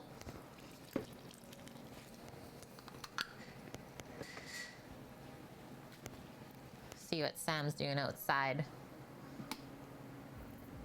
There's nothing. Stream's done. Yep. It went well. Did the Jamaican chicken pizza. The jerk chicks? I love jerk chicken.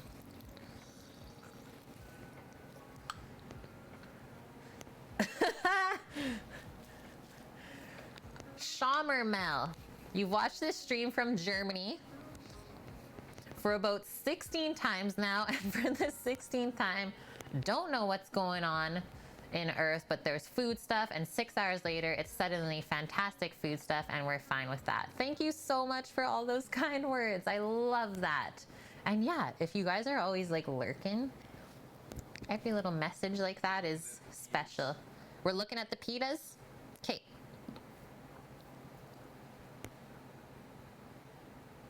Nice. He's got that duo of pitas. Okay, you're in South Texas, Josh. Called Rio Grande Valley. Maybe there's not that much Greek food there, I guess. And real quick, let's come back in here.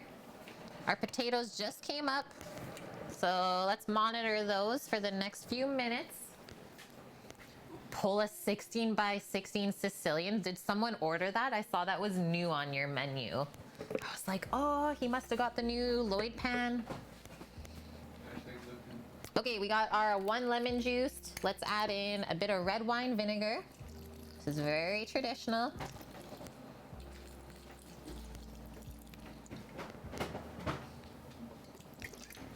That looks about right.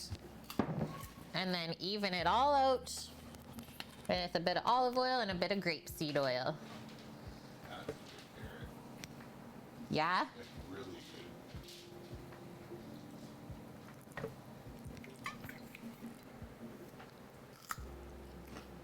Oh. So crunch. Much sweet. You can't even fit the pizza in a single box. Good luck. So I like to do my salad dressings equal parts oil to vinegar because I like them a little bit more acidic, a bit more of a bite on the palate.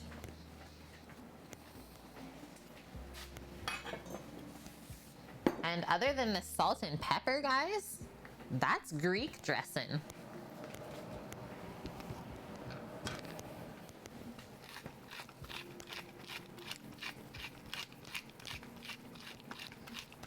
Yeah, I was gonna say, like, Mexican cuisine is probably way more popular where you're at, Josh. Cheers from Sweden. Oh, amazing. Okay, let me ask you this, Jake, because I have a Swedish stand mixer. Do you know what the Incarcerum mixer is? Because we don't often get too many Swedes in here. Before we add salt, feta is super salty, anchovy paste is salty, so let's blitz it and then give it a taste. Alfredo Tail, how's it going? Welcome in.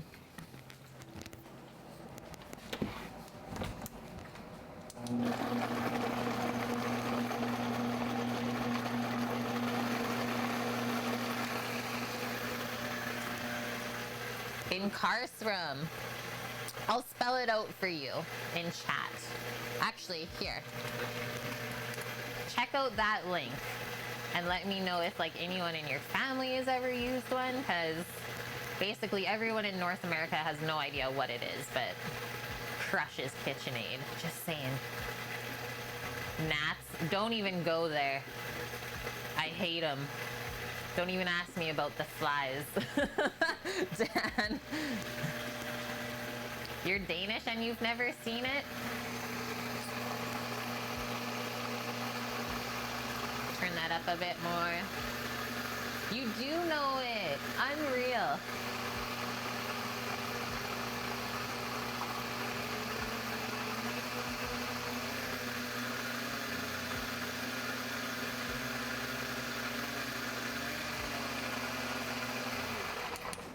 Check it out. Alfredo, you're from Germany too, guys. Okay, other than North America, I think we have the highest population of Europeans from Germany that do watch the stream. So welcome in, guys. That's awesome. Sam was born in Germany. Don't ask him to speak German, but his mom will if you see her in chat. Where are we filming? So we live on Vancouver Island, west coast of Canada, in the rainforest. Check out this dressing. Mish, I'm Danish, but we don't like the sweets. Amazon doesn't have the Incarcerum anymore? I wonder what happened, Mythical. Okay, see how this totally emulsified together, nothing is split? That's part due to the feta.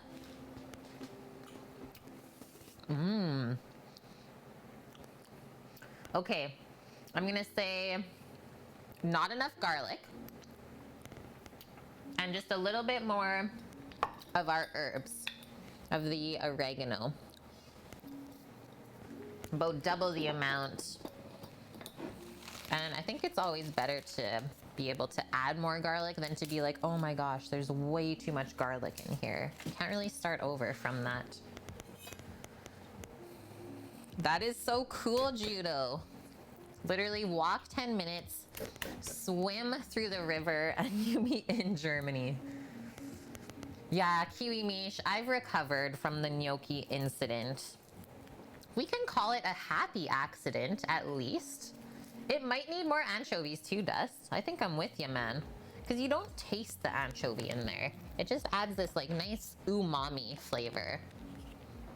And obviously if you're vegan, just leave the anchovy out. The gnocchi gate, totally.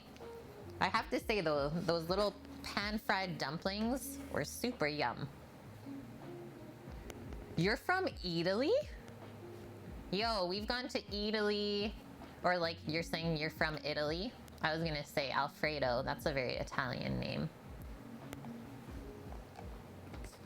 I was like, you're from Italy? We've been there. Okay, one more blitz up and we should be good. Oh, what is this? Sneaky pita snack with butter?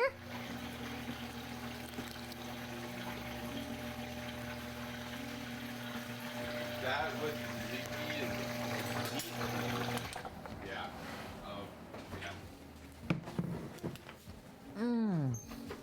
We're gonna have a lot of dead customers today. Yeah, everyone's dying tonight. I can't wait for those texts. Oh, it's so fun. It's dead. The amount of flavor on that. Yeah. Whoa. And car is anchor, rum is room, anka is duck. I really don't know where they went with that name. Anchor rum duck. Sounds like it. Nailed it. Sam, I need a taste test, please, because this is actually his recipe. Test.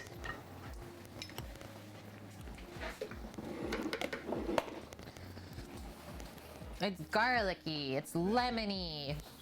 Got a little bit of herbs in there. Nice saltiness and creaminess from the feta. So good with everything. Yum. Yeah, you just really love food, right? Yeah, Judo wants the pita. Whenever we're cooking for people, I try not to like eat too much with my hands though. It's not good.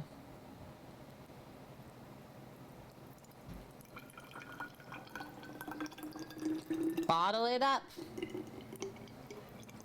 And we have also been asked by our customers if we can like make them sauces and stuff too. I was like, yeah, we can definitely like bottle up some sauces for you guys to use. It just costs this amount. And this stuff, I've had this last in the fridge over a month with no issues. Nothing really in here that will go bad. Like the only fresh thing is the garlic, the shallot, and the basil. But I think once it's mixed with like all the oil and the vinegar, kind of pasteurizes itself. All right, Jake, you're gonna head to bed. I'm happy you discovered us too. We will be back on tomorrow, starting at 11 a.m. Pacific, and we're doing a Montreal smoked meat burger.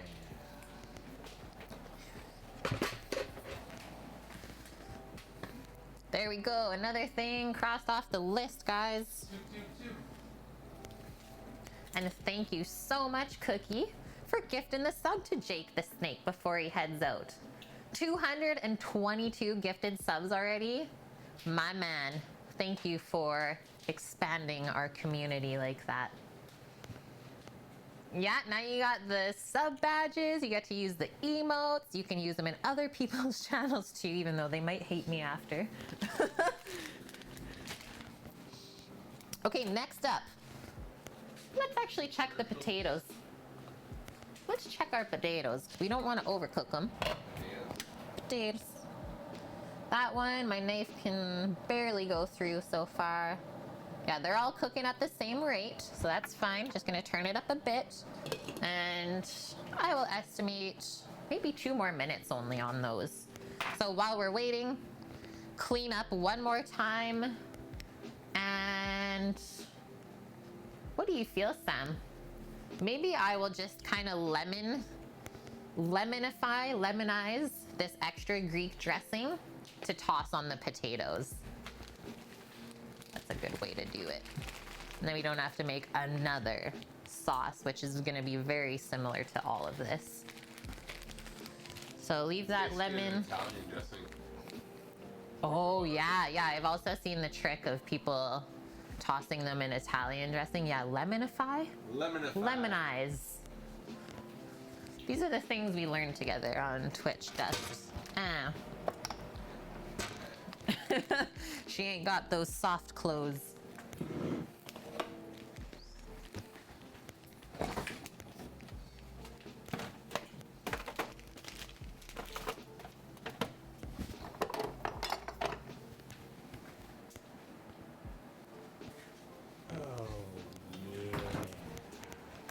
Okay, so the last thing we gotta do is just chop up some vegetables for the Greek salad. Tomato, cucumber, bell pepper, get our olives and our feta together. Sammy just came in with the bin of pitas. Man, those turned out. I think they would have been a bit more fluffy if I didn't flatten them out as much. Like they would have got the pocket in there, but that's not really what we're building with this dish today. They're just being served on the side for dipping and kind of a create your own adventure plate, right? So those will stay nice and safe in here. You got a towel on the bottom to keep them from getting too moist, and then the towel on top from keeping it from drying out as well. Set those aside. Okay guys, thank you so much for starting the hype train. Not a scientist with the 2-month resub. Aw, welcome back.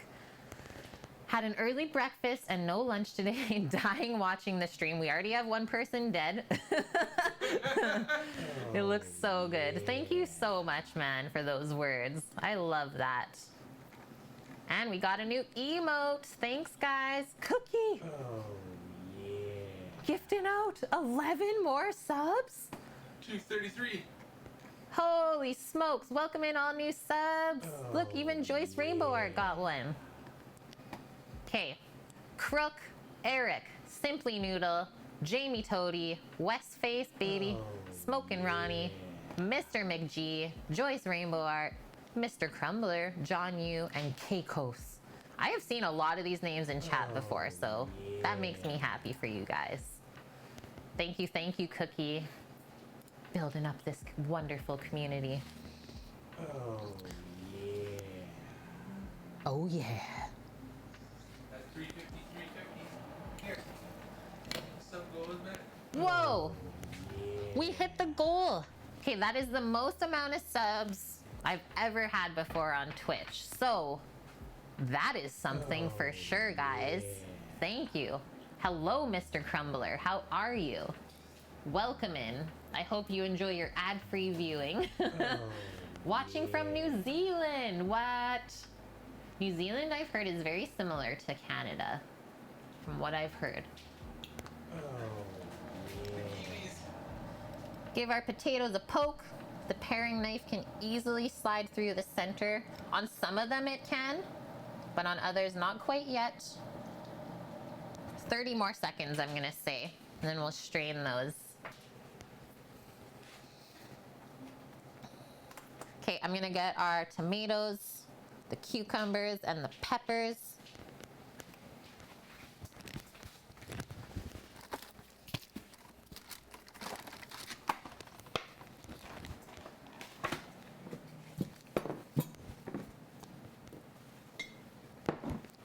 Also gotta put this bin away.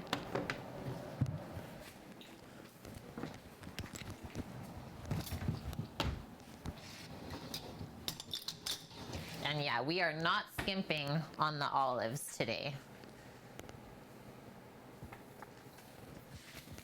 No skimping. Maybe I'll try and chug this coffee real quick before 4 p.m. hits.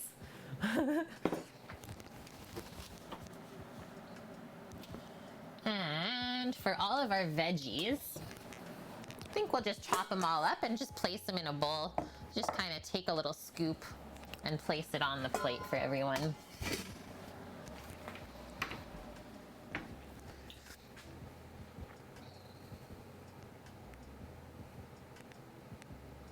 It's a bit expensive in New Zealand for tourists. Interesting. And yeah, it would take us a bit of time to actually get there too. Okay, I'm turning these guys off before they get too soft and start falling apart. So I'm gonna strain the water out of there. And we'll let them cool off for a couple of minutes before we smash them.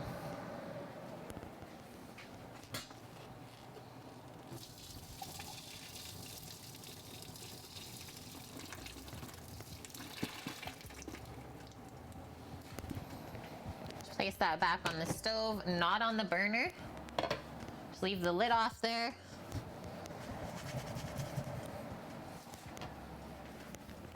Come back over here, guys. Kev's like, don't tempt me, I will go there.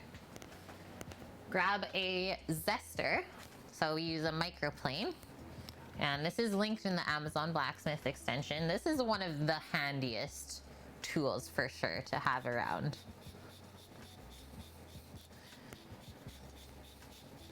Gonna get a lot of nice lemon flavor from the zest, because that's where all of the essential oils are.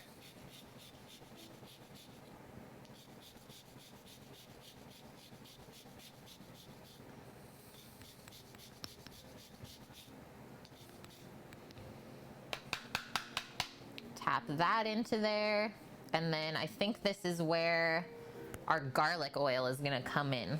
So you get a lemon garlic sort of dressing for those potatoes.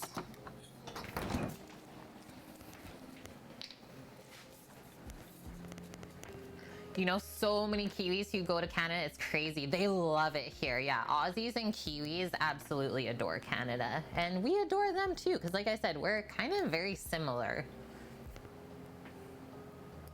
Thank you guys so much for that awesome hype train. We got a nice little trophy from that. So thanks everyone for the biddies, for the gifted subs on that one. And hello, friendly FFS. How's the weekend? A lot of people go to a place called Whistler. You are correct. That is actually pretty close to where we are. It's on the mainland from us, but just a bit up north. Easy to get to from Vancouver. And a nice place along the way to stop is Squamish for a little hike or a gondola ride. And the reason we're adding a bit more oil to this, I'm just gonna sploot it like that, is just to help all of this coat the potatoes. Yeah, just across the street.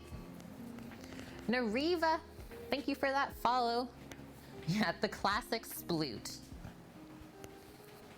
Is that a term that makes you guys cringe, or you're like, yeah, Kate, just go for the sploot?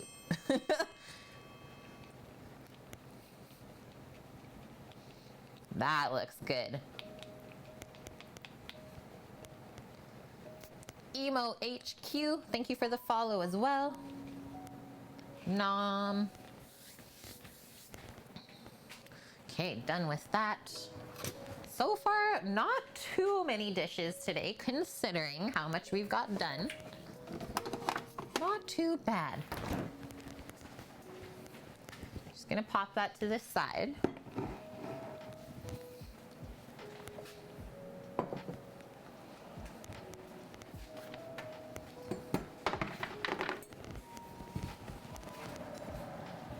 And let's check these out. And real quick, I need to steal this sheet pan from the lady fingers. Quickly peel them off of the silpat, or just move the silpat. And then we're just gonna line this guy with some parchment so you can smash those taters. Just pop that beside you.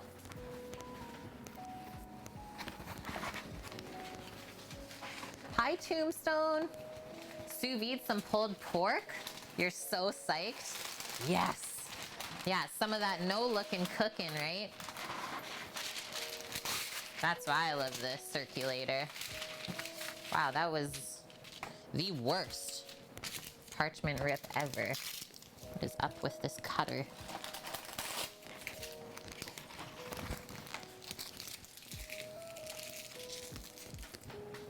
And let's get the smasher. The potato masher smasher. Thanks, Tombstone. What are you gonna make with your pulled pork? Dang it all, Trev. Where have you been, man? No, we still got the chicken to do. We're still good. Yeah, we still gotta skewer up the pork. Do the chicken. So this is what we're doing. We go for the smash, and that's all we need. So this is why we choose a nice thin-skinned potato that has super soft flesh. It's not too starchy. And then you just don't want to pile those up too much on each other.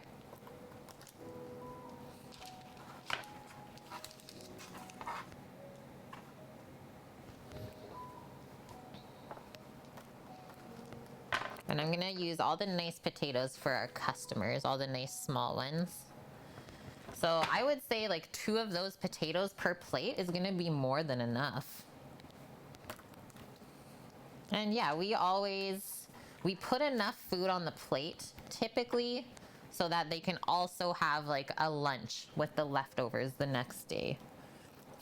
We like to make it impossible to finish the whole plate, but one of our customers, like he is smaller than me, crushes it every time and then texts us after, guys, I can't move. My food baby is so big. We're like, well, you didn't have to eat it all. And he's like, but I couldn't stop. And then I ate the dessert too. Yeah. He's also the one that always thinks of each week as like Christmas when he comes to get the food. It's really lovely.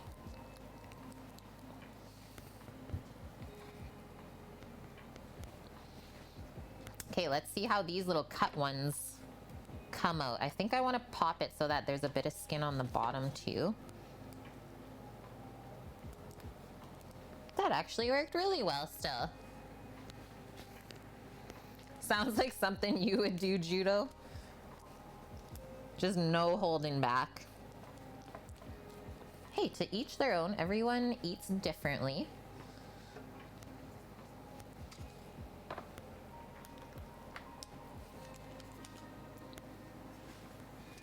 Can we squeeze a few more on here? I think so.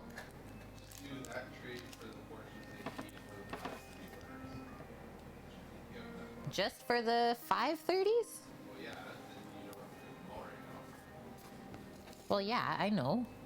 Okay, 1, That 2, is 3, trade 4, for 5, 6. 5 o'clock. Or tomorrow, I'm going to do a trade for us.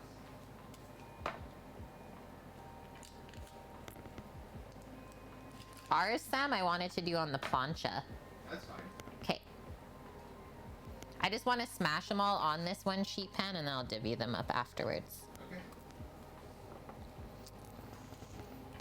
He's trying to tell me what I should do right now. I'm not. It's okay though. We still love him. I'm just trying to help. What about Maxie? No, I never said it was. I know you were trying to help.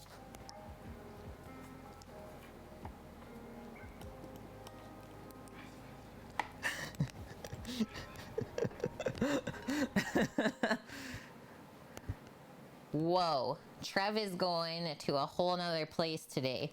He says, guys, I wonder if you could make a lasagna layered with the potatoes instead of pasta. Yeah, anything is really possible, my dude. Yeah, Elkin made a breakfast lasagna with Why not? hash browns. Yeah. Potatoes, tomato sauce, and cheese? That's a great combo. Great combo. I'm just gonna smash these little guys in a pie pan here for us.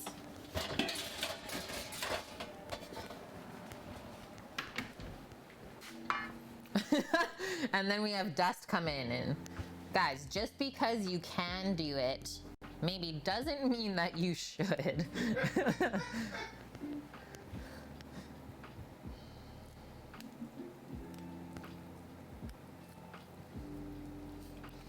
So I'm giving Sam and I all the ugly potato pieces.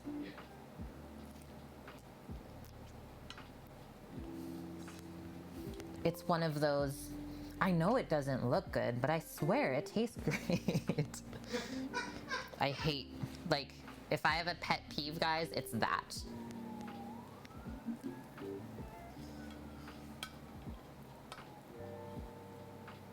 Oh, that was a really delicate one.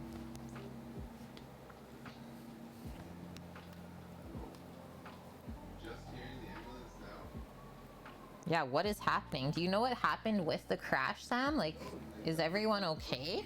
I have no idea. Oh yeah, we ain't forgetting the meats. That's the easiest part for us right now, Greek, is the meats, because I marinated them all last night. So all we gotta do is take them out of the fridge and cook them. Oh my gosh.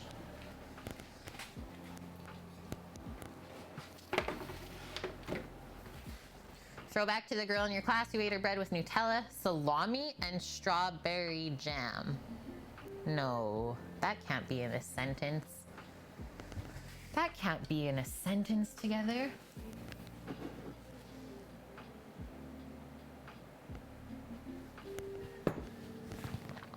Okay. Stir this little bit up.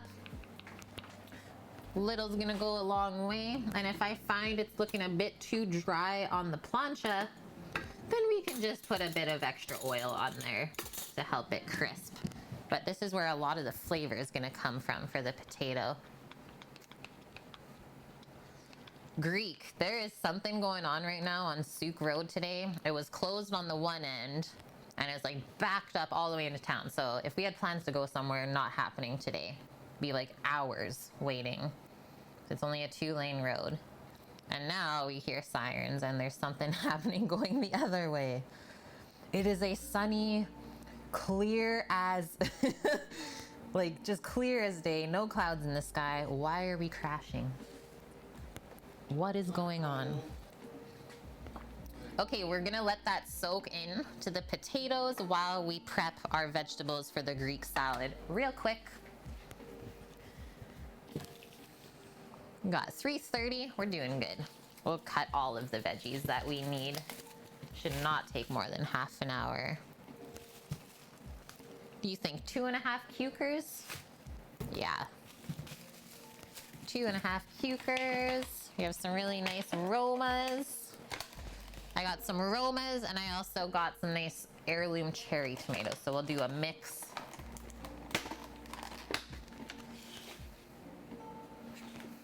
Ah, that's true, Trev. But they're also not saying that their food doesn't look good, it just tastes good. They're not claiming that.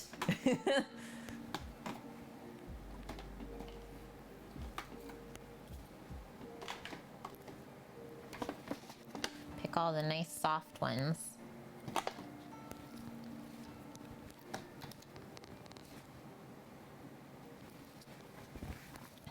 Those are like pristine tomatoes. Yellow dal and mint chutney. Oh, I love to eat like so many different cuisines.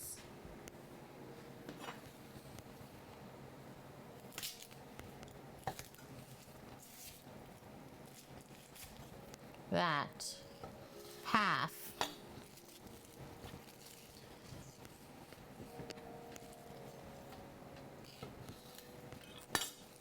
Half sweet meat. You don't like sweet meat at all. What kind of sweet meat are you talking about, Judo?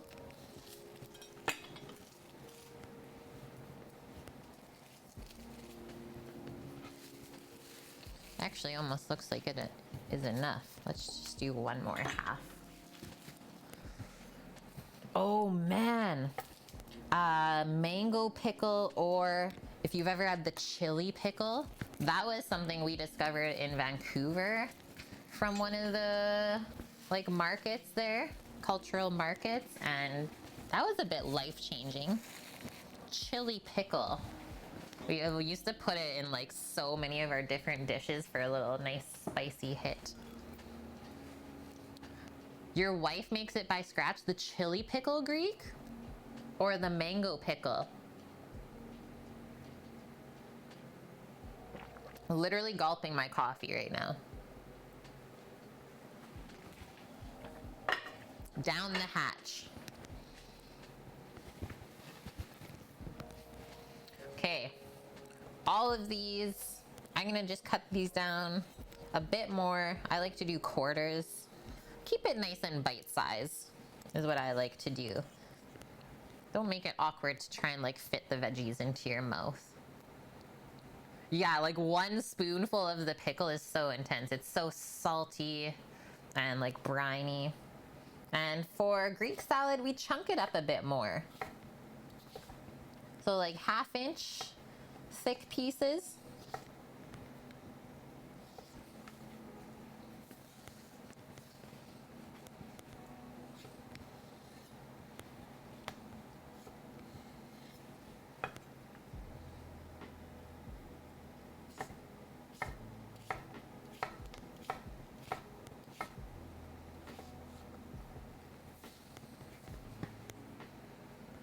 Yeah, it depends on how it's made. True.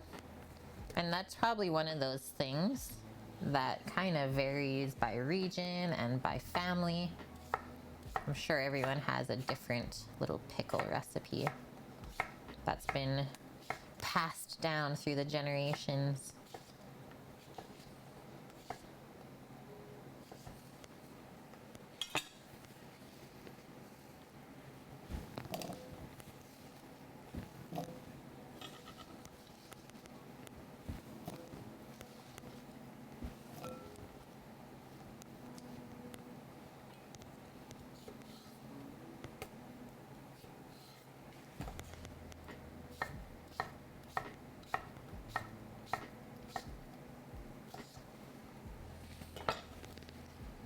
Yeah, so many spices and stuff for sure.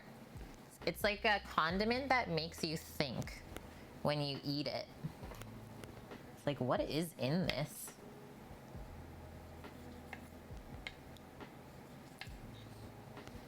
Cut off the little top of the Roma.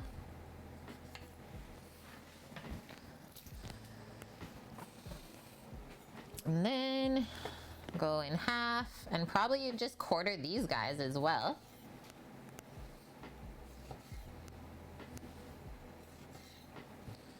So nice. So yeah, quarter it, and then I usually flip it onto the flat side to cut them. And then you just want to match to the size of the cucumbers.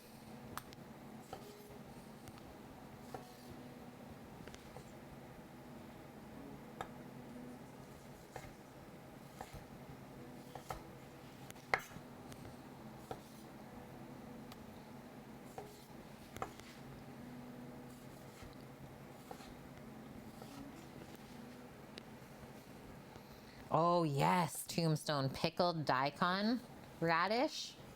Very nice. Or pickled shallots or pickled red onions. Those are great ones too that not many people make.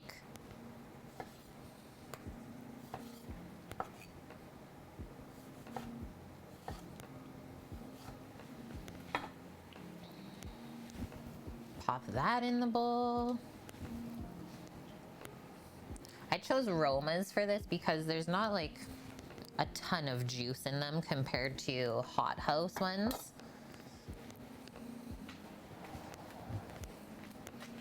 Say the seeds and the juice mostly stay in the tomato for the most part. Obviously you guys can see this little bit of juice, but nowhere near the amount we would have if we chose, like I said, hot host tomatoes on the vine versus those Romas. So our bowl is filling up here.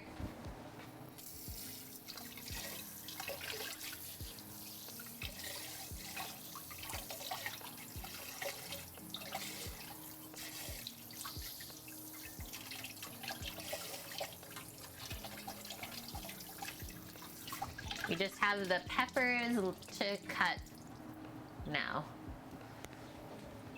And then we can get cooking.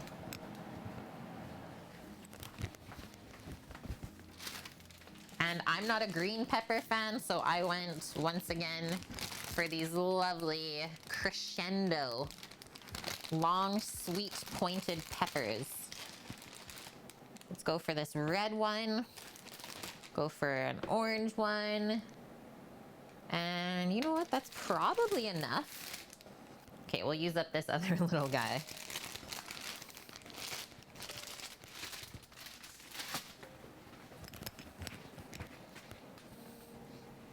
Give those a little rinse.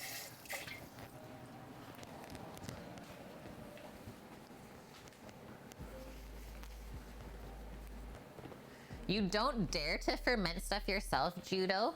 Heard it can be really harmful if you have the wrong bacteria stuff. I would say it will not get to that point. Because you know when it's the bad bacteria, because it's just gonna be like fuzzy mold on top. If your ferment goes bad, it's like, oh, that's not edible anymore. Something went wrong. But if you do it right, super good and super healthy for you. Okay, these peppers, I'm gonna tip and top them. And then we'll cut them in half and take all the seeds out. Those can be little doggo snacks.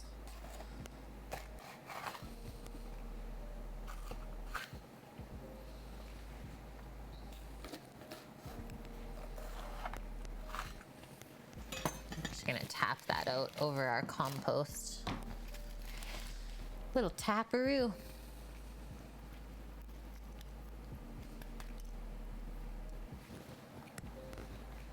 Yeah, we have a lot of different textures going on in this dish today. I think it's gonna be so good.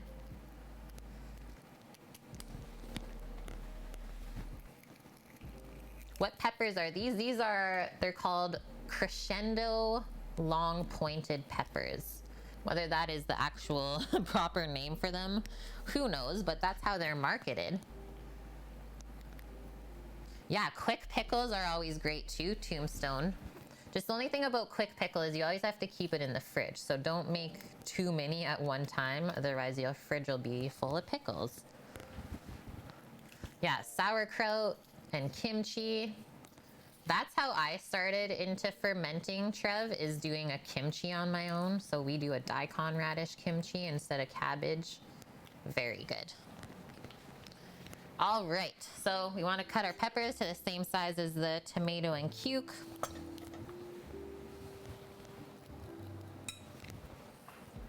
Let's go, I'm just gonna go in half with those.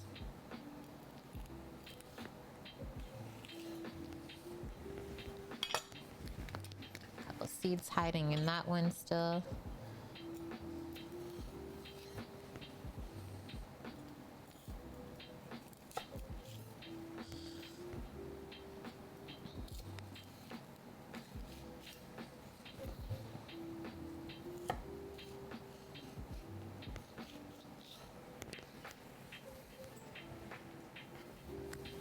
All right. Get our chunks.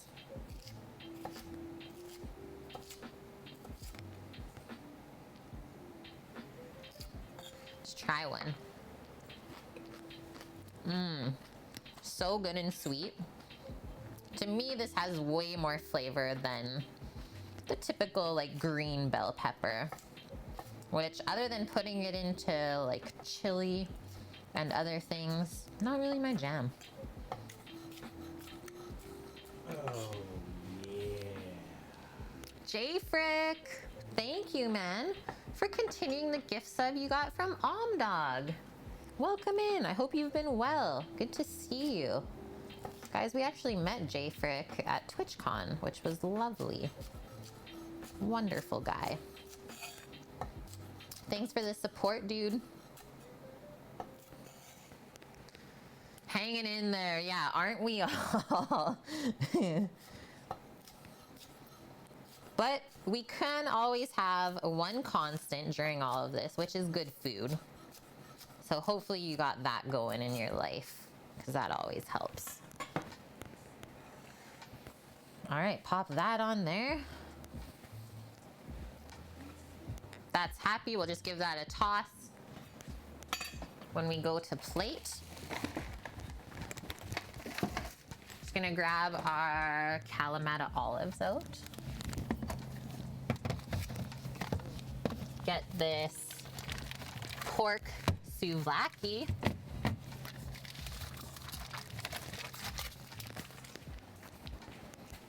Meat in a bag. Plus the slap of that was pretty good just now.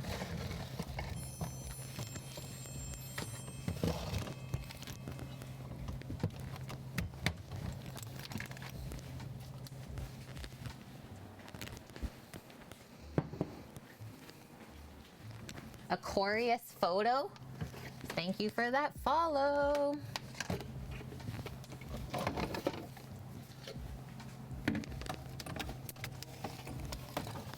Gotta get into the new feta. Yeah, where are the olives, says Dust. Hello. What kind of Greek salad is this? And don't worry, guys, we're not just gonna put like 3 olives on top and be like, oh, that's not the proper amount. Yeah, you kind of like green bell pepper. I don't mind it. Okay, so there's one other time where I like it is in like submarines. Put a little green pepper in there for some crunch. Pretty good. All right, let's open this up. Take out our little portion for Sam and I. And what did you do, Sam? You just kind of calmed the grill down a bit out there, and then you'll start it back up. Oh, there's no sounds from him. I think we lost him. Somehow all of this puts the bear to sleep.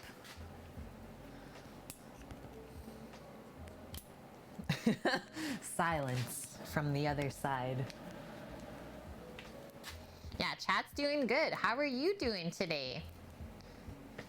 I hope I'm saying that right. A curious photo? A curious photo. Oh, there it is. A curious photo. That makes sense.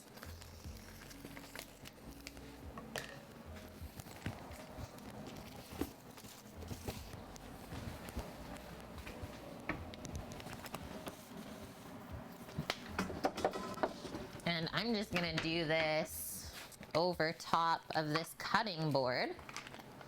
Holy smokes. That just smells insanely good. So same thing that we made for the Greek dressing. You guys can see how similar in color it is. I just blended this up a bit more, and I like to keep when I put it on meat, just a bit more chunky, because I like how the pieces of onion and garlic char up over the charcoal. They char up over the charcoal.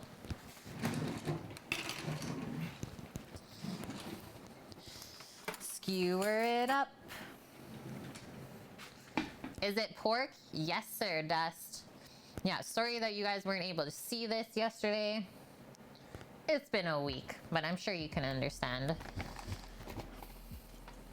So yeah, cut this up into like between 1 and 2 inch size pieces so it doesn't shrink up too much when we cook it. And then yeah, up to 24 hours in this marinade.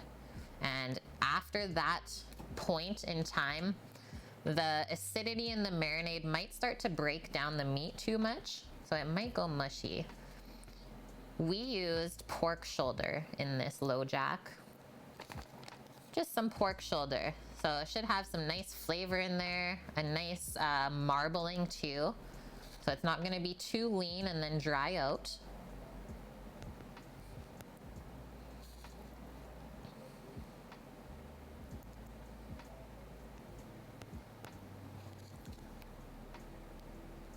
And yeah, just really important that we cut the meat to very similar size. Yeah, pork. So delicious until you overcook it. Ain't that the truth? So two portions for us for the pork, and then we're selling 3. Hi, Pauls. How are you, my fellow Canadian? Hope you're having a good weekend. Even when you do the skewers, you're always scared, Judo? Luckily though, if you see this tip of the skewer, it's not sharp. So I'm not gonna stab myself. And yeah, we're using these metal ones today because we can reuse them. I think it's better than using the wood ones. You're wiped, just finished a leg workout, enjoying sitting on your butt now. Perfect, dude. You did all of your stuff today, and now you're free.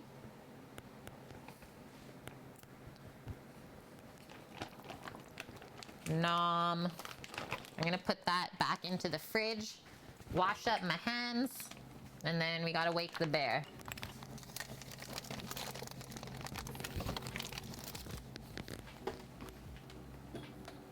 Anyone else in chat able to fall asleep within like minutes on the couch?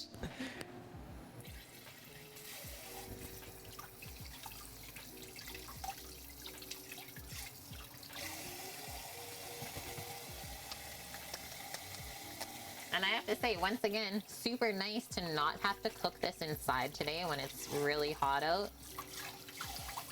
Don't want to heat up the house. Gotta keep it cool inside. Yeah, start a movie, Dust, asleep within minutes. That's me. I am so bad. No wonder I don't get like any movie references because I'm always asleep. Do you see Fred right now? We're gonna fight Fred. Oh, that's not a Fred the Fly. That's a Willy the Wasp. We need to wake the bear. I'm just gonna mute this for a sec.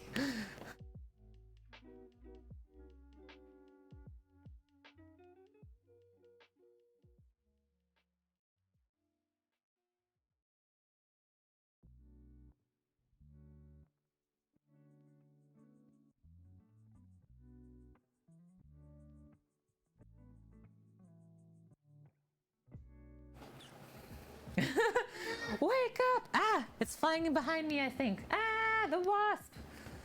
I said, hello, it's time to cook the meat. And he says, yeah. I know, I don't know how the wasp got in here. I'm terrified though. Okay, souvlaki, let's just put it on top of our potatoes because those are gonna be cooked outside together. And then we just need a couple of pitas to reheat. You have an irrational fear of wasps, hornets, etc. You'll literally run away. I am bad too because when I was young, Dust, I was like out somewhere in a field, like looking for frogs and stuff in this swampy area. Stepped on a horsefly nest and like they all flew up my shirt when I was little, and it was just bad. Got so many bites, so I'm not good with that stuff either. But I just pretend like it's not there. Yeah, Jesus, exactly. So instead I just kind of freeze. Like, you don't see me, right? Yeah, one could maybe say scarred for life here because I still have a few scars on my belly.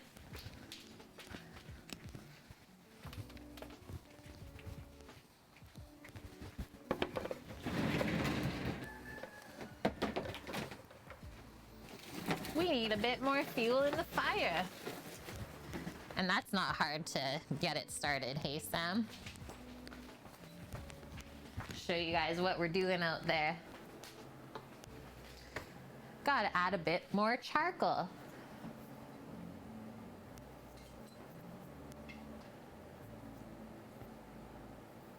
Oh no, Judo. You got stung already and the puppy got chased? Careful out there, guys. Just shoot the wasp nest. Yeah, Trev, it's actually not a battle, or yeah, it's not a scar, it's battle wounds. Hey, thanks, man. That makes me feel a bit better. Okay, so we'll have a taste of our lunch plate, and then we will plate up our dessert since everything is ready for that. And we're well on our way. One thing that we got this year, Judo, for the wasps is like an attractant. It's a bag with this liquid in it, and they fly into the bag and then go in the liquid and they die. And then the bag has these like lines on the side that counts the wasps that are dead by hundreds. So one of the bags in the back right now has like 300 wasps in it. It's nuts. So yeah, they're really bad here too this year. Like we can't eat, I can't eat outside. We can barely even have a drink outside this year without getting bugged. Yeah, literally bugged.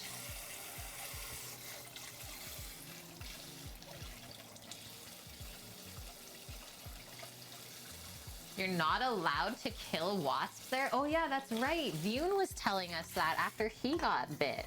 And he's like, I can't do anything because I'll get a massive fine. That is madness. I wonder why they're protected.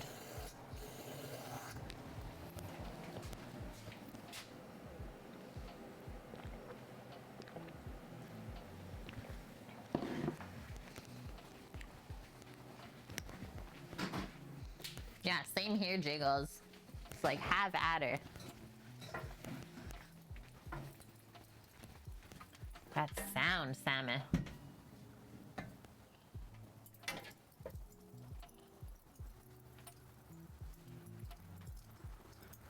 You wanna go closer? I think. Oh, listen to the charcoal, guys. That almost sounds like, you guys ever have those little spokey things on your bikes when you were little that made the sounds? Or putting a baseball card in the wheel spoke? That's what the charcoal sounds like right now.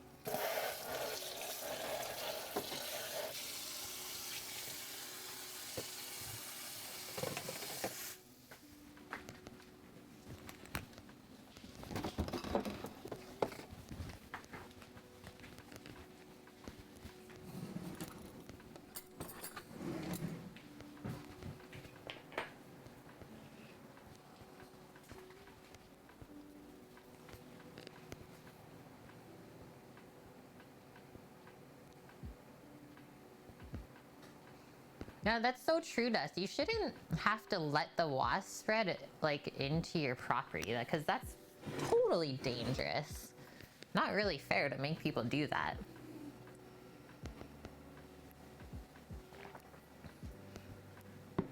Yeah, they're just not nice ever.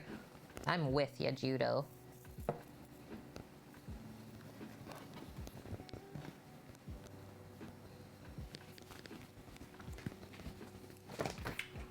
Putting a few other things away while we wait for that fire to start back up.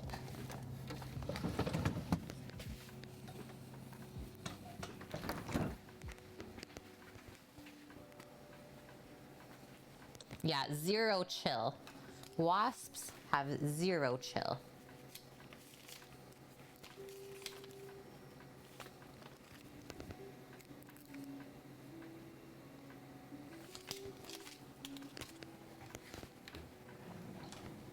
A Yogi the bear? Yeah, we woke him back up, Nike. You were able to wake Yogi back up. Yeah.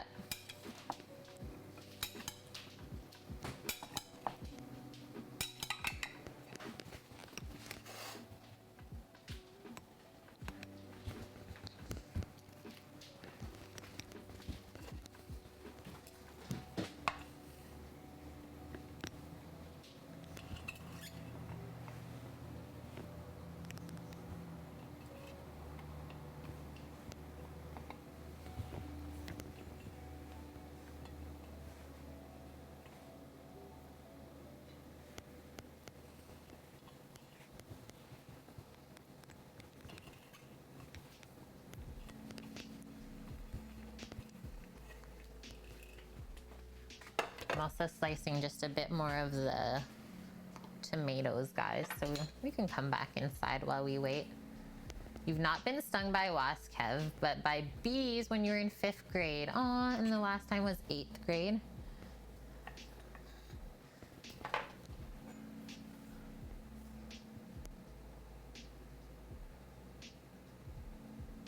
You'll take the hornets over the wasps, Judo?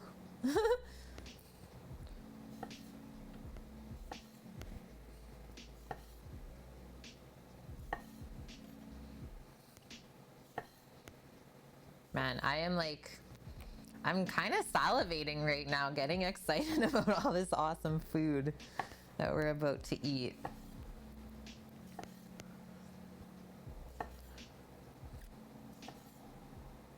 And yeah, we can definitely say up here in Canada, Greek food is like far and few between. I can maybe think about 3 Greek restaurants that are in the city. That's it. Other than like Opa, which is a chain.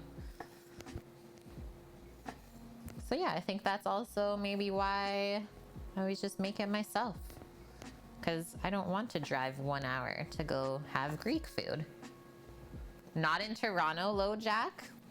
Toronto is like super multicultural, kind of the same way that Vancouver was, where you can kind of find anything there. It's so nice. And it's inexpensive as well, I would say. Remember the pitas we used to get? Oh, yeah, salmon. Broadway? Yeah. Or yeah, pita shops. Oh, so good. It's like literally called the pita shop or the pita stop. Greek would know. Greek, if you're still in here, you might know this spot on Broadway. Hopefully it's still there, but the man is a legend. And yeah, the smells coming out is they have a little like kind of order window that the owner opens up when he's starting up in the morning, and you're just walking down the street getting so hangry. Yeah, Maya, Greek food is pretty common in Toronto. Bless you. Stratocaster. We'll leave the P out and just say Stratocaster. Thank you for that follow. And happy to know that I actually know what that is because my brother plays guitar. So that's pretty sweet. Okay, one more toss on this overly full bowl of Greek salad vegetables. She's ready to go. Yeah, shawarma. Stratocaster smells. Is that Paulsh's friend? I was gonna say, you must know each other. Nice, Judo. Visit your boyfriend in Israel to get some shawarma. I'm sure that is insane. Your great uncle married a lovely woman from Greece, and she'd make authentic Greek food, and you fell in love with it as a kid.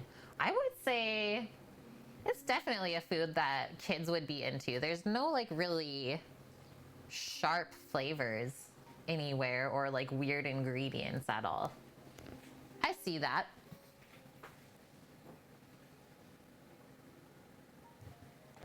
Shall we go peek at the fire or not yet? Not yet. We can't peek at the fire yet. Well, you can go outside and peek at it if you want. Go ahead. Well, if we have a bit of time, how much time we got? Because we can build our dessert. Kate the Pyro. Go check it.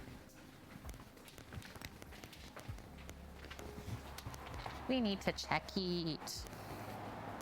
Oh, she's rolling. It's the things at 700 on here. Holy!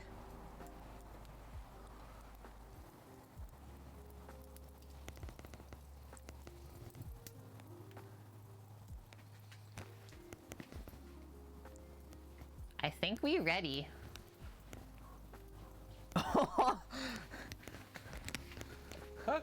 You have feta in your beard. Don't ask me how he got feta in his beard when he's not even had any Greek salad yet. Yeah, we're gonna get some nice char. We already got the stuff outside. I'm just gonna put the pita on a plate. A couple pitas to take out. What a tease. Closes it back up. Man.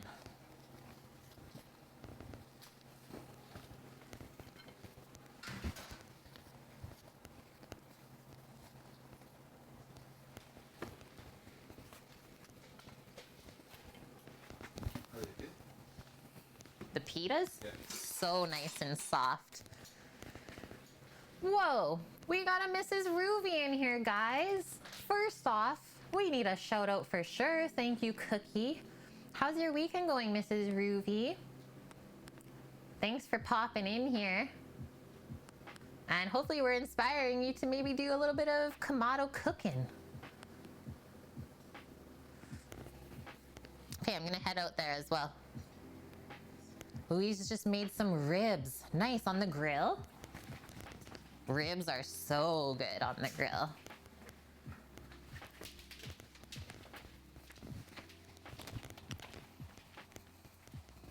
The pita.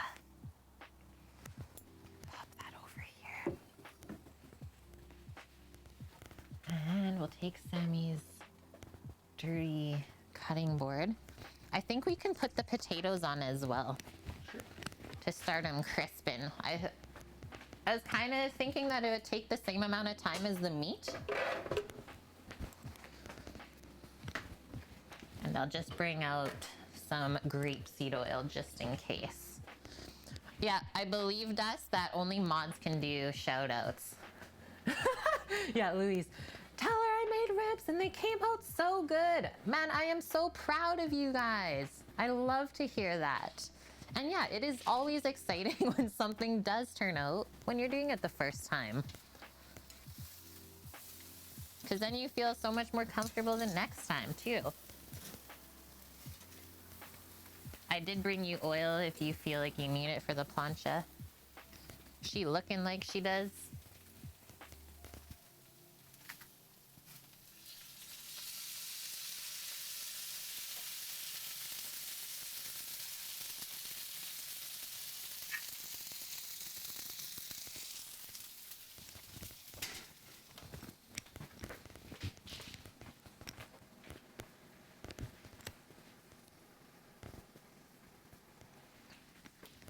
Man.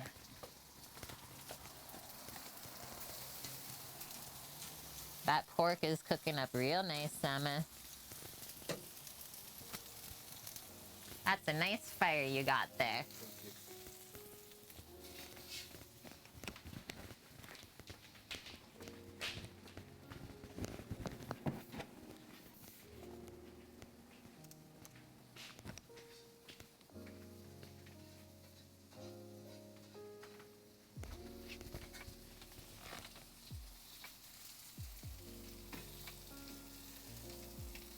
Okay, I got chat with us out here too, guys. We won't miss nothing. Yeah, this would definitely be a great time to have smell-o-vision. Those potatoes are crisping up real nice.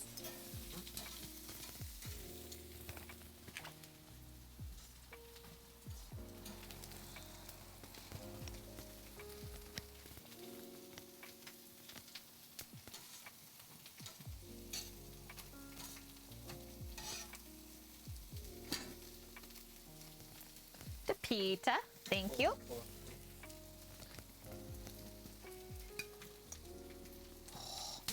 Pita and pork.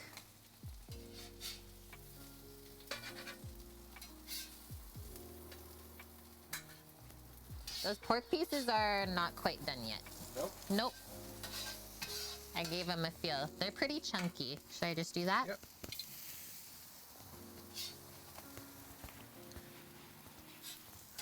Yeah, this guy, I was just thinking that. I was like, he makes it look really easy, but it's really not hard either. But you can definitely see his confidence, right, Manitoban?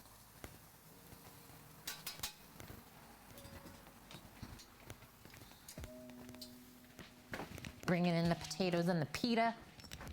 Getting ready for the plate up. Definitely want a rimmed plate for this one.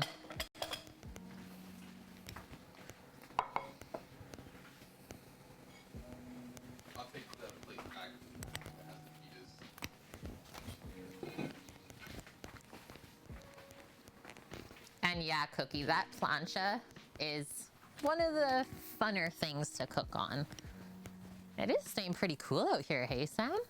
This is nice. It is not hot at all today. There you go. So yeah, just a quick close on the grill, guys, and then it kind of turns it into an oven, right? So keeps all the hot air and steam in there, and that's a great way to finish cooking meat.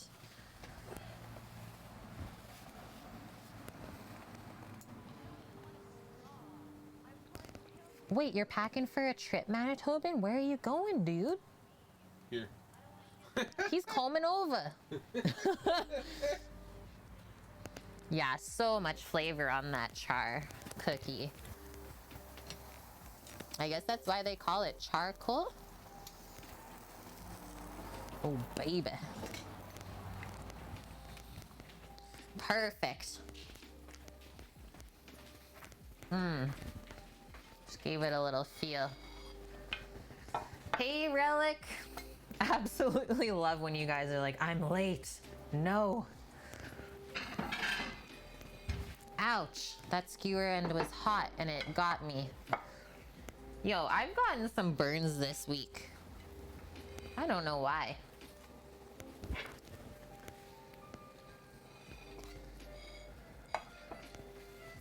How is the day though, Relic?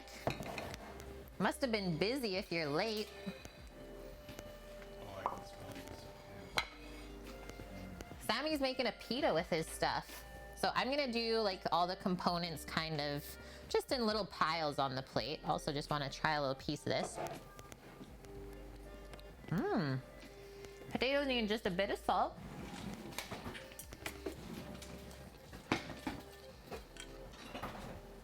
And I might put a little bit more of our lemony glaze over top.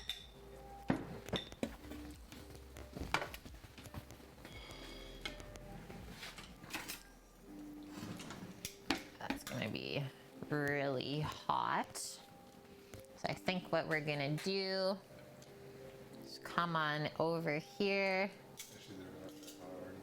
Slide that off. Look how juicy that is. The juices.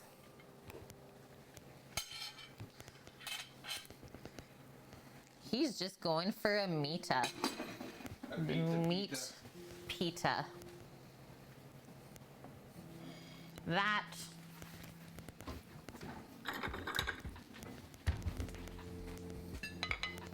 Pop this guy over here for that tzatziki. Your son would also stuff it all into a sando or a pita too. Oh my god. Yeah, that's why it's like a choose your own adventure plate.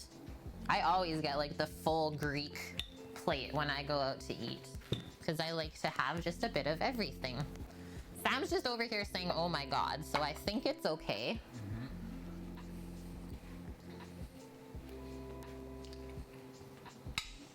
And now the color. This is food for friends today. Yeah, food for friends today. Just we don't have pickups until 5 p.m. and 5:30 p.m. Yeah. That's why we always finish around 4 p.m. with you guys. Our homemade Greek dressing.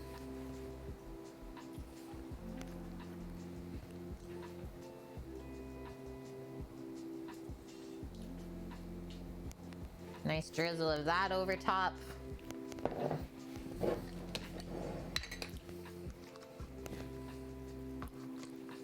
I like feta chunks, so kind of match the size of the veggies.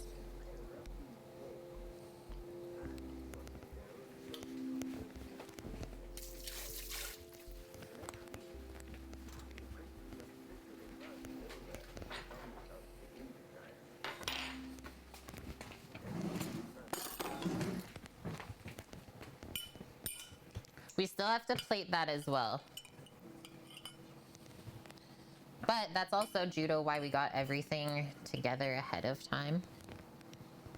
So that the plating is super quick on the dessert. Okay, that.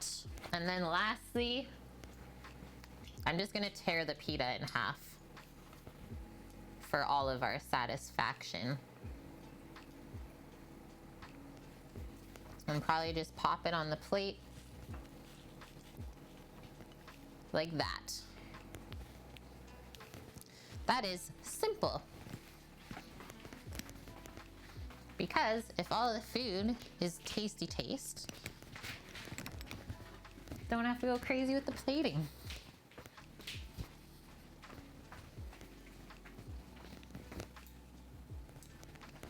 Oh yeah. Oh yeah, guys. Okay, let's get the photo. We'll have a bite. Have some tiramisu. And then we gotta cook for our friends.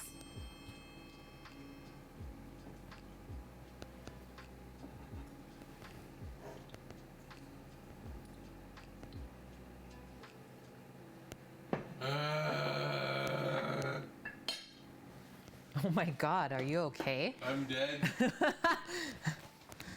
He died. Give me this fork. Okay, I need some meat That's so good. in my life. Woo! Just by itself, first taste. Uber Don, thank you for that follow.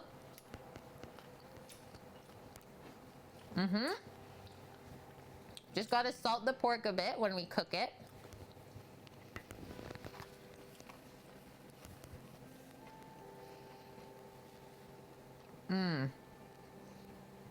But tastes like garlic, lemon, oregano. Yeah. It tenderized it a bit with the acid in that marinade. Yeah. Nice olive oil on there. Yeah. Let's give it a dip in the tzatziki.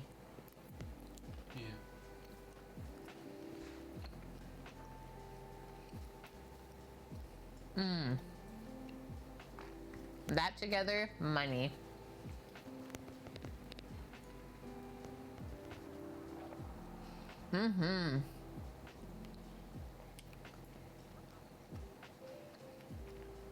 I really like this method of the potato. Much different than what I've done in the past. It's quite nice.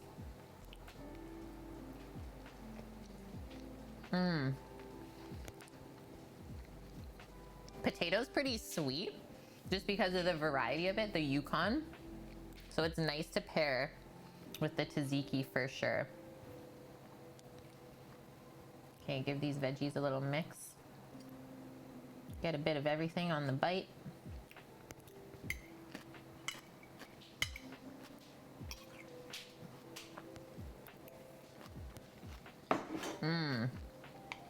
That is proper.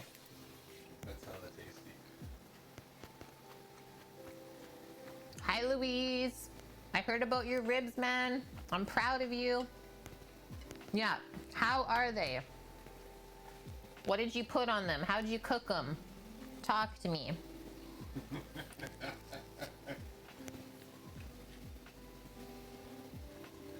It's just a feta cheese.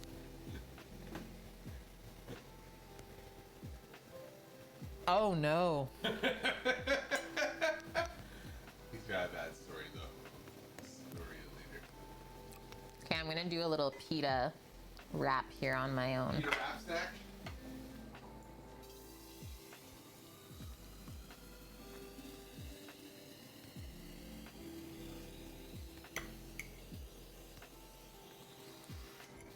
Choose your own destiny. Oh, this is gonna get messy.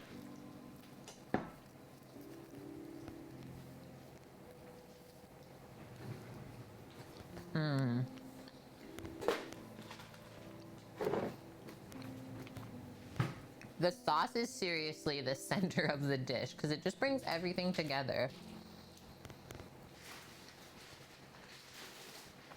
Some sprouts? Yeah, why not, man? If you have them, that'd be tasty on the salad.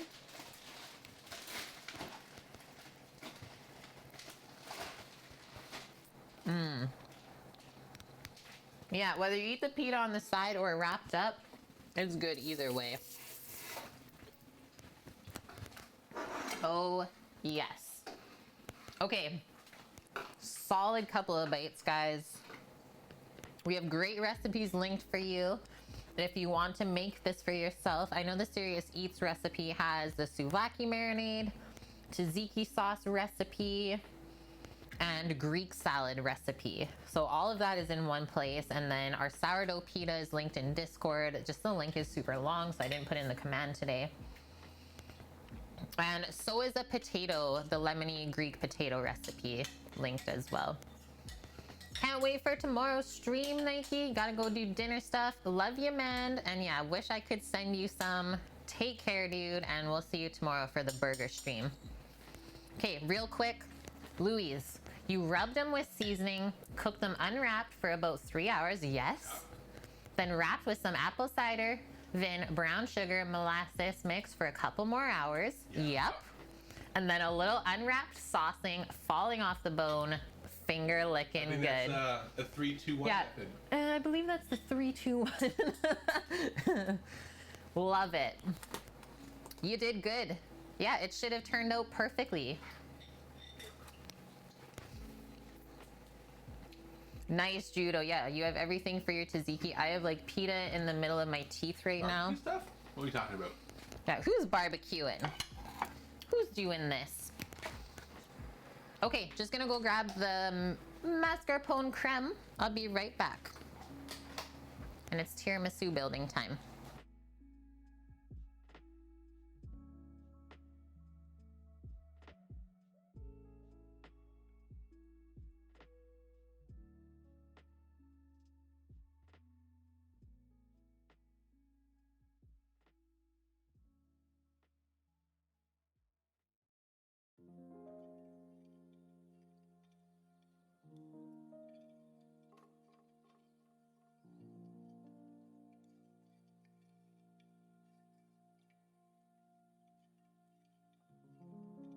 Okay, we're back. We're not done yet, Dust. Absolutely not, sir. We gotta build some desserts first. But wait, there's more.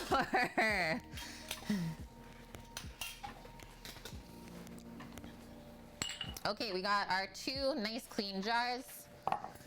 So I have grown microgreens before, for sure, Trev, in the past, and I actually have a few seed packs hanging around the house. I should start doing them in the windowsill. That's a great spot. And I love to put greens in sandwiches and stuff. Okay. We have our whipped vanilla mascarpone creme, our stout espresso soak, our cacao nib crunch for the topping, and our homemade lady fingers, our chocolate lady fingers, by the way. So 3 of those per jar. It's okay.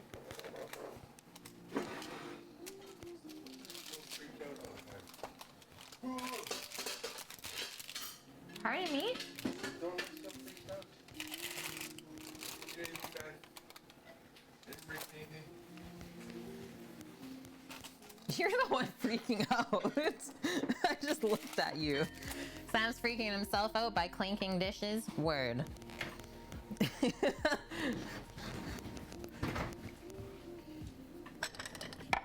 Whoa. I've never seen that bowl before. I have no idea where that even came from. How that got in the house.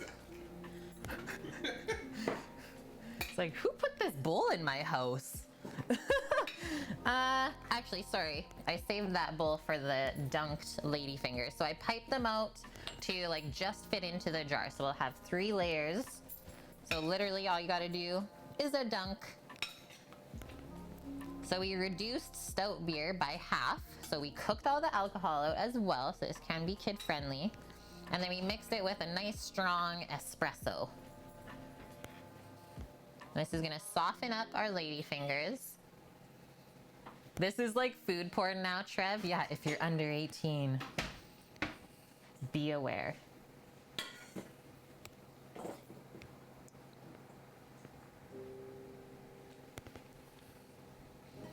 That is that.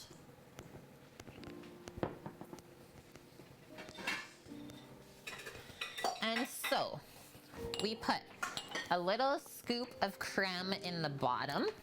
I think this might be like almost a perfect amount. Do 2 of those. And then we don't really want to touch the side of the jar either. At least try not to when we scoop it in. If it happens though, you can usually clean up the edges with when you push the lady fingers down. Just go a bit slower.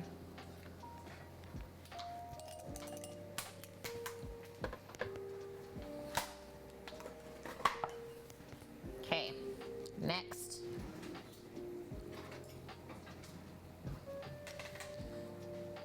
Should smooth out that layer. If we look on that side, that's how it's gonna look. Same thing with the other side. I just put a smaller amount of cream on the bottom first. Simply just so the ladyfingers don't kind of like adhere themselves to the bottom of the jar. That one turned out better. Okay, couple more scoops.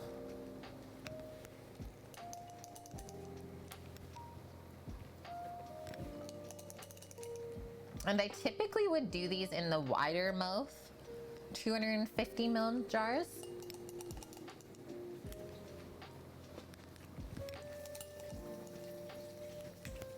But we're doing them a bit taller today.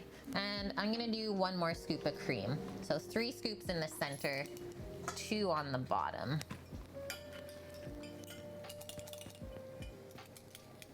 Sam's right here beside me. He's plating up all the Greek salads.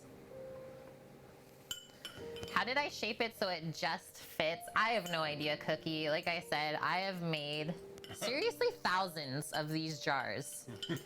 I'm not joking when I say that. So yeah, just like eyeballing it, I guess, and knowing how the mixture is gonna bake up and grow a little bit in the oven. But yeah, if you get it so it like literally just fits, it smooths all of the sides down so you get those awesome layers.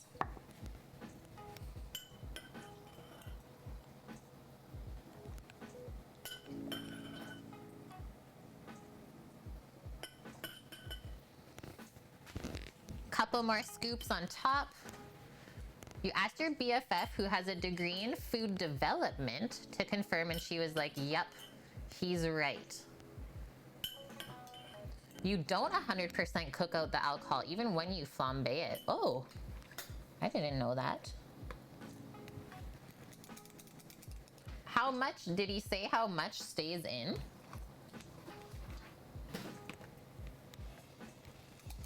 Whoa, we should have actually only done 2 scoops in that middle layer. I forgot there was another one to go on top. This is a Sammy and I jar though, so we'll be okay.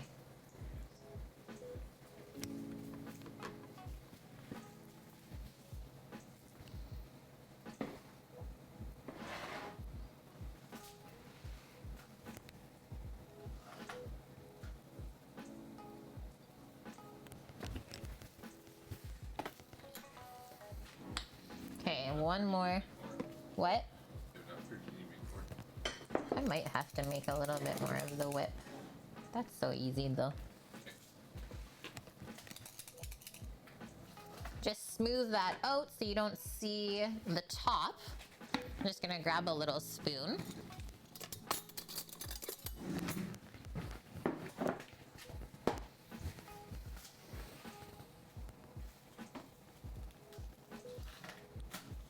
We should wait till it's more even, so it'd be way better. Yeah, that Sam is saying that when we make these, they actually are better if they sit overnight and kind of marry up in the fridge with all the layers first. So let's finish off with our cacao nibs and chocolate shavings.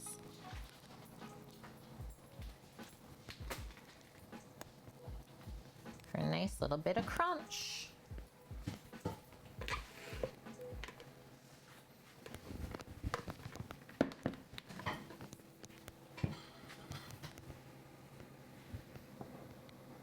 I don't know which one looks better. They both about look the same. A bit too much cream in the middle layers, but I'm gonna crush that regardless. I'm into it. So yeah, that's how it's gonna look. If you wanna do it up in jars, pretty fun doing it that way. I'm getting into it.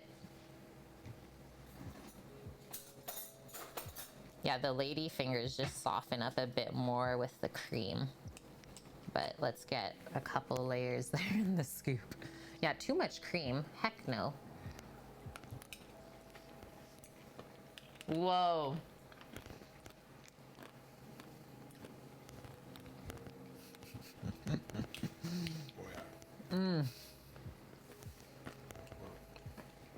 That's grown up for sure.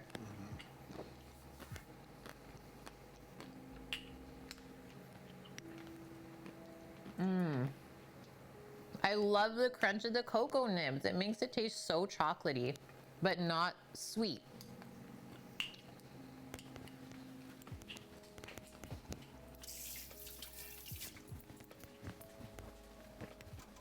Nailed it.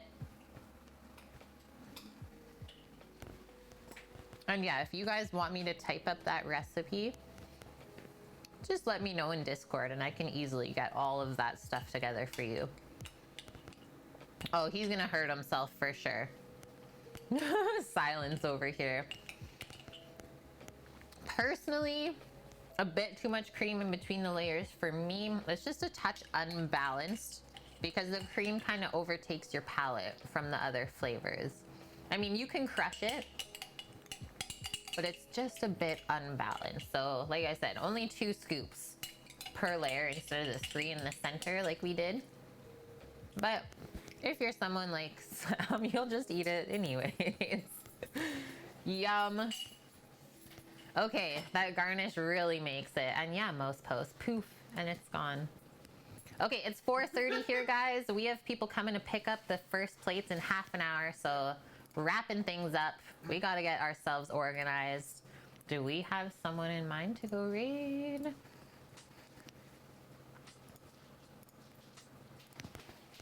Yeah, see y'all tomorrow. Okay, well, let's do an ooze brood. He's metal detecting in North Carolina since he was in here with us yesterday.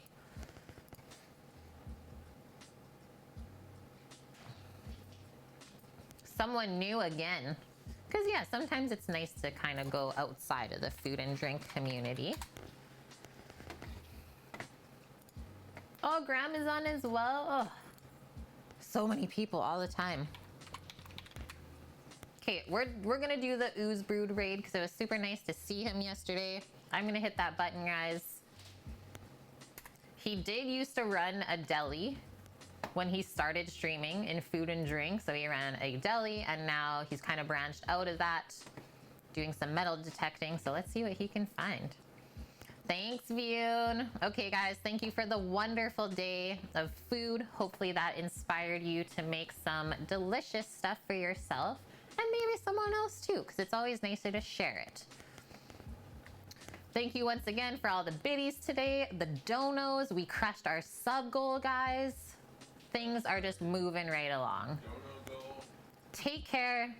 Stay safe. We'll see you tomorrow, 11 a.m. Pacific, and it's a Cook with Sammy redemption stream. Just saying. Magic.